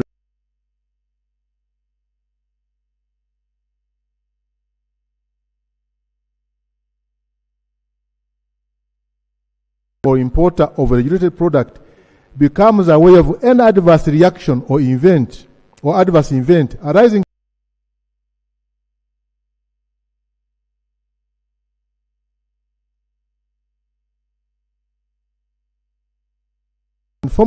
in a form prescribed by the regulations made under this Act, make a report to the authority.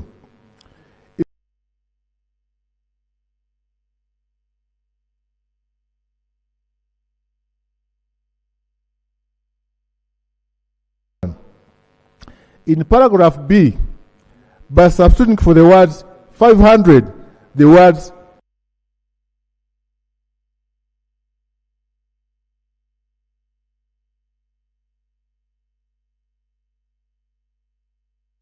in case of an adverse reaction or adverse event. The amendment is in subclause 5A and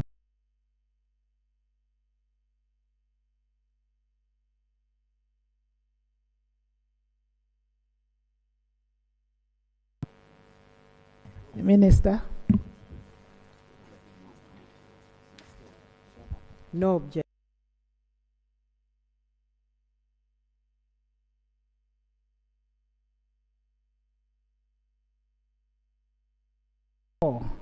Be amended as proposed by the committee. Those in favor say and the contrary nay. The ayes have it. Clause 8.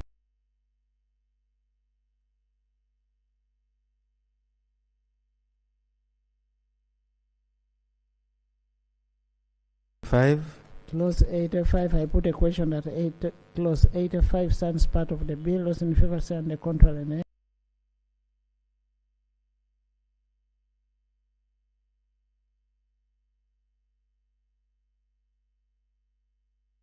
The ayes have it. Clause 87. I put a question that clause 87 stands part of the bill. Those in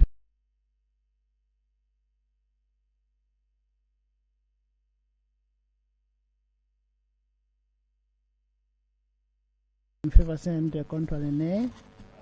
The ayes have it. Clause 89. I put a question that clause 89 stands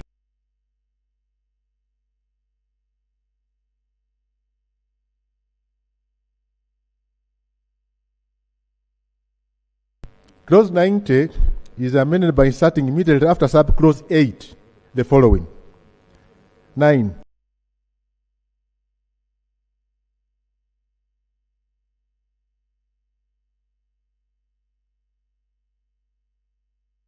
Notwithstanding subsection 9, the minister shall, while conducting a clinical trial or field trial, conduct a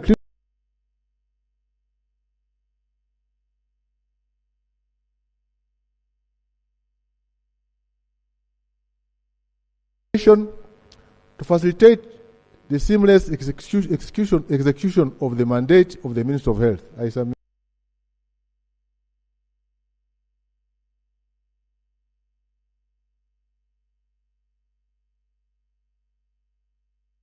Doctor? No objection, Right Honorable Chair. I put a question that clause 90 be amended as proposed.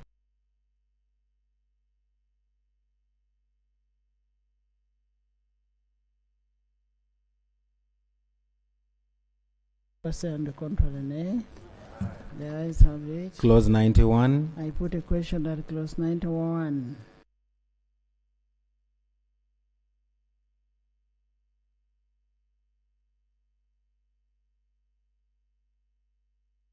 Stands part of the bill. Those in favor say and contrary nay. The ayes have it. Clause 93. I put a question.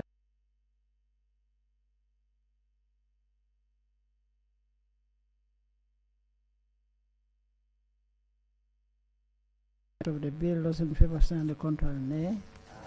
The ayes have it. Clause 95. Clause 95.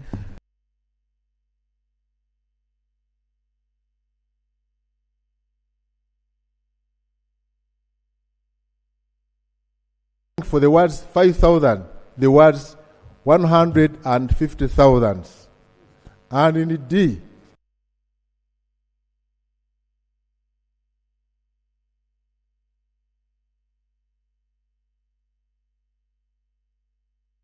$15 years. Yes. Justification. Justification.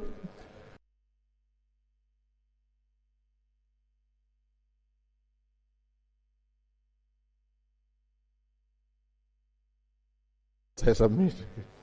Yes, AG. Right Honorable Chair, it will be remiss of me.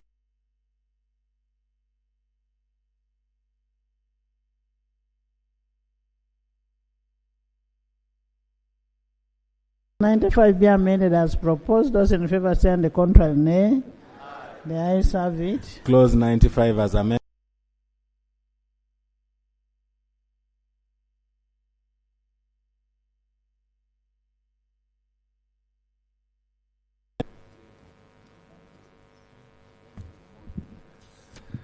Clause 96 is amended by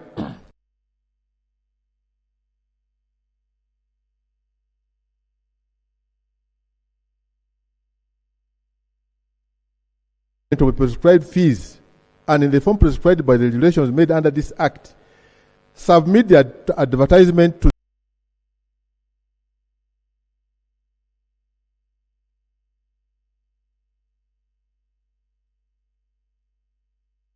publication of information on a regulated product or by promotion or distribution of of information on the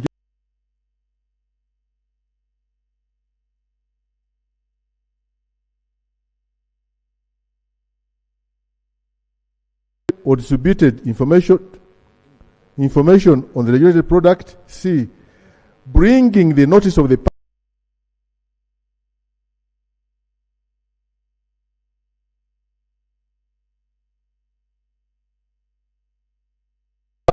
with the requirements prescribed by regulations made under this Act. In sub-clause 1,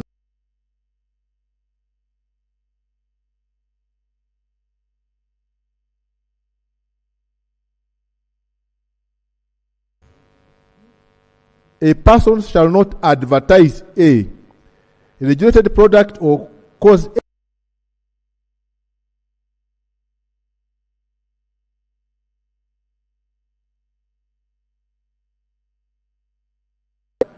that represents the regulated product as being usable for a purpose other than the purpose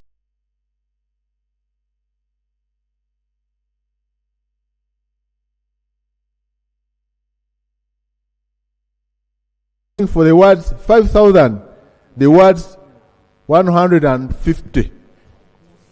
In subclause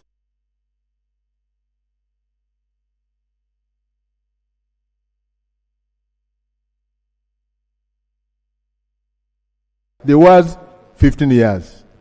Justification. To empower the authority to approve all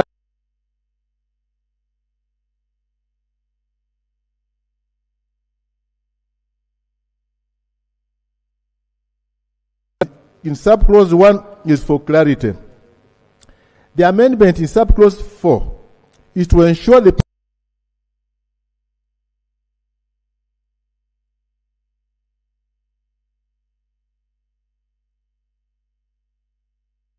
and informed decisions which could lead to fatal results. I submit. Doctor.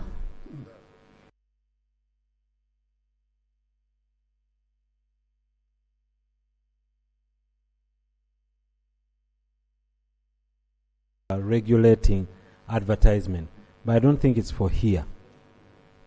If we become over prescriptive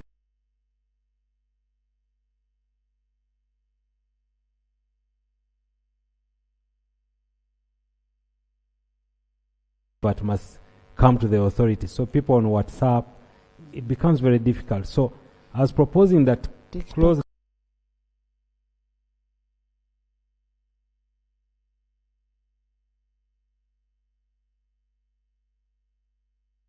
the advertisement should be done. I beg to submit. Doctor.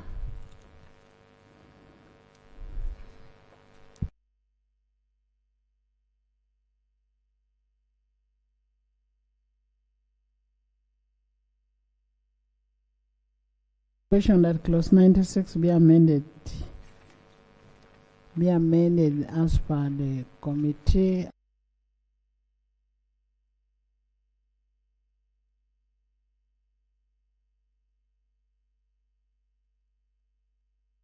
I put a question that clause 96 as amended stands part of the bill. Those in favor say on the contrary, nay.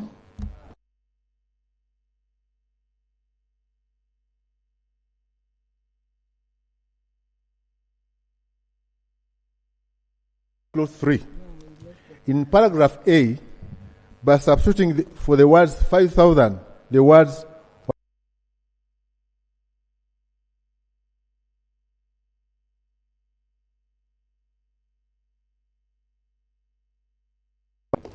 the amendment in subclause 3 is to enable the punishment since falsifying regulated products are harmful.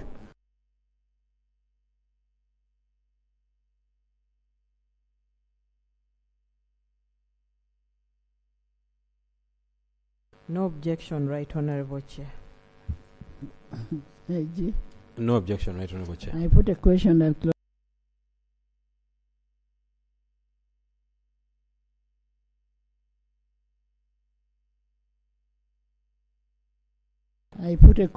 that clause 97 as amended stands part of the bill. Those in favor say aye, to the contrary.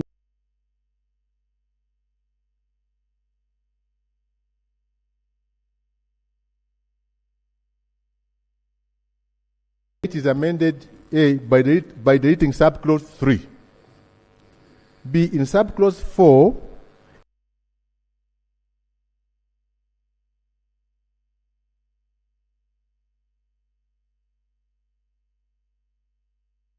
for the words 3,000, the words 20,000, and for the words 5 years, the words 15 years. Just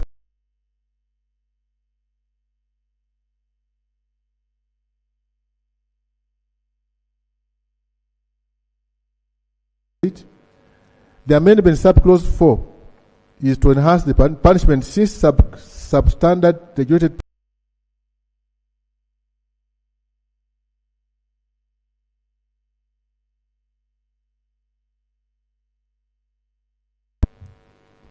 No objection, Chair.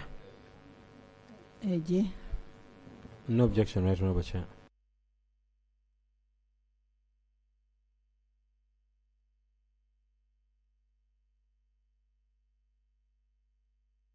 Eight as amended. I put a question that clause 98 as amended stands part of the bill. Those in favor say on the contrary, nay.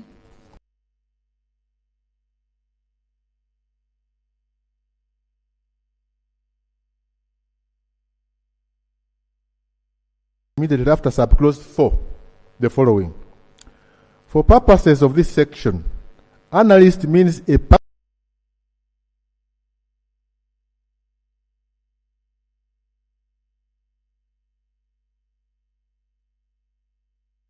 I submit. Doctor. No objection.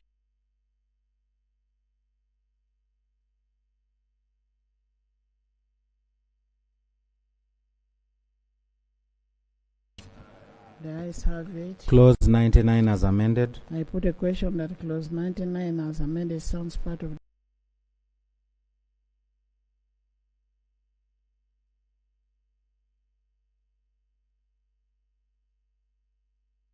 that clause 100 stands part of the bill. Those in favor say and to control nay.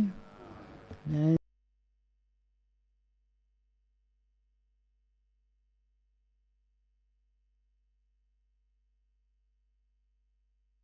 1A1 by inserting immediately after the word retain the words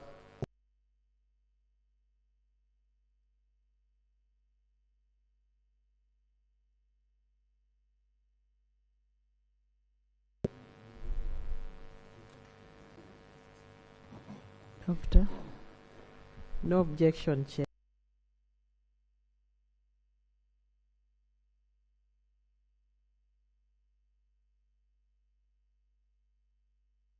If the medical people say they can quarantine non-living things, yes, I have no objection.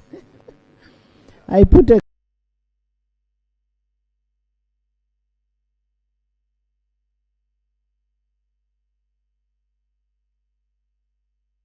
Clause 101 as amended. I put a question that clause 101 as amended stands part of the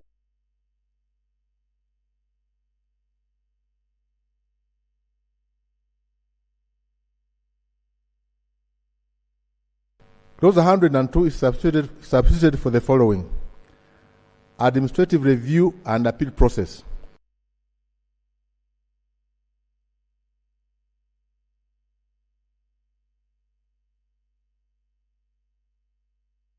The authority for that administrative review. 2. The authority shall, after receipt of the application under sub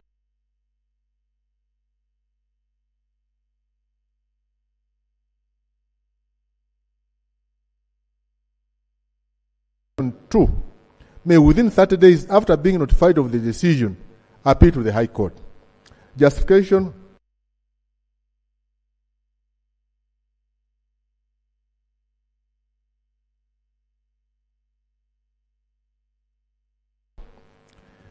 This promotes procedural fairness by allowing the authority an opportunity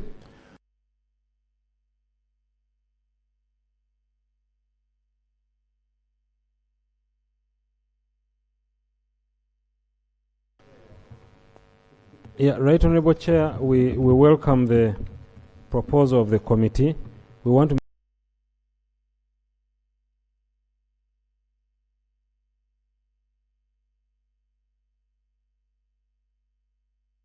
time and say within a period of 30 days after receipt of the application, because remember the decision that is being questioned is the decision of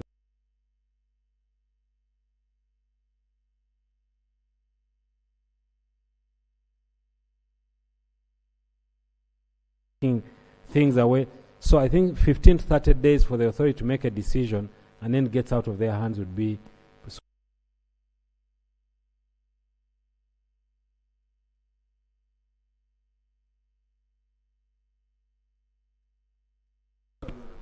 further to that, I would also prefer that we include the fact that the decision so made should be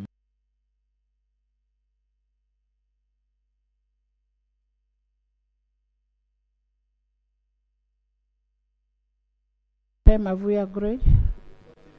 30 Right, days. Right, Honorable Speaker, the reason why we 30 propose days.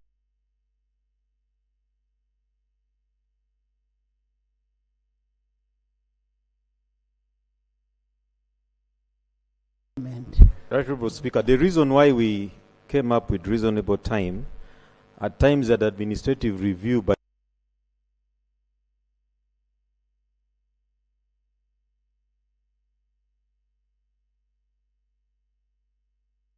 reasonable time. Those people are very difficult. Right, Honorable Chair, the day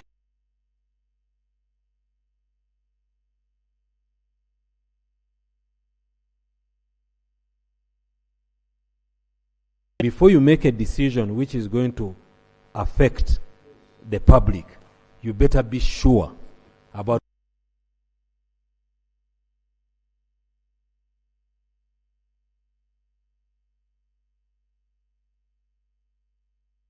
with the results. Because when the person comes for the administrative review, he comes with his own evidence as to why he thinks you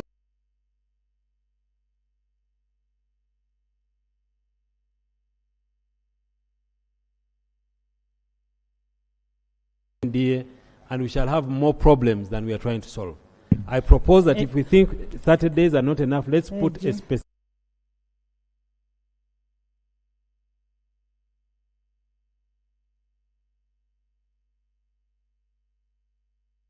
draft for clause 1022. The authority shall determine an application under subsection .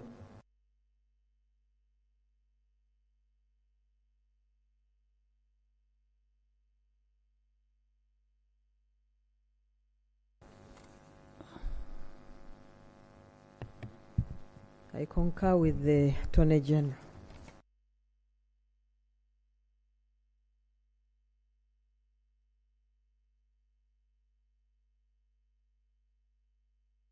As proposed by the committee and further amended by the Attorney General. Those in favor say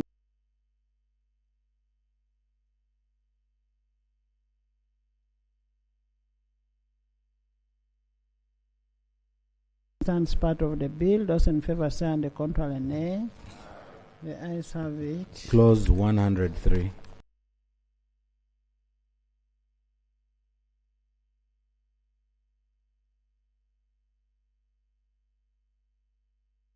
One of the destruction of products under court order. 1. Where a product regulated under this Act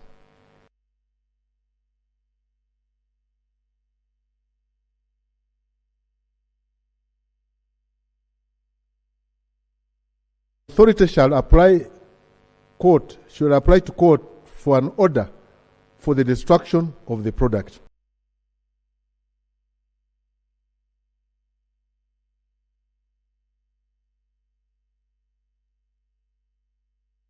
The product. 3.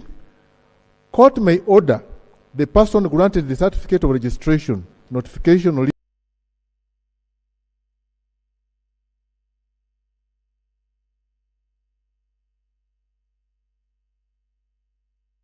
under this Act. B. Bear the cost of the destruction. 4. The authority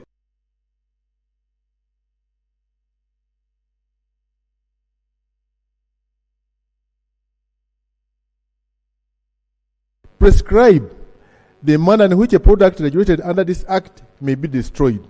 Justification.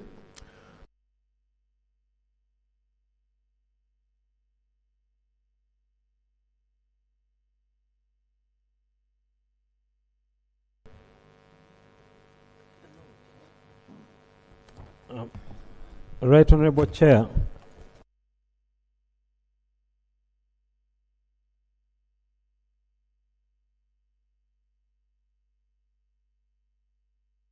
Authority is satisfied that the product regulated under this Act is on testing and analysis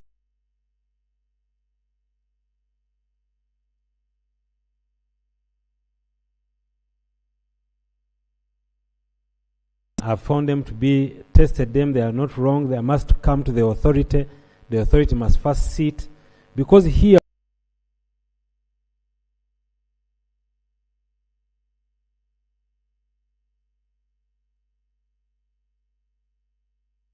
we have put another avenue where you can go, a neutral arbiter who is court.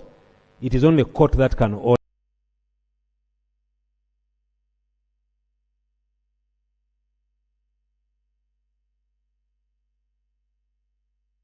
The proposal will become impractical. Secondly, Right Honorable Chair, if the destruction is under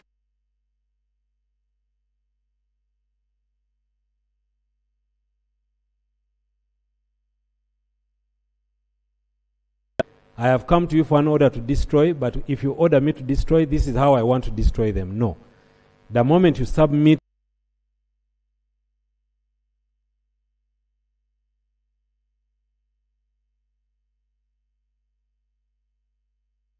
Clause 103 of the bill do stand as it is in the bill. It has addressed all the issues.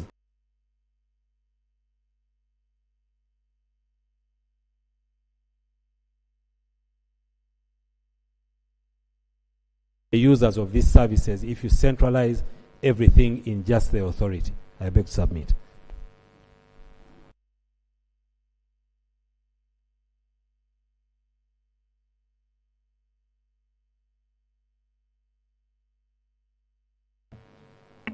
I concur with the Attorney General.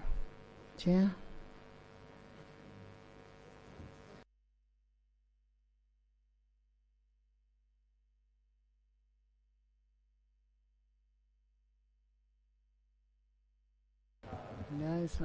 Clause 104.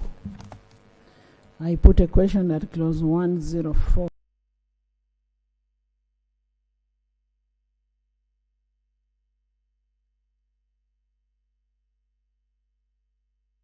part of the bill. Those in favor say on the contrary, nay. The ayes have it. Clause 106. I put a question.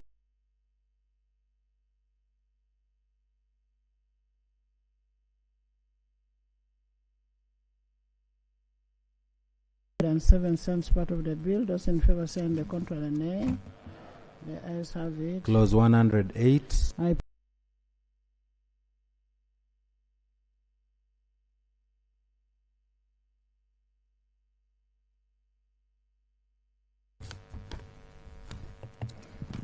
Clause 109 is deleted. Justification.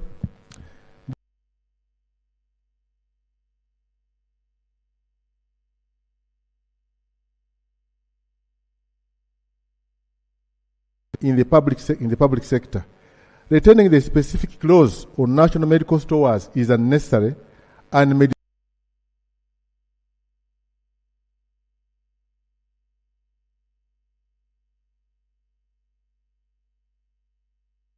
I agree, Right Honourable Chair.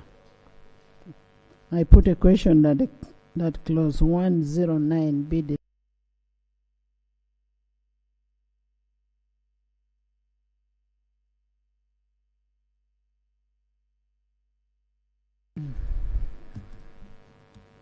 I put a question that clause 110 stands part of the bill. Those in favor say on the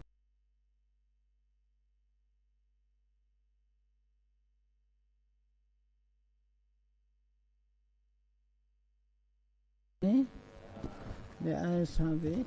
Clause 112. Clause 112.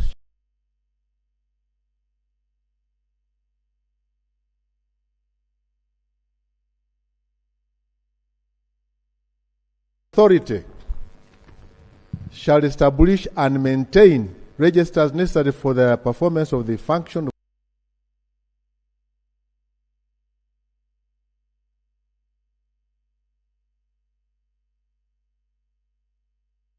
products. B.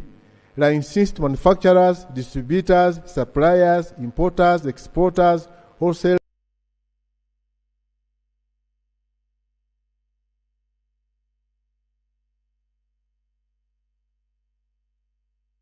Act. D. Authorized laboratories for carrying out functions of the authority under this Act. E.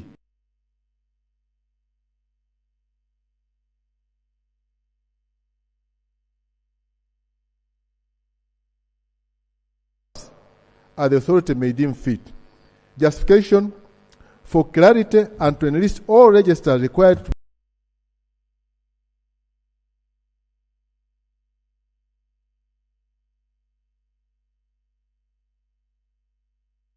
No objection, Right Honourable Chair. AG.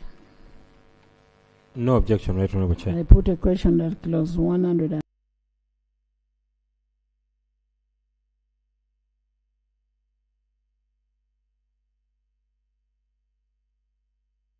Clause 112 as amended stands part of the bill. Those in favor say on the contrary, nay.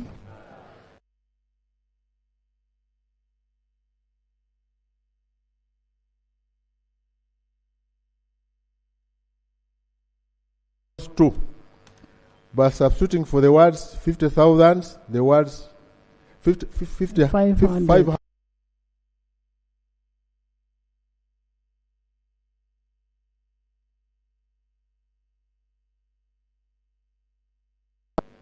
Okay.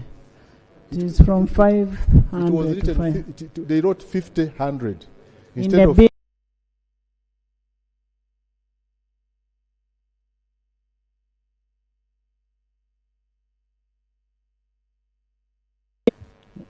Doctor? No objection. I put a question that clause 1.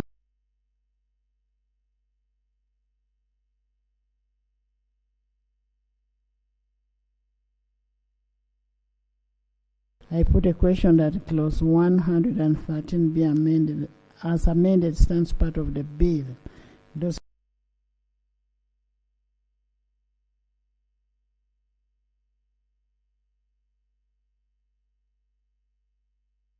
stands part of the bill. Those in favor say on the contrary, nay.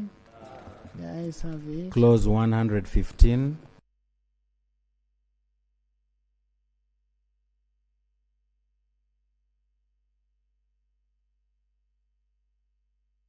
put a question that clause 116 stands part of the bill. Those in favor say and the contrary nay.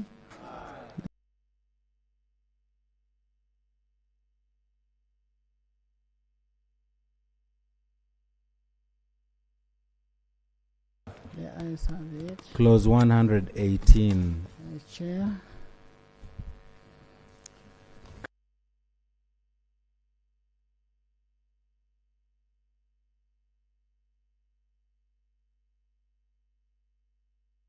Starting immediately before paragraph A, the following. For registration, notification, and listing of drugs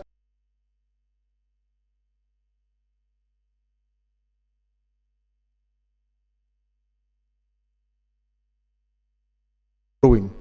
For registration, notification, and listing of registered products. C. In paragraph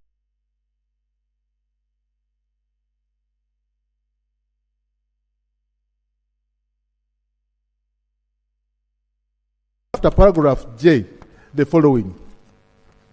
I. Pharmacovigilance. J. Classification of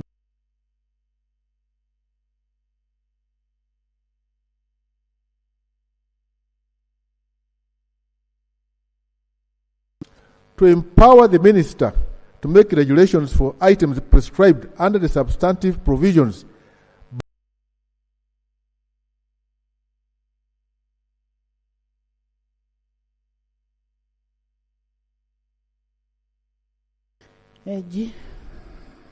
No objection, right, Honorable Chair. It's just inclusive of many things. So we I put a question.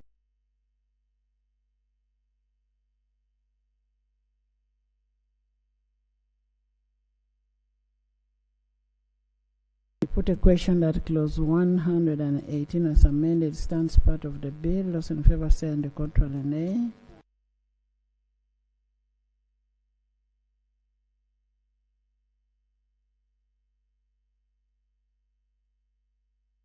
And the contrary nay. The ayes have it. Clause 120. Clause 120.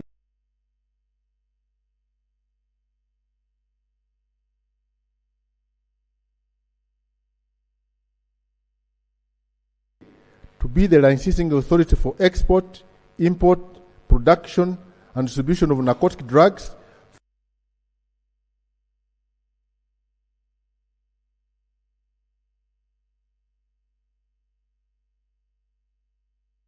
Substances Control Act, Cap 37. I submit, Honorable Chair. Minister.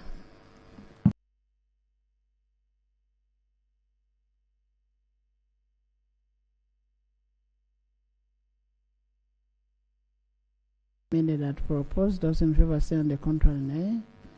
The ayes have it. Clause 120 as amended.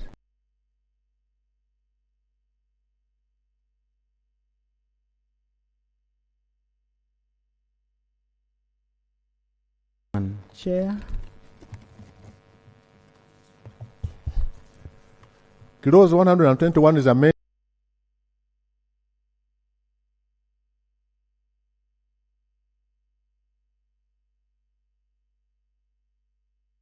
Commencement of this act is eligible for appointment if he or she meets the terms and conditions for appointment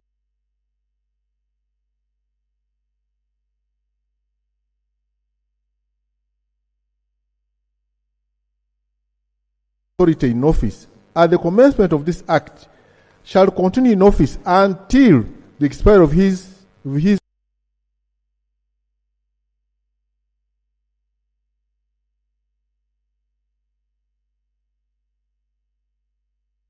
eligible for appointment if he or she meets the terms and conditions for appointment prescribed under this act.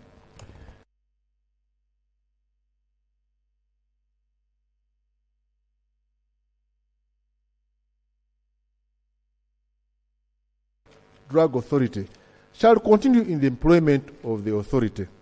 B. The terms and conditions of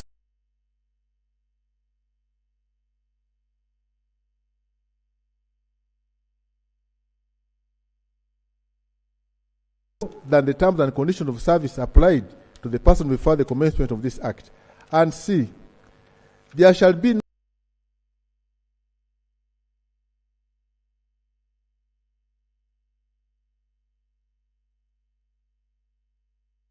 employees of the authority to ensure continuity in offering the services to the authority following the commencement of this act and prevent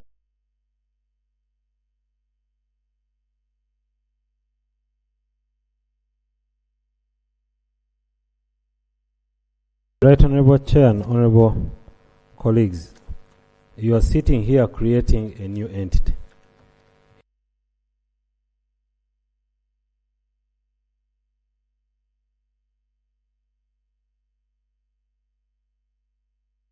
In accordance with the public service standing orders and all those things, because you're reorganizing this. But you're setting salary.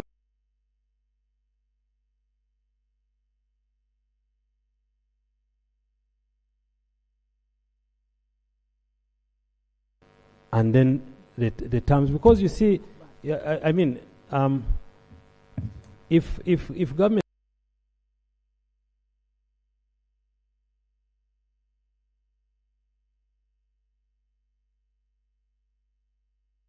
we had this fear, but we went through it because we told you the purpose is we want them to stay because they're already there.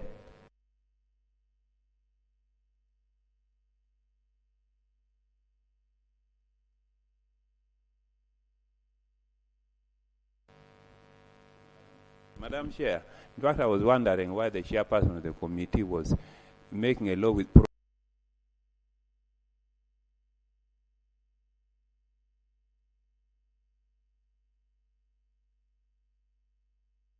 on. I want to support you. That, you know what is the meaning that he wants to go there as a secretary?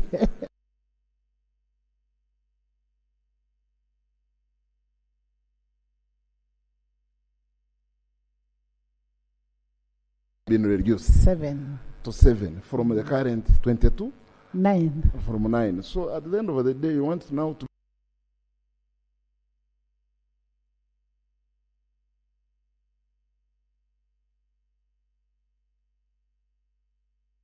the NDA board had 22. It was reduced to 9. Now we are reducing to 7. The committee has reduced it to 7.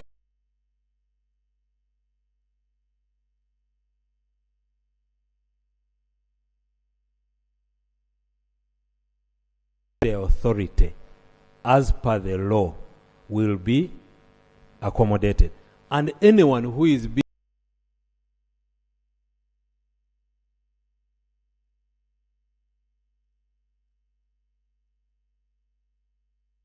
or the contracts or their service terms.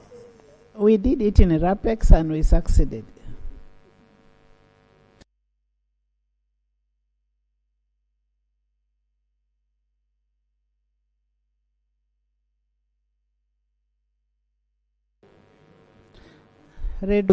I'm proposing an amendment to say that a transitional period that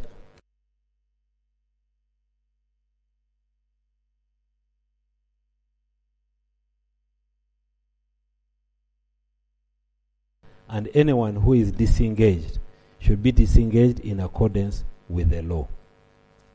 Which law?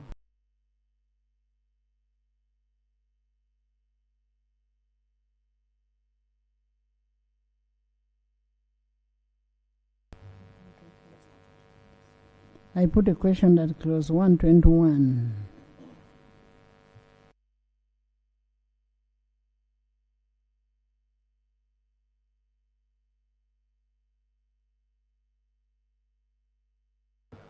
The ayes have it. Clause 121 as amended.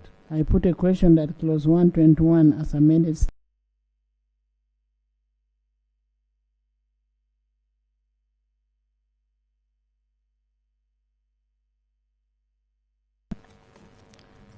Clause 122 is amended in subclause 2A by substituting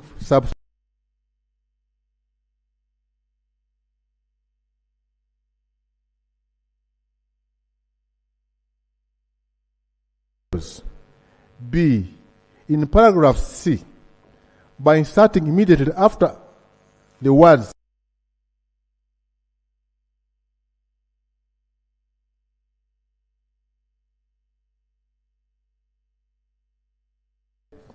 hormones, veterinary herbal products, or veterinary complementary medicine.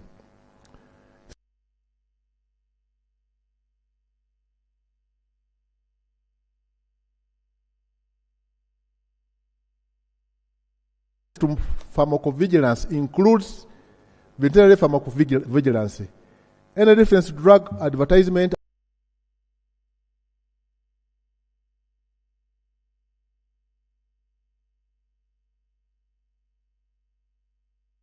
veterinary medicated feeds and veterinary supplements or veterinary medicated cosmetics.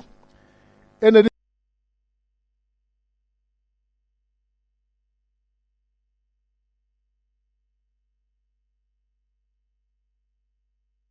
veterinary complementary products, and any reference to nutritional supplements includes veterinary supplements.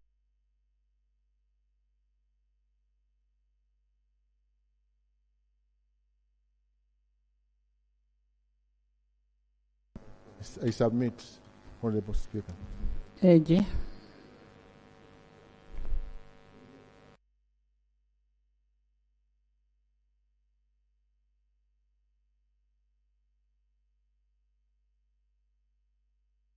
Member was saying, what about the bill that we have been working on from agriculture?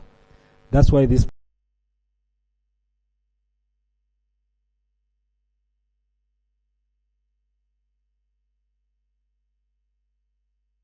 agriculture sector. So we agree with the proposed amendment.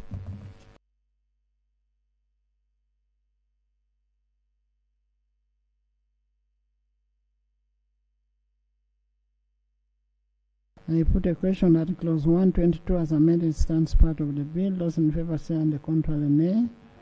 The ayes.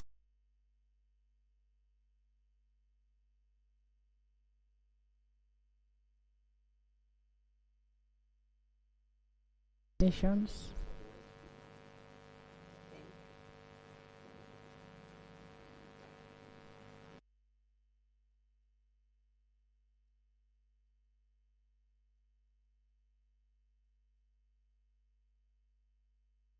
Clause 2 is amended in the definition of adverse event by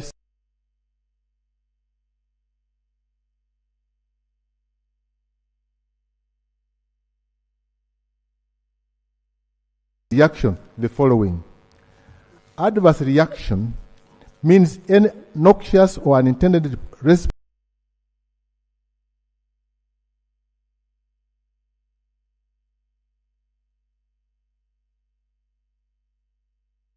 for prophylaxis, diagnosis, or therapy, including use outside the marketing authorization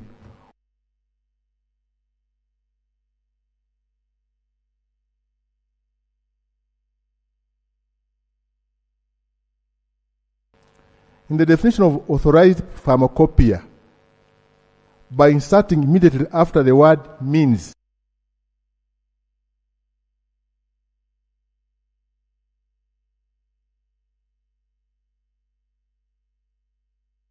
By inserting immediately after the word includes the word vaccines. In E,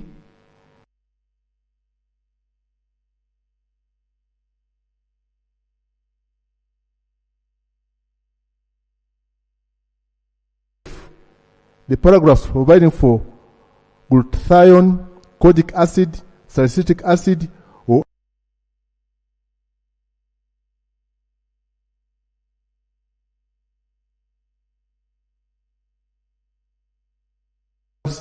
or intended to be used. And in paragraph C, by deleting the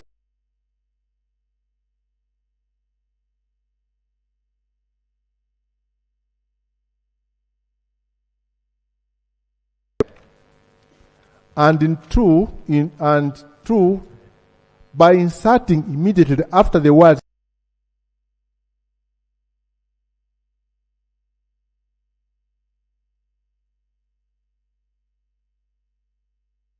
in the definition of rotary release by substituting for the word medicines the word diagnostics.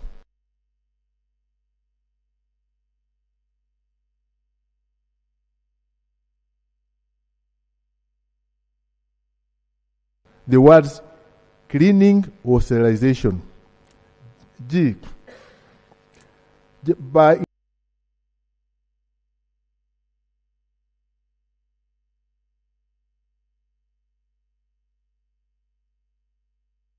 cosmetic product, public health product, or nutritional supplement which is contaminated or unsafe for human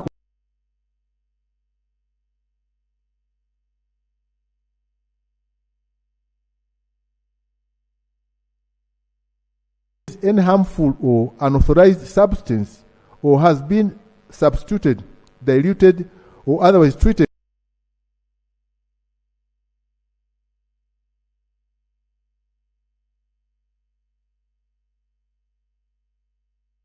compassionate use means the use of an unregistered drug or a drug under clinical investigation which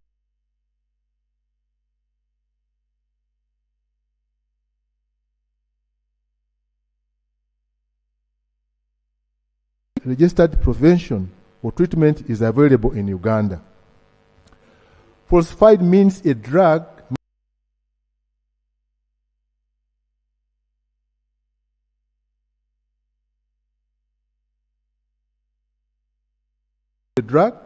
the drug, medical device or cosmetic product, public health product or nutritional supplement.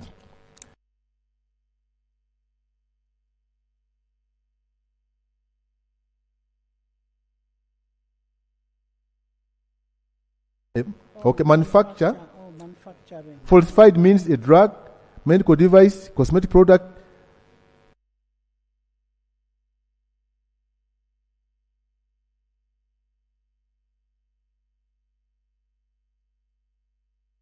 nutritional supplement. Manufacture or manufacturing includes all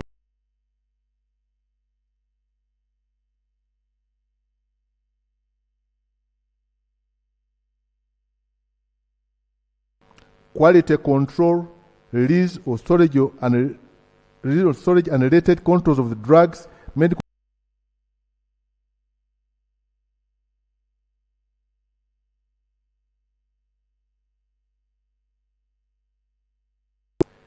not fit for intended purpose means a registered product which A is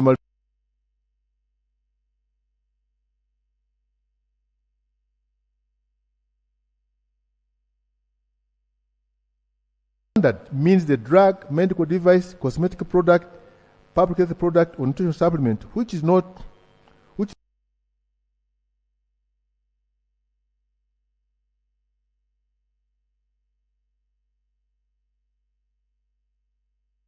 the substitution of the word adverse. I think that was a mistake.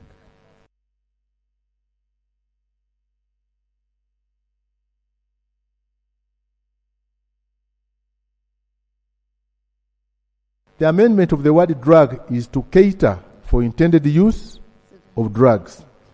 In the insertion of the new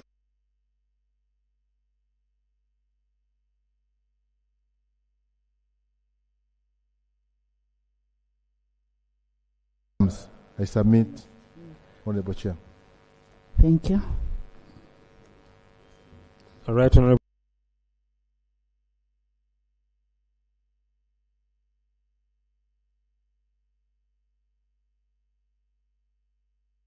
Right, Honorable Chair, while we were going through the body of the bill, we found ourselves using the word extraordinary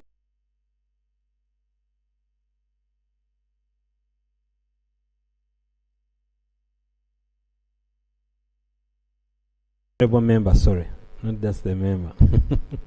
So, Right Honorable, the Honorable Minister. The Honorable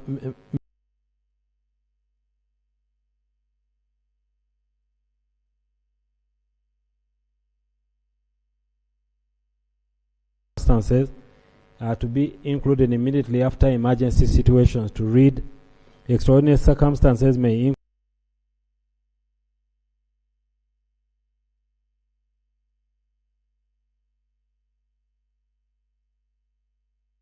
such other similar circumstances. I beg to submit.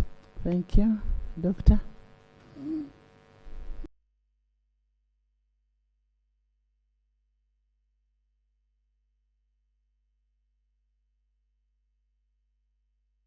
And further amended by the Attorney General. Those in favor say on the contrary, nay. The ayes have it.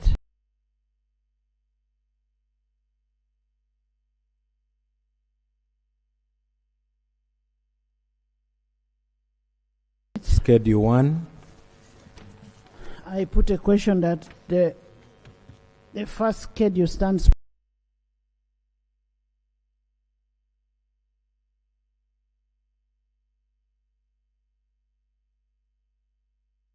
the control and the ayes have it. Motion for resumption of the House.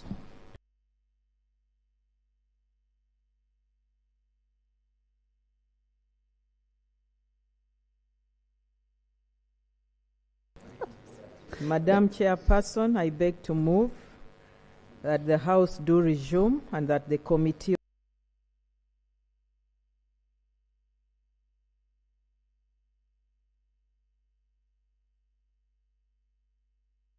in favor say and the control and nay. The ayes have it.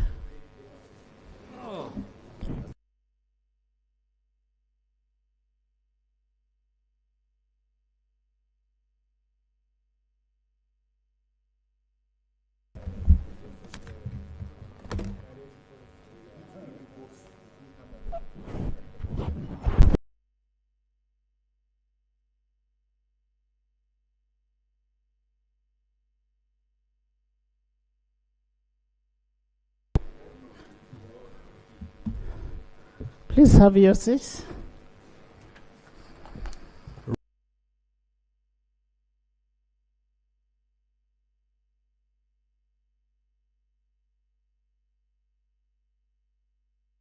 to report that the Committee of the Whole House has considered the bill entitled the National Drug and Health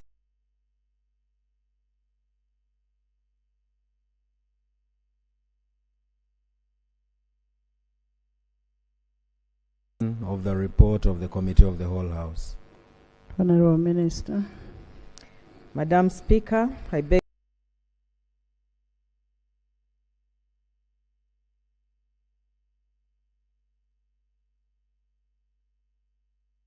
the Committee of the Whole House be adopted by this August House. Those in favor say and the contrary nay.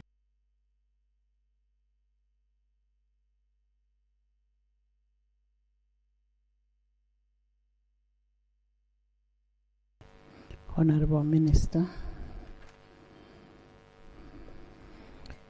Madam Speaker,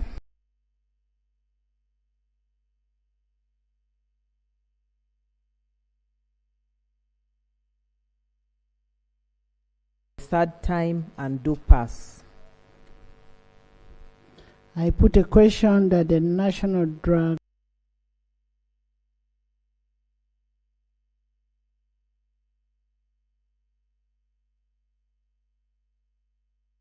in favor say and the contrary nay. The ayes have it. A bill for an act titled the National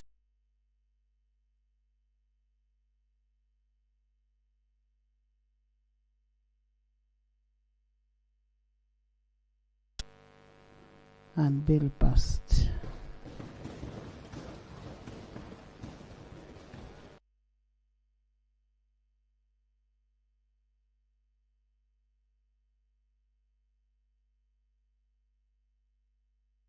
Bill. Congratulations, Chair. Thank you so much, and the committee for the good work.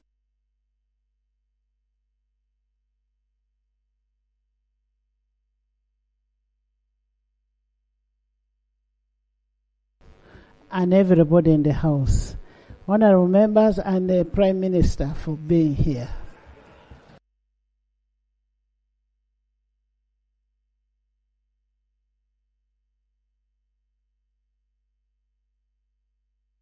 Shadow AG, I want to thank you so much. You want to say?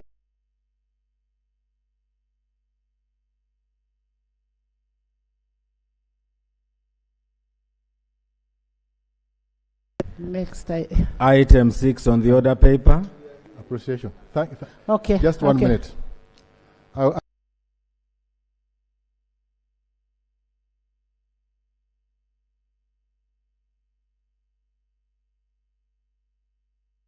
We had a number of stakeholders we interacted with, the technical staff of Parliament, my Honorable Minister.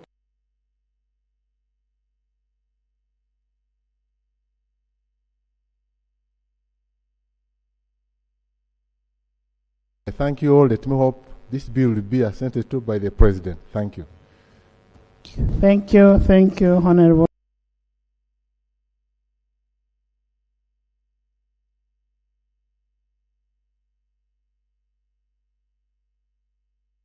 To you for all the support, to the members of this House.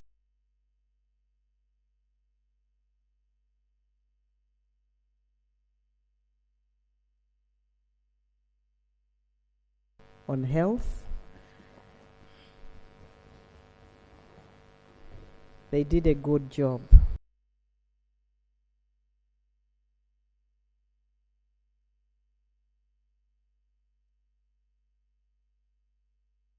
But I want to thank Honorable O.O. for being in the House and being attentive.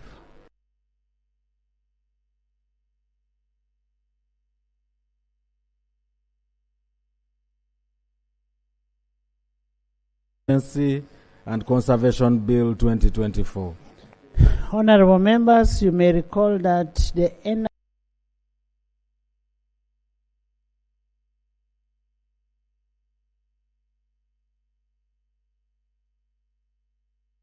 and it was referred to the Sectoral Committee of Environment and Natural Resources. Debate on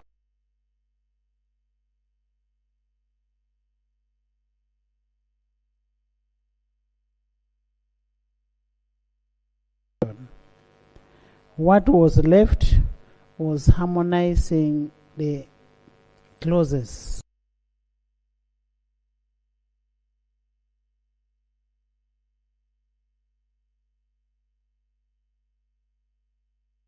Harmonization has taken place between the shadow minister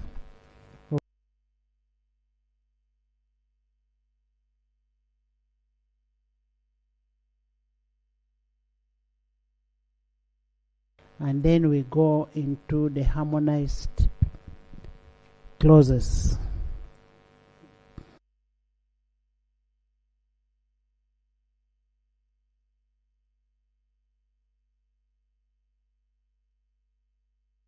Meetings, and we are ready to proceed. Thank you. I put a question that the energy efficiency and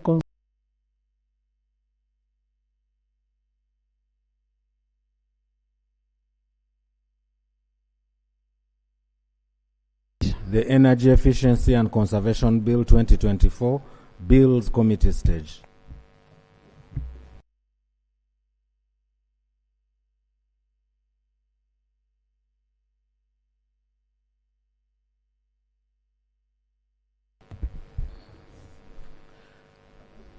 Clause 1. I put a question that clause 1.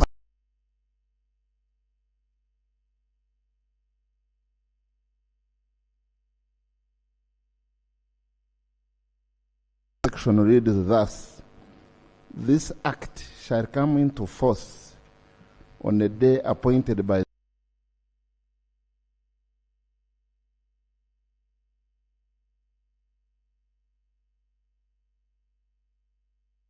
of different provisions, except for Part 1 and Part 2, which shall come into force on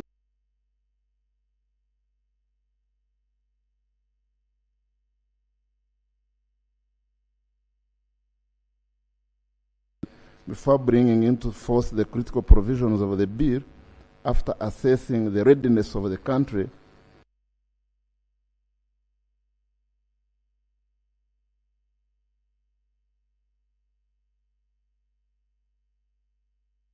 which enables the minister to only commence provisions that the country is ready to implement, and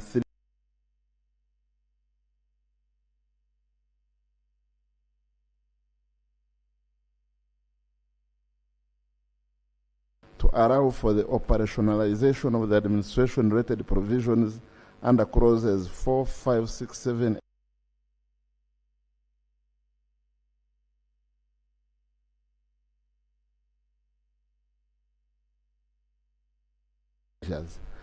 I beg to move.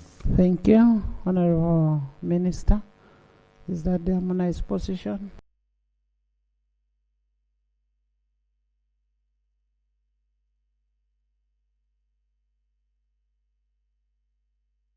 his position. I put a question that clause 1 be amended.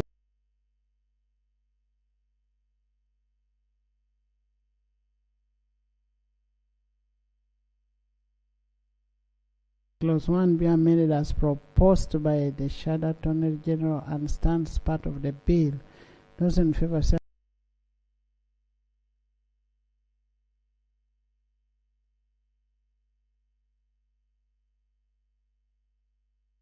in favor say on the contrary nay.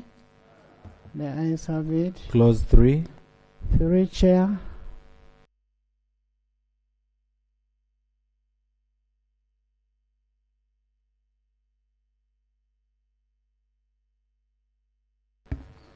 Clause 3, the committee proposes that Clause 3A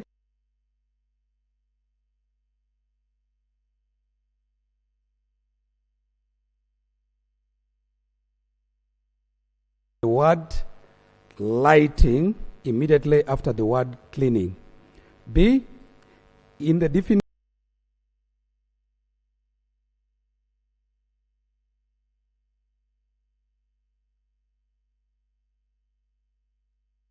definition of the word charging station by inserting the words or other locomotives immediately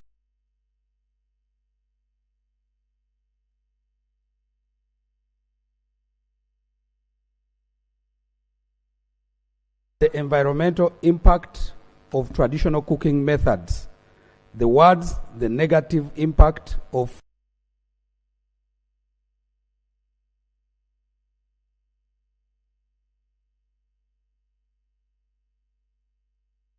immediately after the word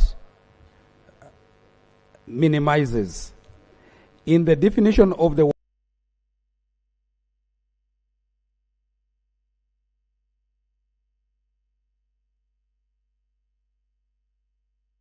energy manager, the following. Energy manager means a person appointed or designated under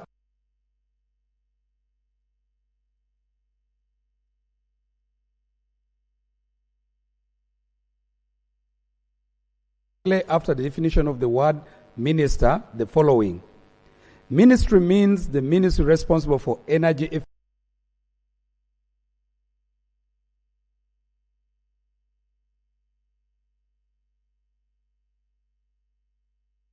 Railway immediately after the words along roads. The justification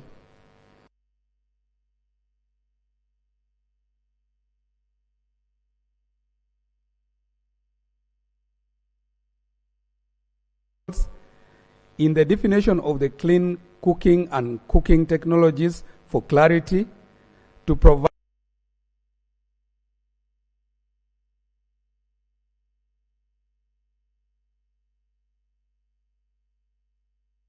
meaning and clarity that the ministry being referred to in the bill is the ministry responsible for energy efficiency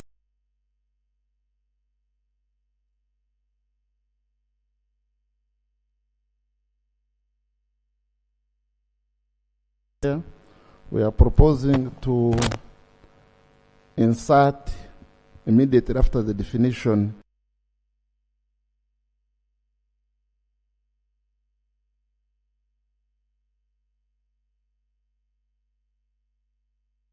movement, carrying or shipping of people, goods or animals by any means, including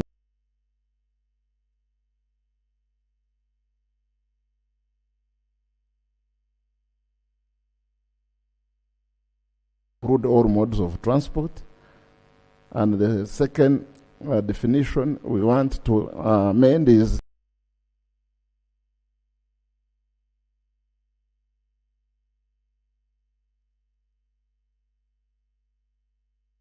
to include or modes. And C, by inserting immediately after the definition of virtual emission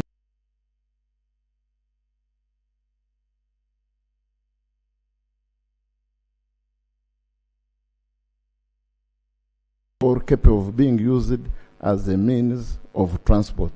And the justification is to align the scope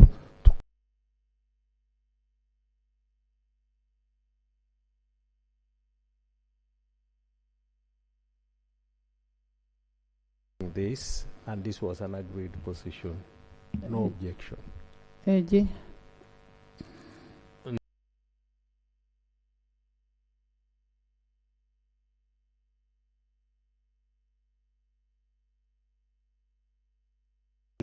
And further amended by the Shadow Attorney General. Those in favor say and the contrary nay.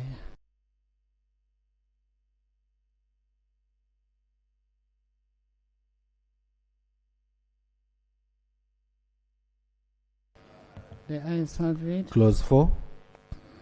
I put a question that clause 4 stands part of the bill. Those in favor.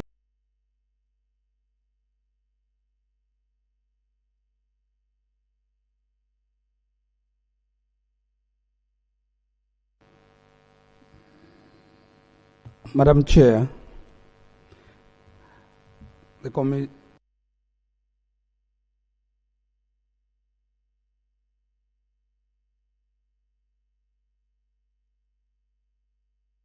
Notification is preparation of the National Energy and Efficiency Conservation Plan is already covered under Clause 7.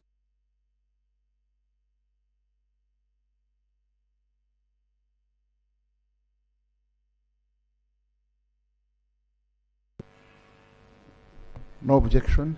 Minister. No objection.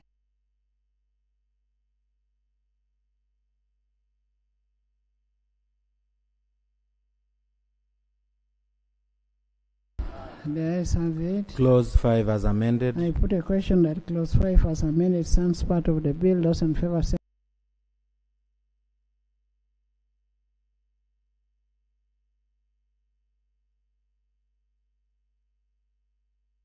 Have it. Clause 7. I put a question that clause 7 stands part of the bill. Those in favor say and the contrary nay.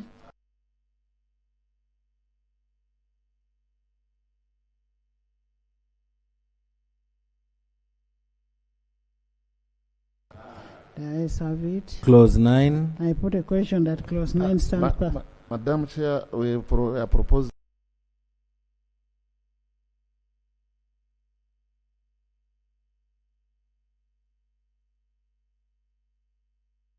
the minister responsible for finance with the words, the minister responsible for finance may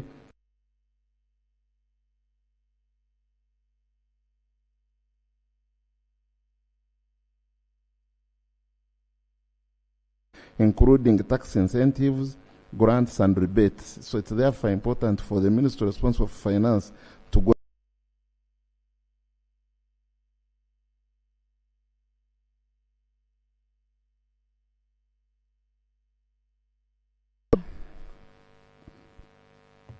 No objection to the proposal, to the amendment. AG.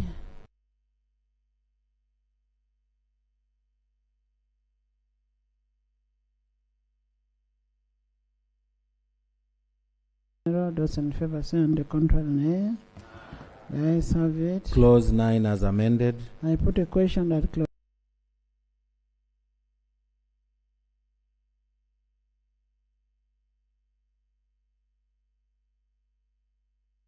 as part of the bill. Those in favor say on the contrary nay. The ayes have it. Clause 11. I put a question that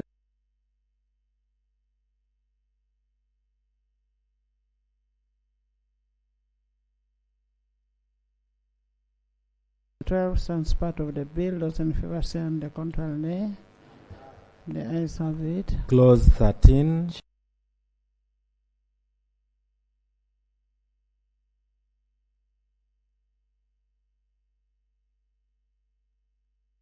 In subclause 3, paragraph C, by deleting the words taking into account a suitable period.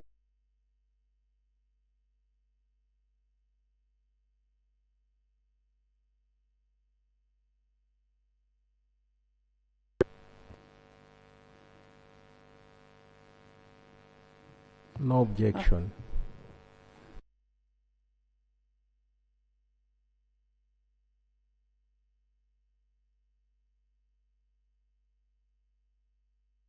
The ayes have it. Clause 13 as amended. I put a question that clause 13 as amended stands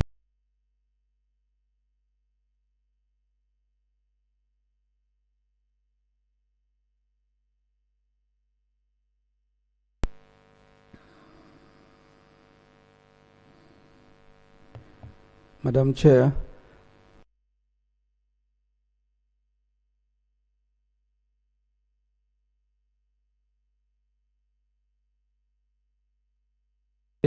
is used inefficiently or where energy is saved, where energy saving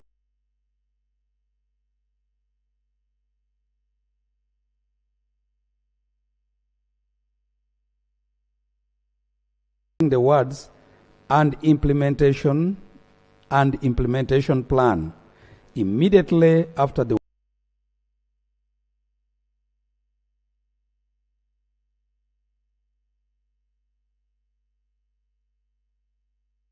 saving measures can be implemented are restrictive in light of subclause 4. Subclause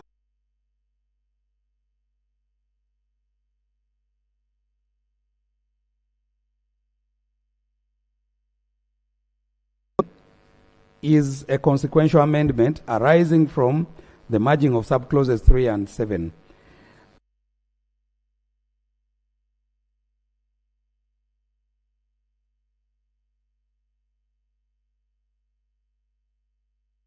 Shadow. No objection. KG.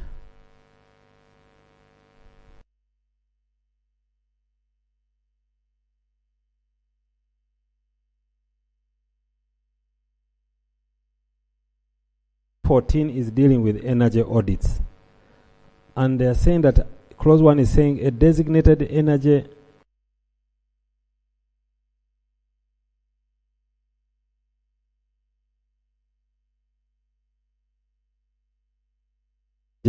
can be implemented. To delete that is to take away the purpose of the energy designated energy consumer.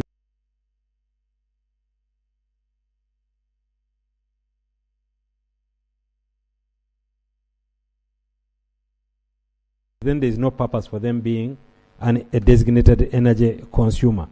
The audit report in 3 and 7 are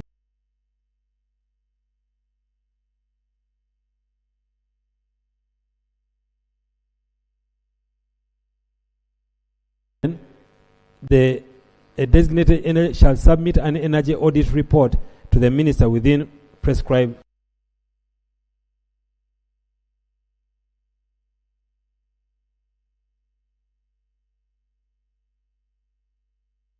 requirement to submit the plan. So to delete 7 would be to defeat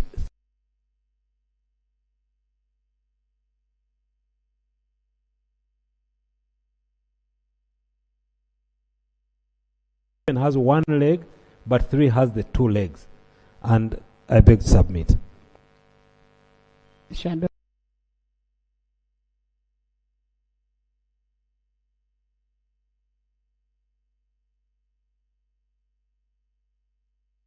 Under sub-clause 3, it is in respect of the energy consumer, and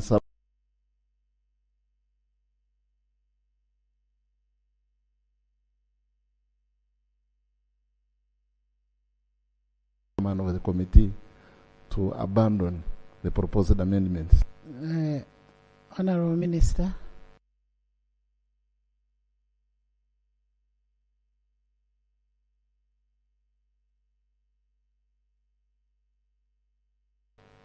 Attorney General of Government. So, Attorney General, does it stand part of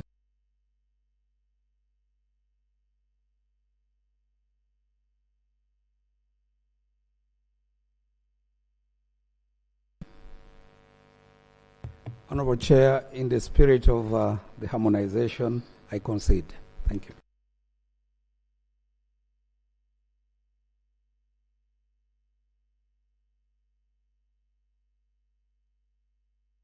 question that clause 15 stands part of the bill? Those in favor say and the contrary nay. The ayes have it.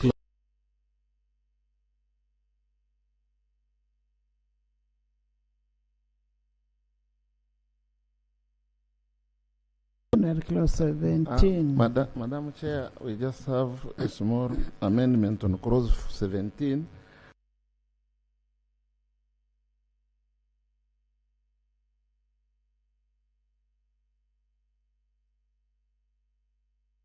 sectors of the economy and the justification is to ensure the implementation of the energy efficiency strategy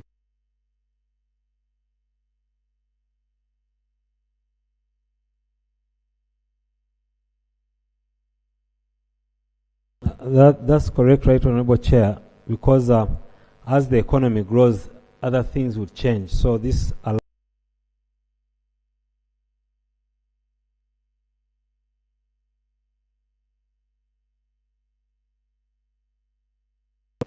that actually opens the way. So I agree with the amendment proposed. I put a question.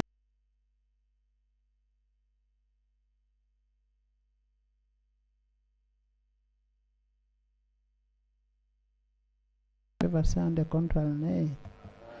The ayes have it. Clause 17 as amended. I put a question that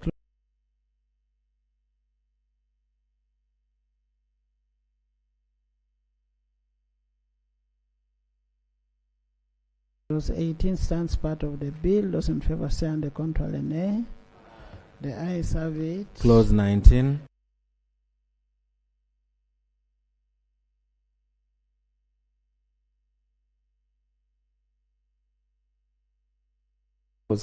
That we have a middle ground position.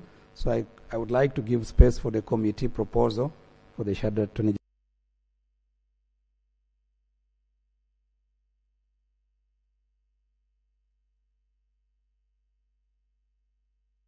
Clause 19 in sub-clause 1 by substituting for the words the minister responsible for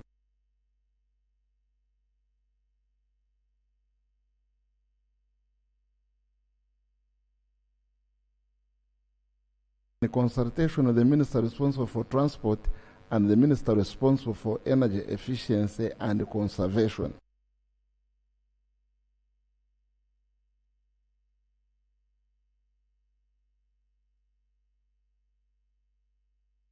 The custodian of standards in Uganda is the Uganda National Bureau of Standards, and this amendment is to require the Uganda National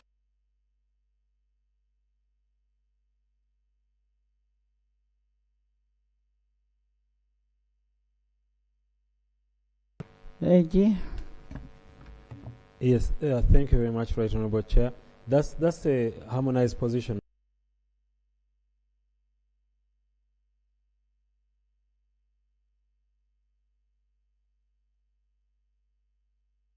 By the Harmonization Committee, those in favor say on the contrary, nay.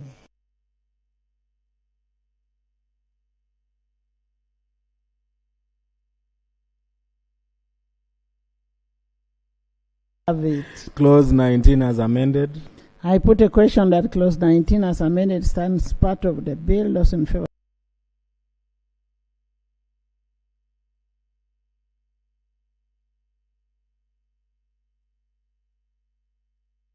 Honorable Chair, Shadow. still I would like to. Also obliged, Madam Chair, we are proposing to amend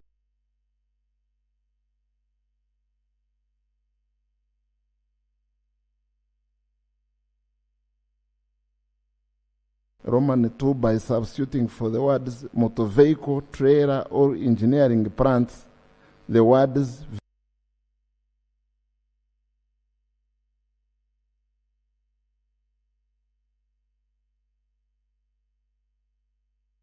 or type specified under the words a vehicle or vessel referred to in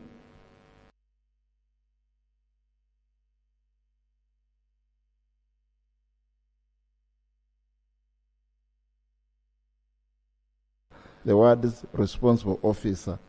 In sub-clause 3, by substituting for the words chief license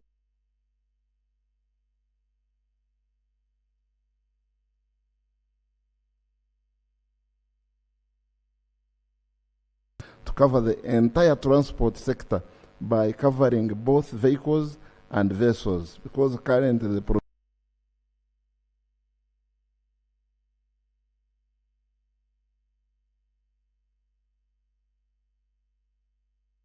Put a question that clause 20 be amended as proposed by Shadow Attorney General.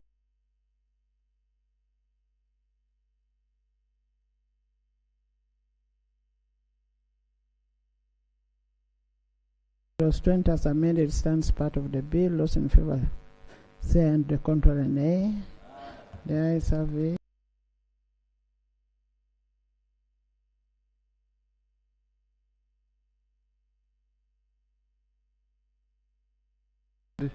The words motor vehicle by substituting the words motor vehicle with the words vehicle or vessel.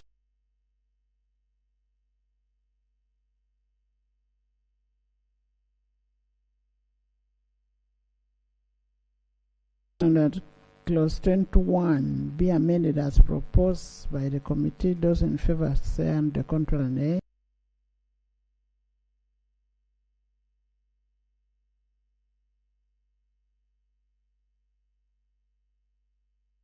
The ayes have it. Clause 22. Madam Chair, we are proposing to amend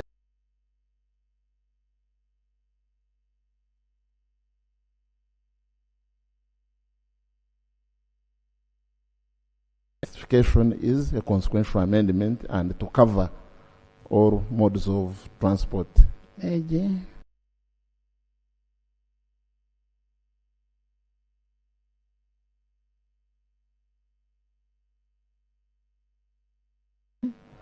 The ayes have it. Clause 22 as amended. I put a question that clause 22 as amended stands part of the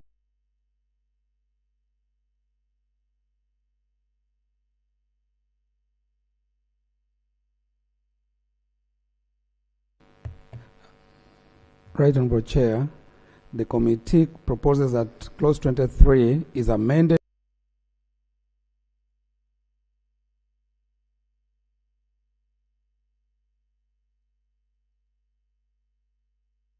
functions that should be performed at the level of commissioner. Minister.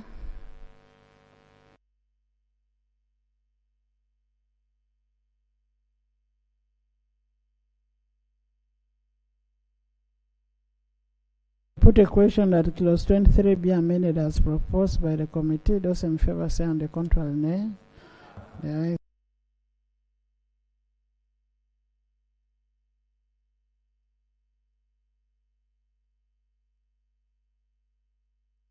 Clause 24. I put a question that clause 24 stands part of the bill. Those in favor said the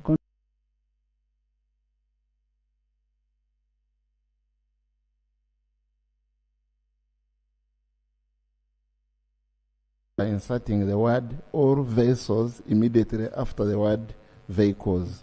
And the justification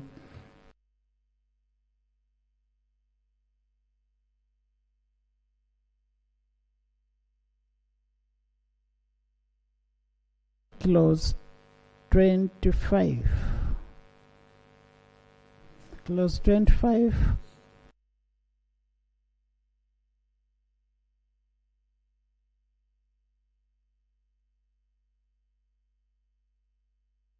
Clause 25 as amended. I put a question that clause 25 as amended stands part of the bill. Those in favor.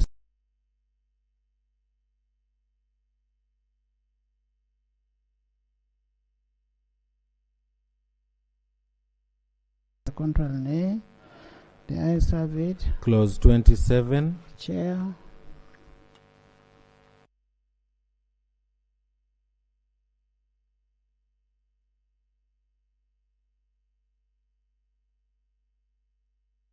Repeating the words and customer outcomes. The justification is that the customer outcomes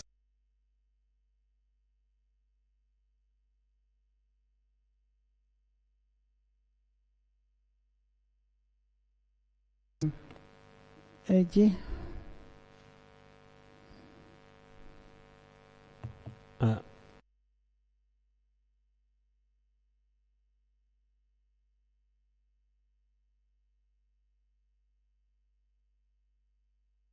Customer outcome. So you were saying that it should give only a report on its activities and performance.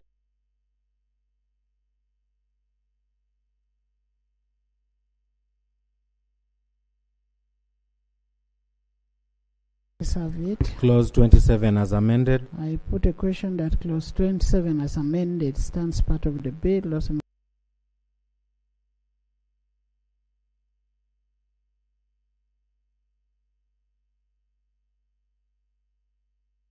6, we are proposing to delete the words develop and update standards.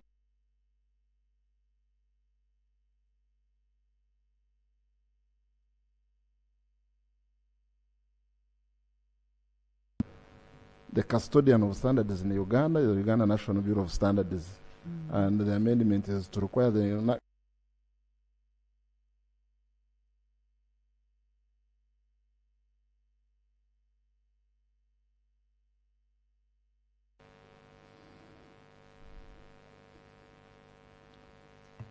We discussed that too.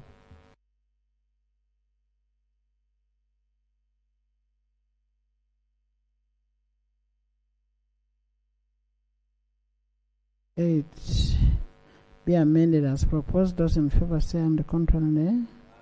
The ayes have it. Close.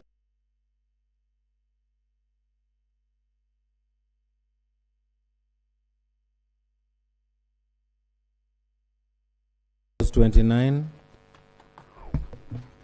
Madam Chair, we are proposing to amend clause 29.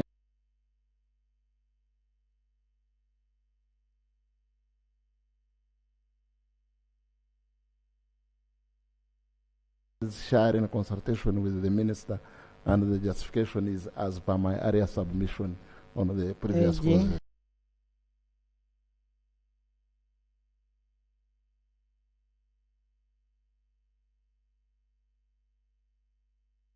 In favor say on the contrary nay. The ayes have it. Clause 29 as amended. I put a question that clause 20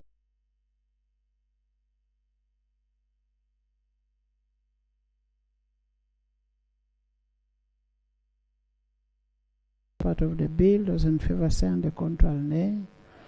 The ayes have it. Clause 31. 31.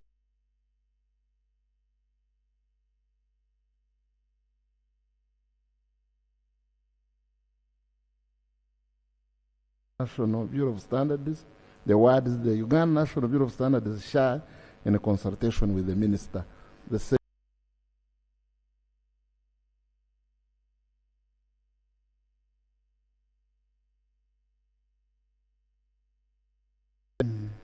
be amended as proposed. Those in favor say on the contrary nay. The ayes have it. Clause 32.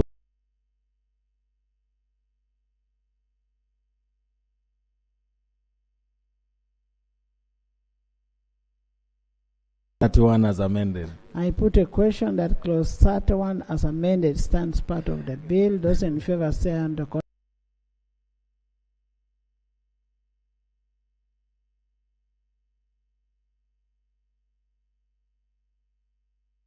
In favor say on the contrary nay. The ayes have it. Clause 33. I put a question that clause 33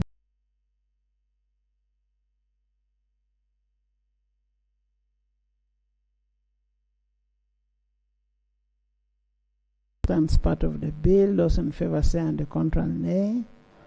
The ayes have it. Clause 35. I put a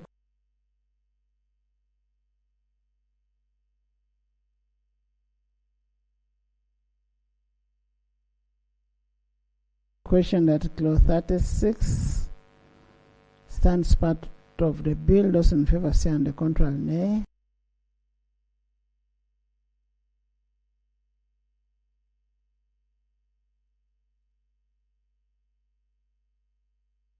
Clause 38.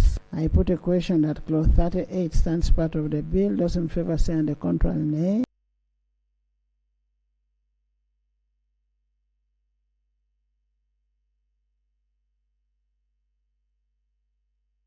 Right Honorable Chair, the committee proposes that clause 39 is amended in subclause 1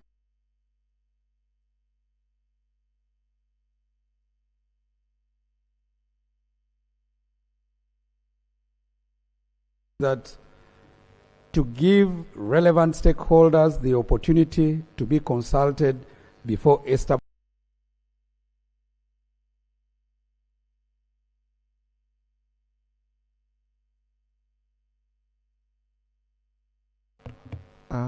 Madam Chair, since this is a law that will affect the public, it's important that the public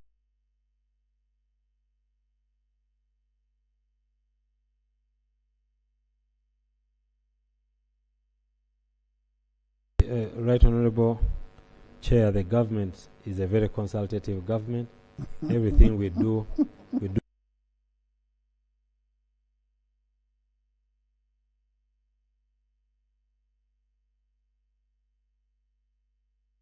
Shown that clause 39 be amended as proposed. Those in favor say and the contrary nay. The ayes have it.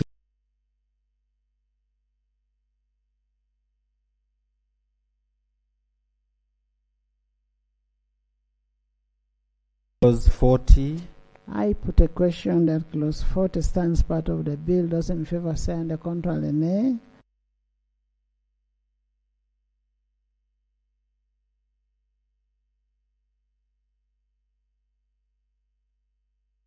Ayes have it. Clause 42. Chair.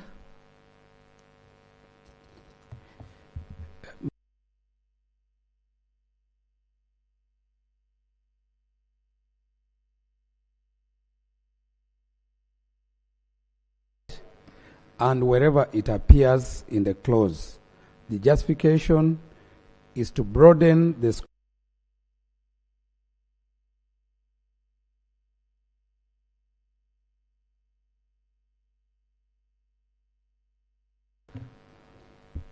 Well, we hadn't discussed it, but since we are talking about regret,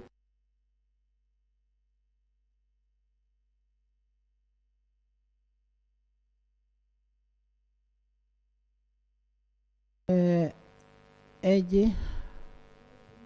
Right Honorable Chair.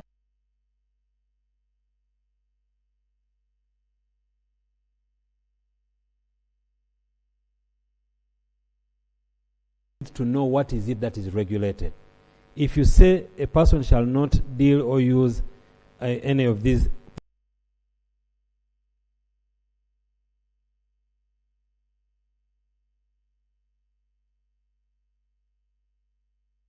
those that are specified that you shall not deal in. Also, it's important because you need to specify them in time.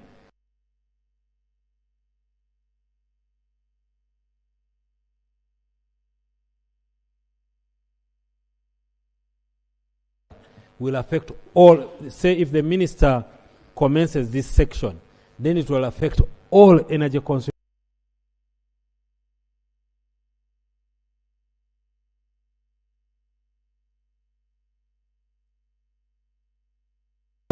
But it allows organic growth in the ministry. I propose that clause 42 do stand.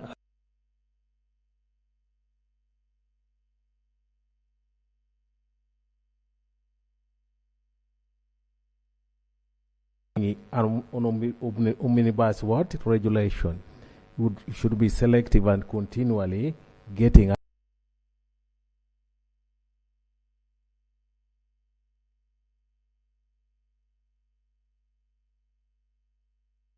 I have an objection to what the AG. Chair. Right Honorable Chair.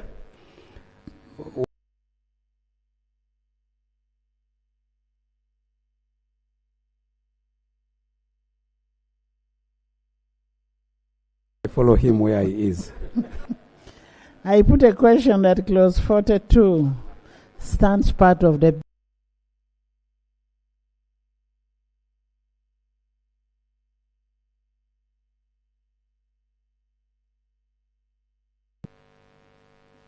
Right Honorable Chair, in light of the explanation given by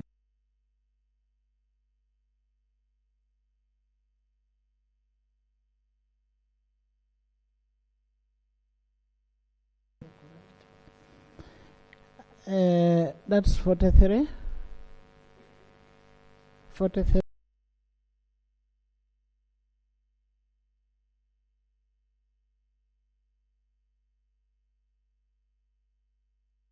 Ayes have it. Clause 44. Clause 44. I put a question that clause 44.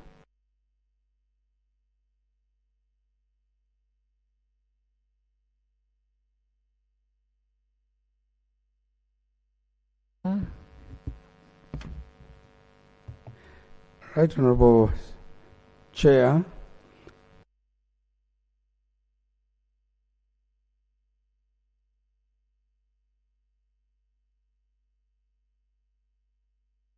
more deterrent. AG.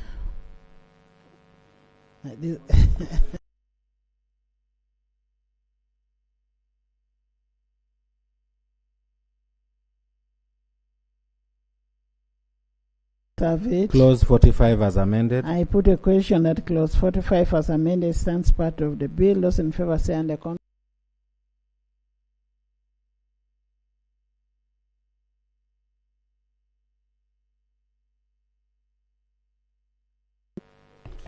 Right Honorable Chair, whereas the committee had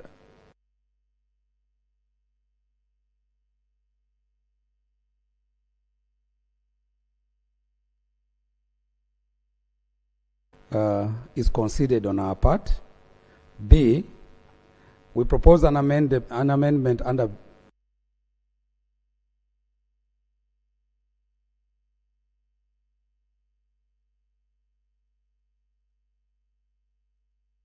by substituting for the word 10,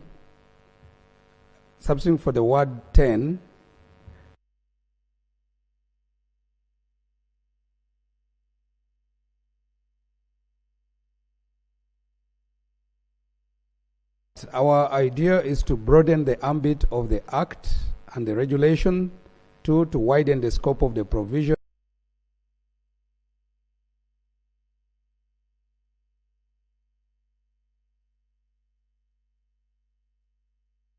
With that, Right Honourable, is that if the manufacturer is outside the country, because this clause is dealing with illegal importation of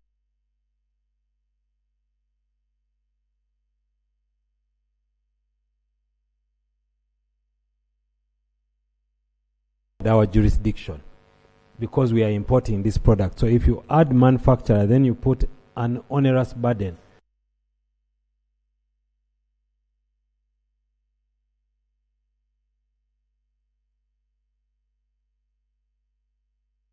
Shadow?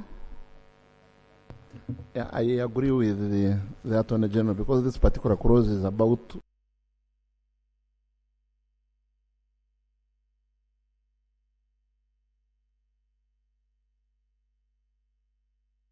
to increase the fines from 10,000 currency points, since it has been the trend.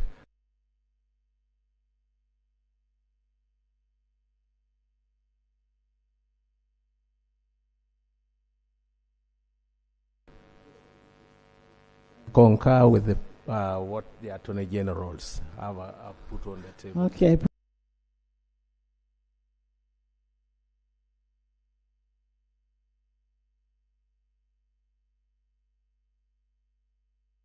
The ayes have it. Clause 46 as amended.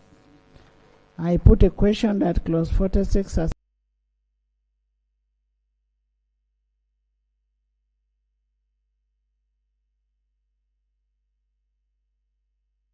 part of the bill. Those in favor say and the contrary nay. The ayes have it. Clause 48. I put a question that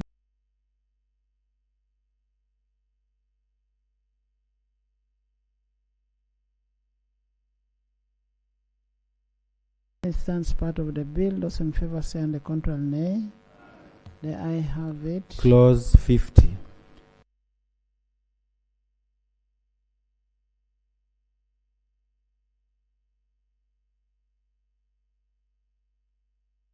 The minister may, in collaboration with the ministry responsible for education, with the words the minister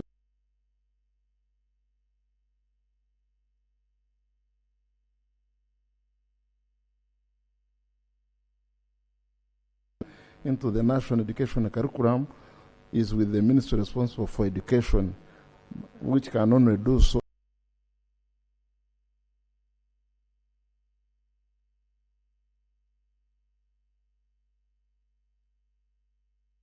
50 be amended as proposed by the Shadow Attorney General. Those in favor say aye.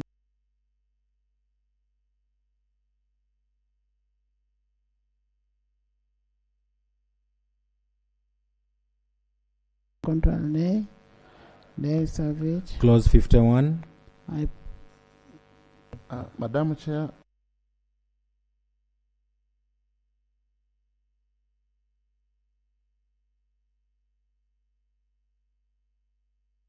with the words, the minister responsible for finance shall, in consultation with the minister, and just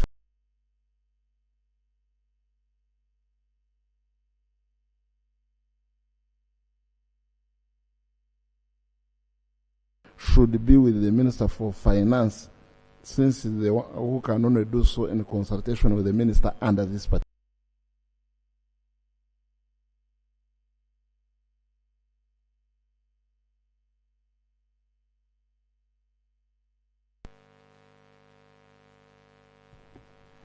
Eji.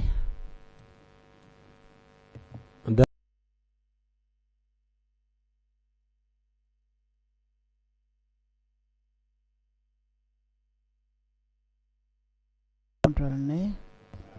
The ayes have it. Clause 51 as amended. I put a question that clause 51 as amended.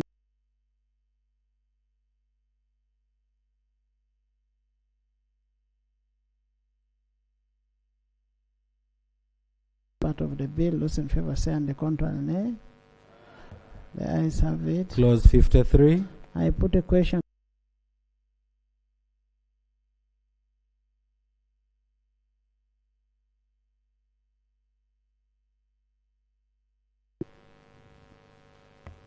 Right Honourable Chair, clause 54 is part of the harmonized position.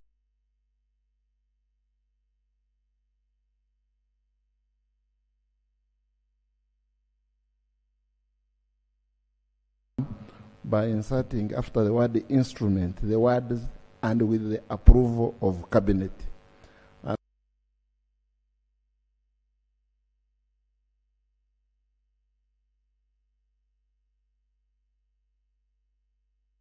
the state instruments issued by the minister, so that the interests of all Ugandans are taken care of. Okay.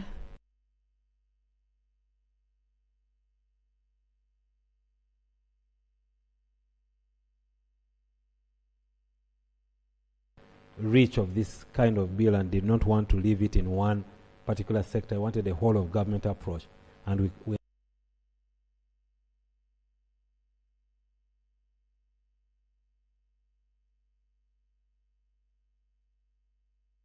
amended. I put a question that clause 54 as amended stands part of the bill. Those in favor say and the contrary nay.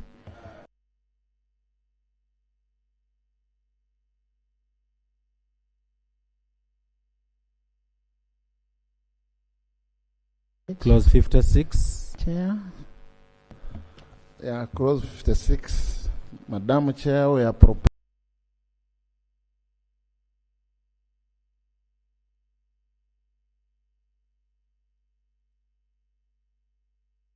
We done that because all the amendments we have proposed in clause 1, we want them to be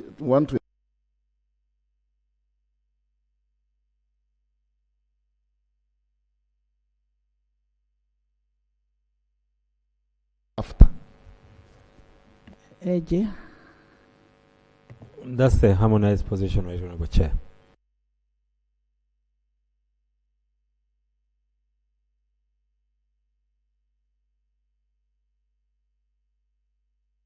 I put a question that clause 56 as amended stands part of the bill. Those in favor say and the contrary nay. The ayes have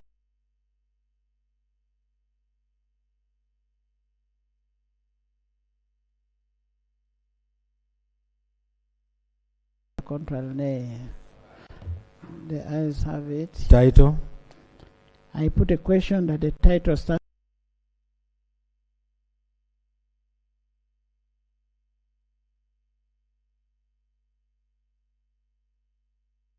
Honourable Minister.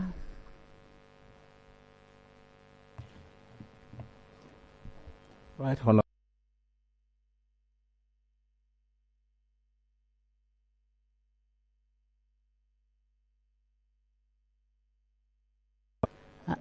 I put a question that the House resumes and the Committee of the whole House reports there too.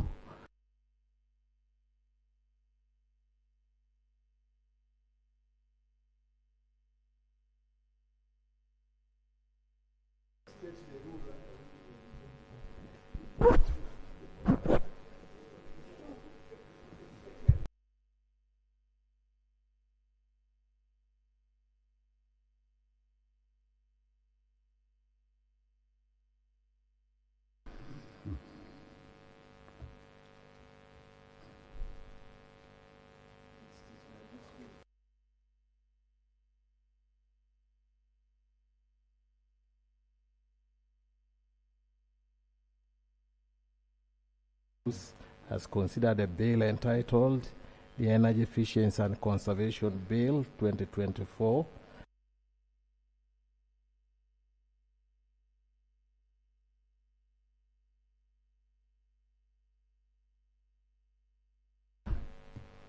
Right, Honorable Speaker and Honorable Members, I move that the report from the Committee of the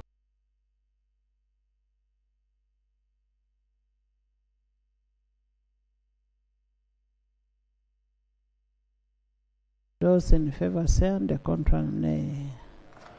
The ayes have it. Bill's third reading.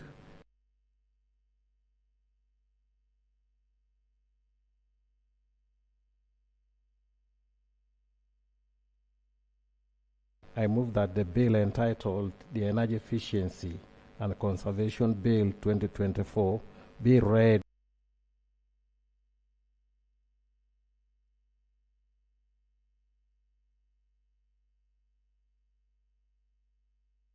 Four. Be read the third time and do pass. Those in favor say and the contrary nay.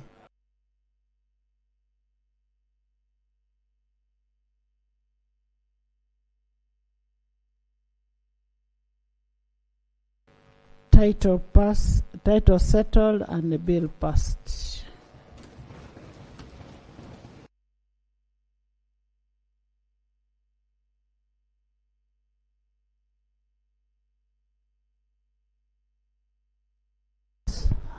Chair. Right Honorable Speaker, Honorable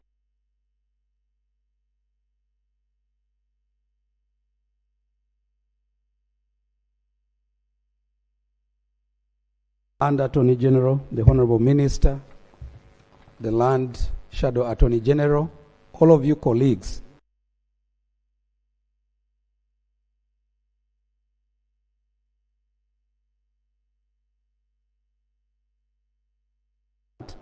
That even when you hit turbulence, when you persist, you definitely reach ashore.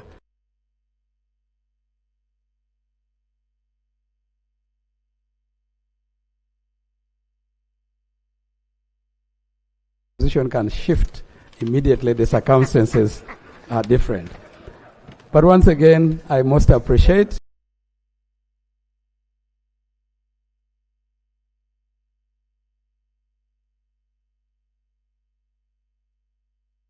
Item 6 on the order paper. Honorable Minister wants to say something? Yeah, right.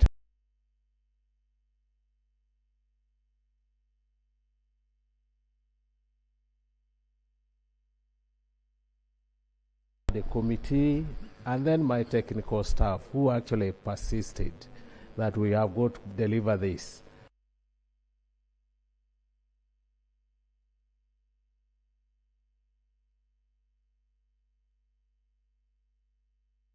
To the shadow Attorney General and the real Attorney General.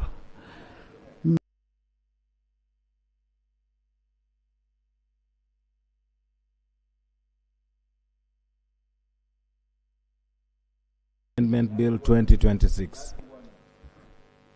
Do you still have the stamina? Honorable members, the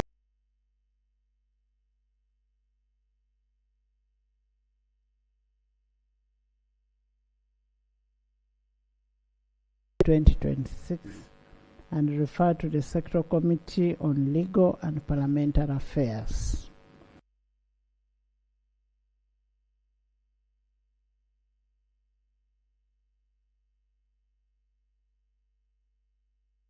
Of the rule of procedure, I will invite the Minister of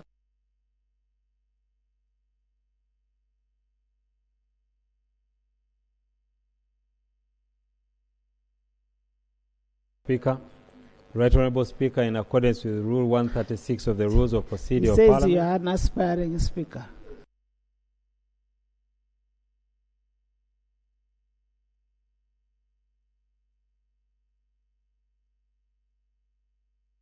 I do. Seconded. Seconded by Honorable both of both.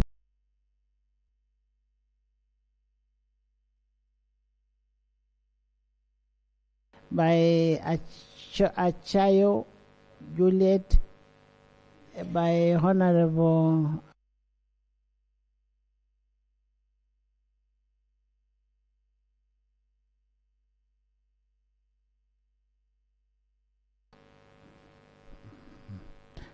Justify. Right, Honorable Speaker and Honorable colleagues.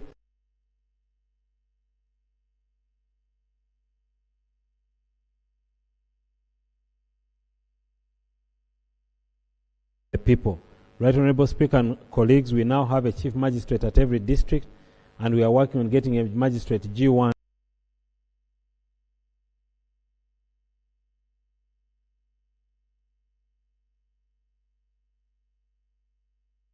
So to abolish the position of magistrate grade 2, which is no longer applicable in our jurisdiction, and to provide for transition.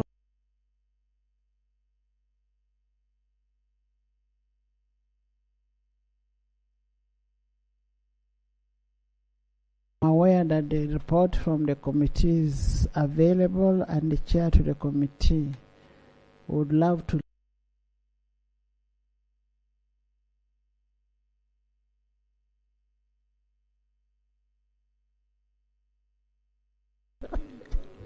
Madam Speaker, the committee report is ready. It's here duly signed by the requisite number.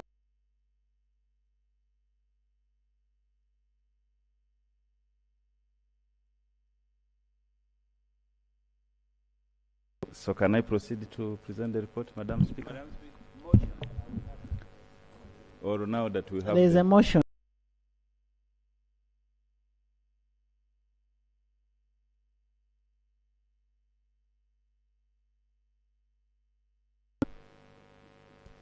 Madam Speaker, as the custodian of the rules, we agreed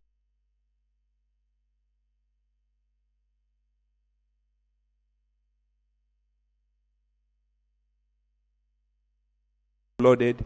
I therefore beg to move a motion that the bill be read for the third time. I mean second time. For the second.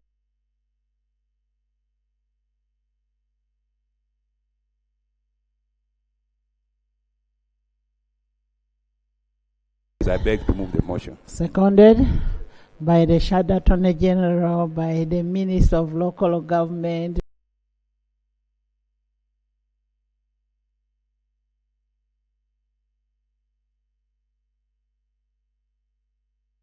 By Honorable Momusa Yongera, by Isaac, by Annette, by Dr.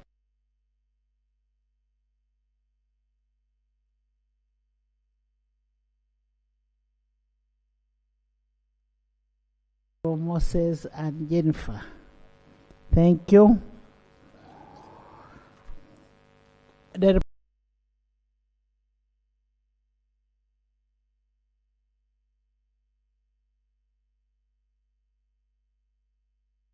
read for the second time.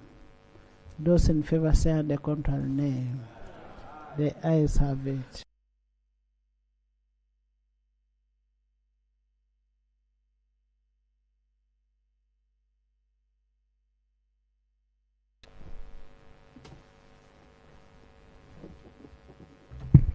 Please have a seat.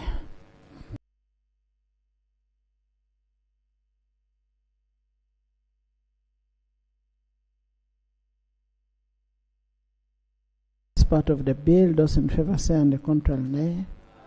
The ayes have it. Clause 2.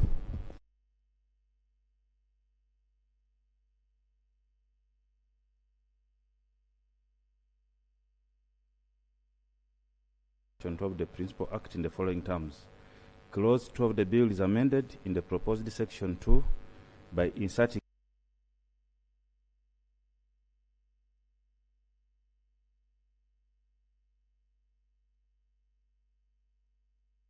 Judiciary Council in designating magisterial areas and magistrates courts in compliance with section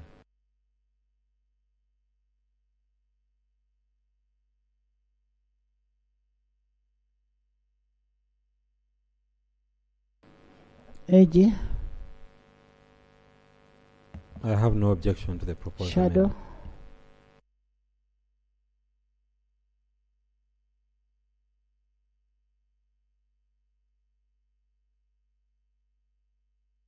As amended. I put a question that clause 2 as amended stands part of the bill. Those in favor say and the contrary nay.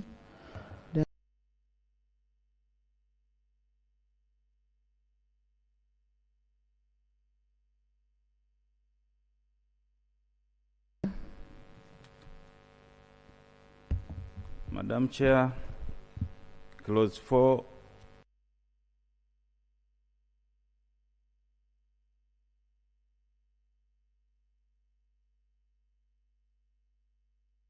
following. 4. Appointment of magistrates. 4.1. There shall be appointed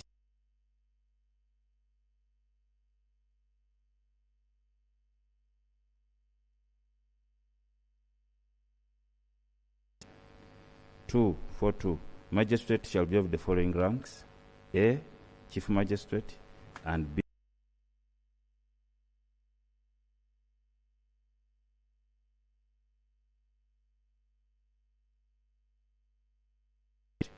Or magistrate under this act and any written law. Justification to remove unnecessary administrative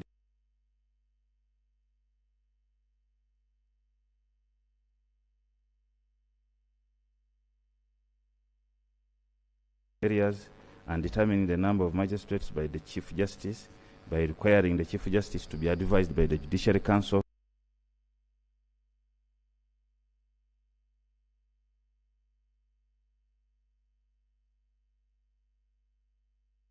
as provided in Section 5 of the Administration of the Judiciary Act. The last justification to clarify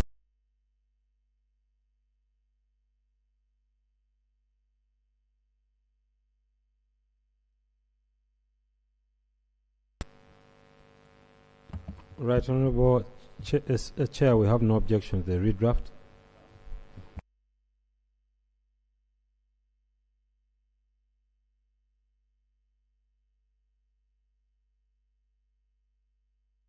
The ayes have it. Clause 4 as amended. I put a question that clause 4 as amended stands part of the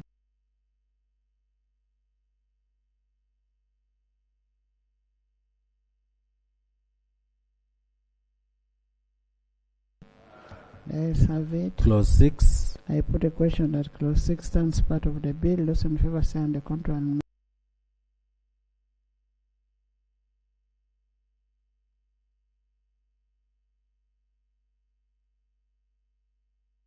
Clause 8. Clause 8. Chair.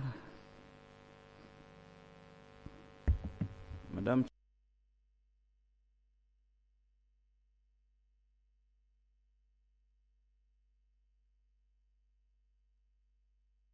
the following. 8. Repeal of Section 173 of the Principal Act. Section 73 of the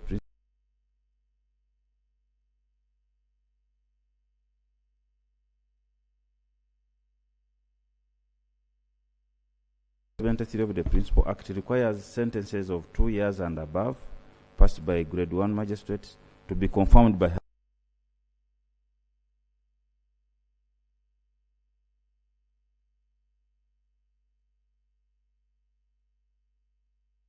it has proposed in the bill, since the provision is redundant owing to the existence of other remedies available.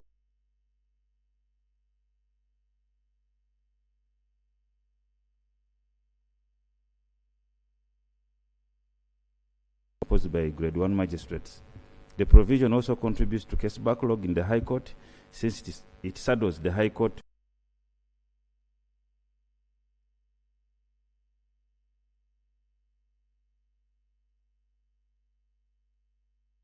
confirmation of the High Court. The section is a colonial position which was proposed to review decisions of magistrates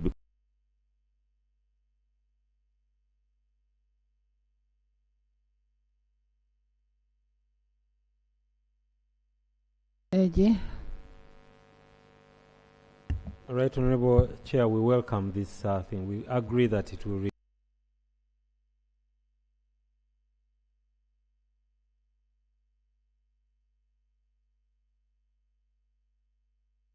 for revision or review. We agree with the committee's recommendation. Thank you. Shadow.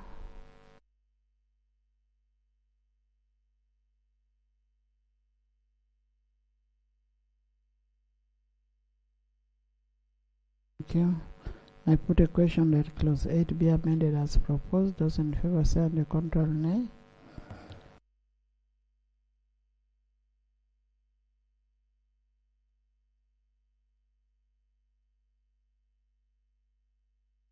Have it. Clause 9. Clause 9. Madam.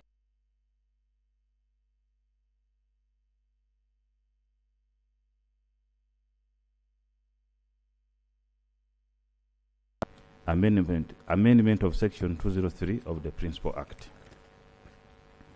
Section 203 of the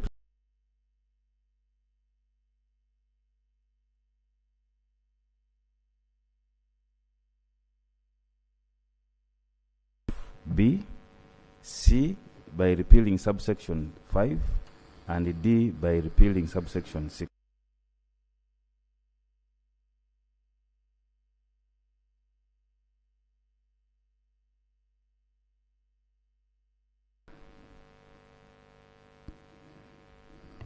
Right Honorable Chair, we have no objection. This is a consequential amendment.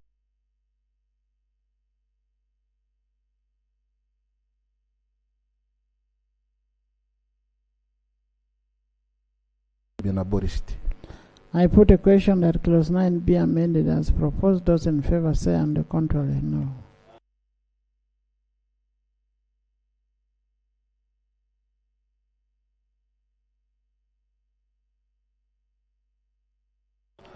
The ayes have it. Clause 10. Chair. Madam Chair,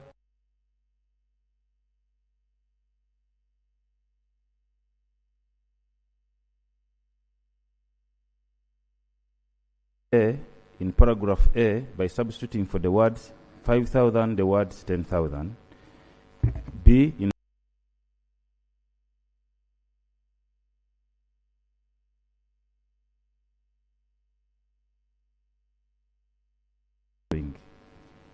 D, by inserting immediately after subsection 1 the following.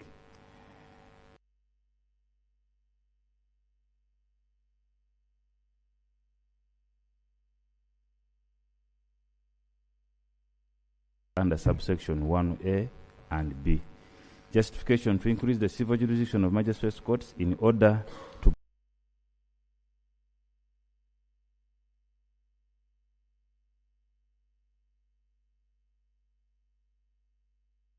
millions as proposed in the bill to use Uganda shillings 200 million for chief magistrates,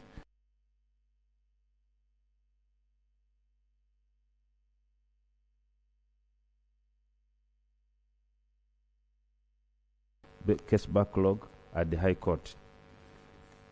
The other justification is to empower the minister to increase the jurisdiction of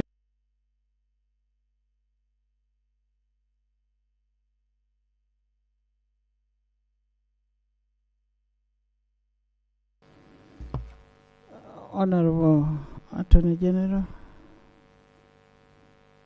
Right.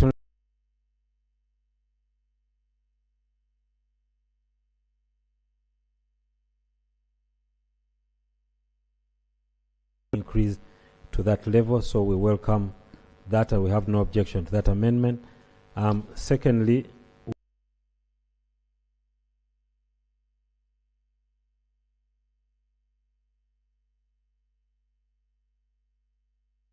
objection to the proposed amendments to clause 10.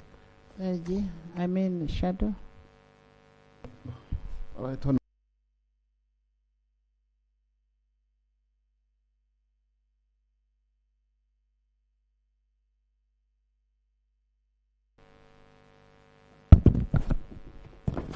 Thank you. Right Honorable Speaker, I have listened to the Land Attorney General.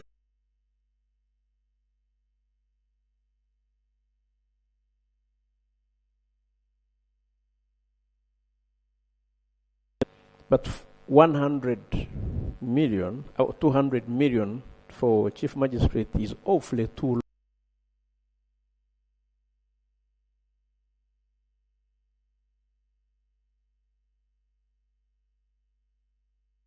million for a chief magistrate. One, to be a chief magistrate is very well learned, schooled. So really, that's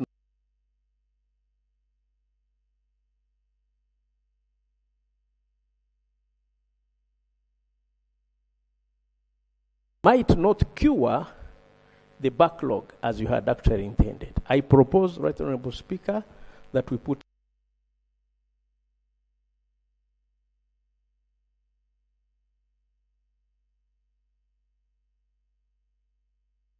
to even concede to this position is based on empirical data received from the judiciary.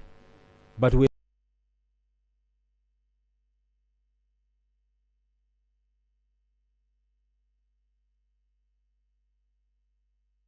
tomorrow we found that it needed to increase to 300 million as the member proposes. Then the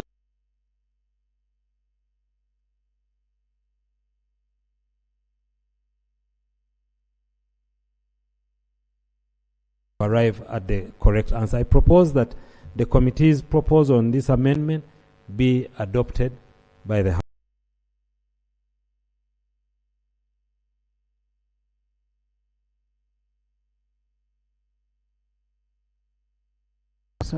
Clause 10 as amended. I put a question that clause 10 as amended stands part of the bill.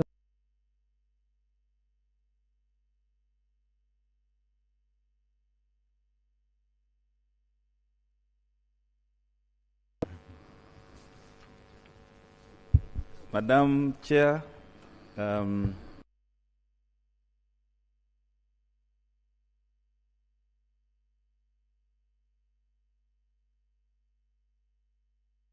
the proposed 217A in the following terms. 217A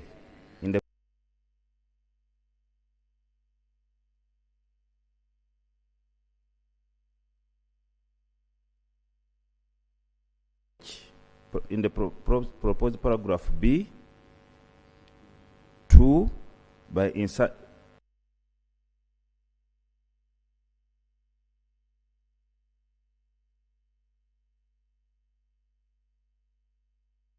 substituting for the proposed paragraph 3 the following. 3. Transfer it to another magistrate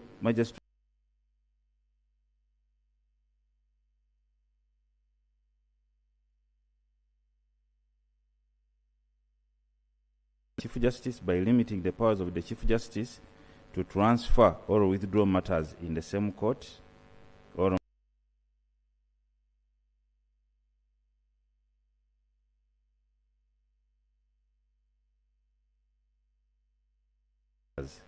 the second justification in subparagraph 3 to remove the option of returning a matter withdrawn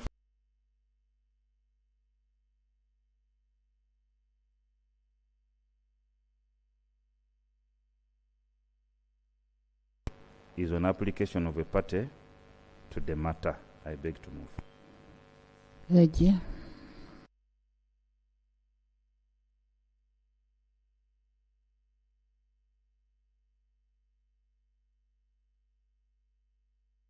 By the committee, save for the issue of withdrawal. In this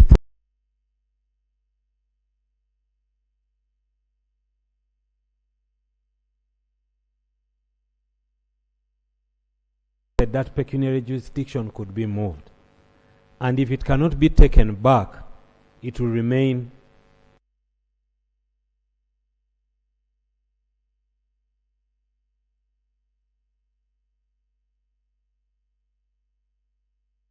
a file from, say, the High Court and place it in the Magistrates Court, because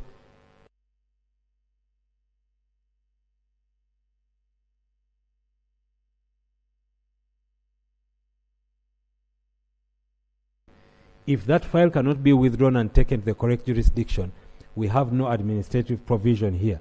So that will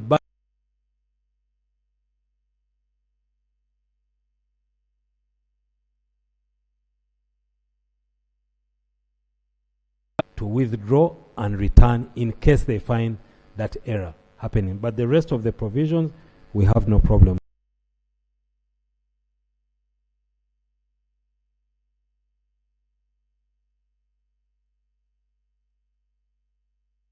committee proposed amendment. The committee supports the power of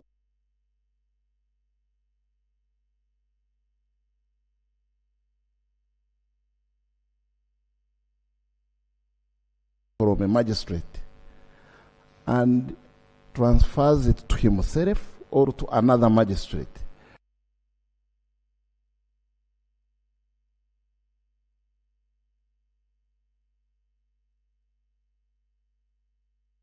Withdrawn it. So would want, if a chief magistrate has withdrawn a file from a particular magistrate within his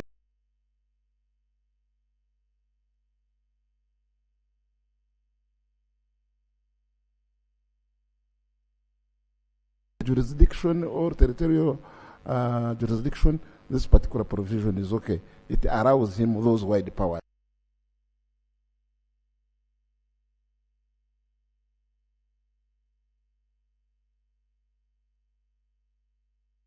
Exactly. There are some magisterial areas which have only a chief magistrate and a G1. So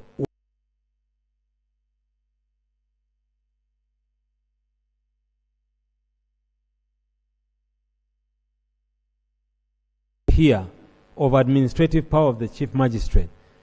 If there is any problem with the action of the chief magistrate, they have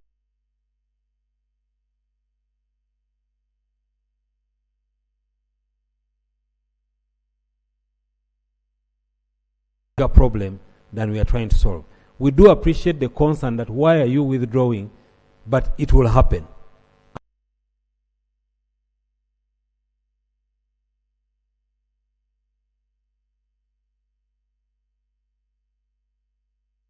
Now we have changed the pecuniary jurisdiction. This kind of activity is something that you will need to be able to administratively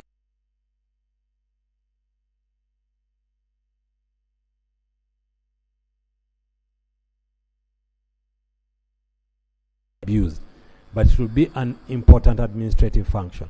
I beg to submit. So,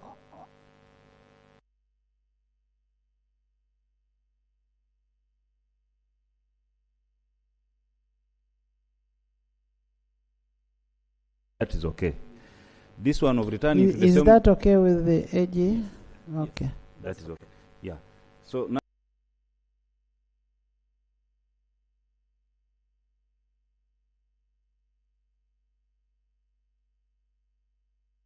Administrative. yeah. Okay.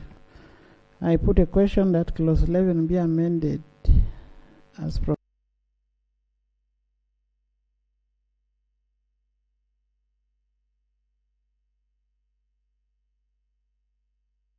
Clause 11 as amended. I put a question that clause 11 be amended as amended stands part of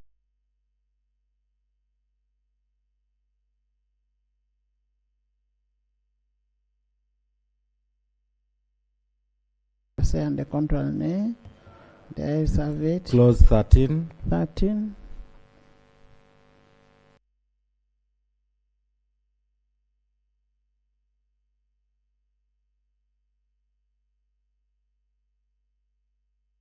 Amendment of Section 219 of the Principal Act. Section 219 of the Principal Act is amended in subsection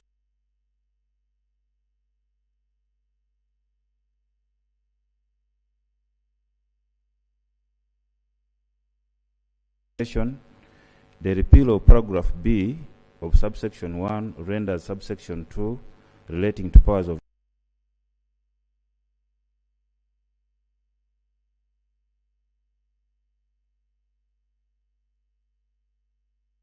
subsection 2. I beg to move. AG. It is a consequential amendment. We have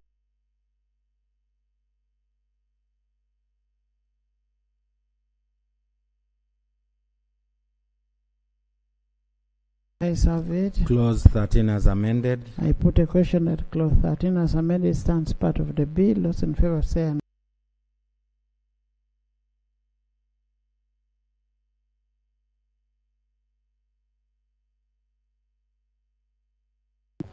The ayes have it. Clause 15. I put a question that clause 15 stands part of the bill. Those in favor say aye.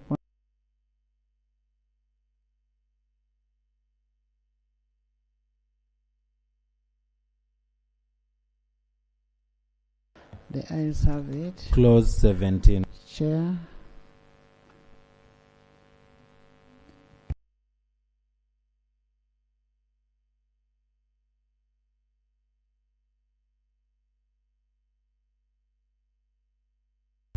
The following.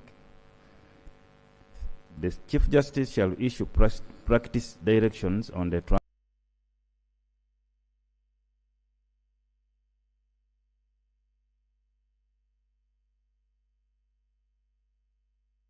I beg to move. AJ. The Chief Justice already had the power.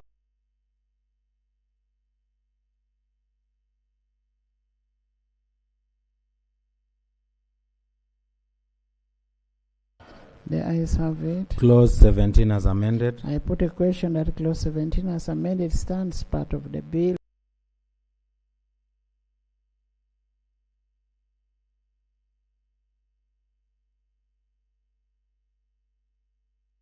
And the contrary nay.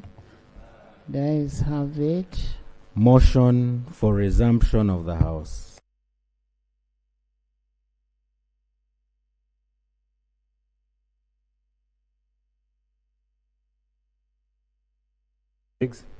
I move that the House do resume and the committee of the whole House do report thereto.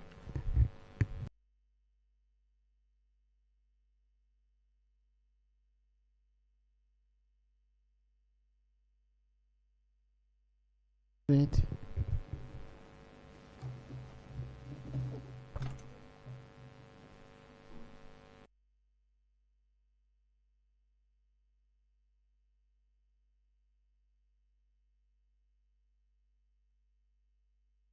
Report of the Committee of the Whole House. Honorable Minister. Right Honorable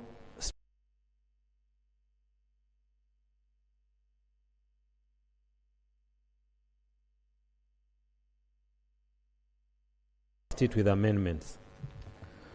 Motion for adoption of the report of the Committee of the Whole House. Honorable Minister.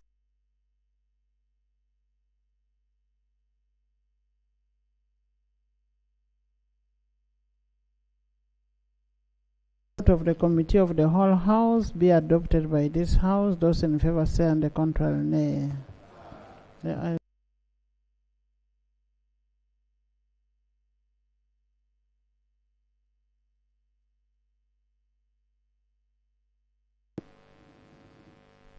Right Honorable Speaker, honorable members, I move that the bill entitled the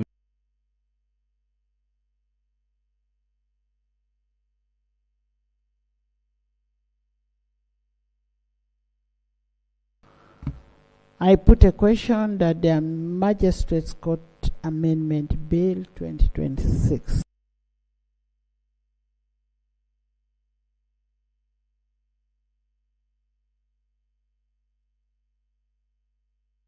Bill for an act titled the Magistrates Courts Amendment Act 2026.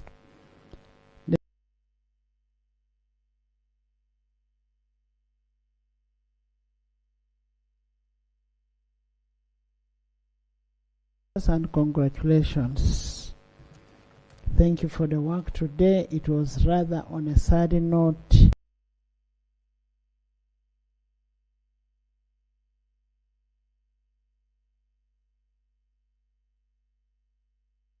Passed on the Idi day, and we'll lay him to rest on 31st.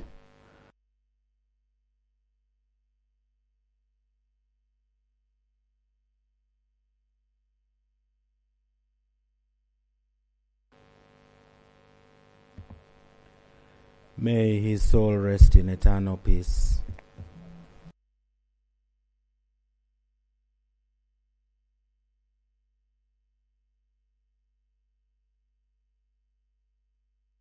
'31st for the send-off of the old man, our old man.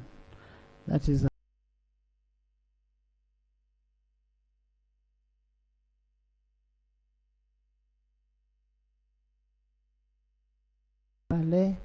by prayers, please do, and join the family in Omoro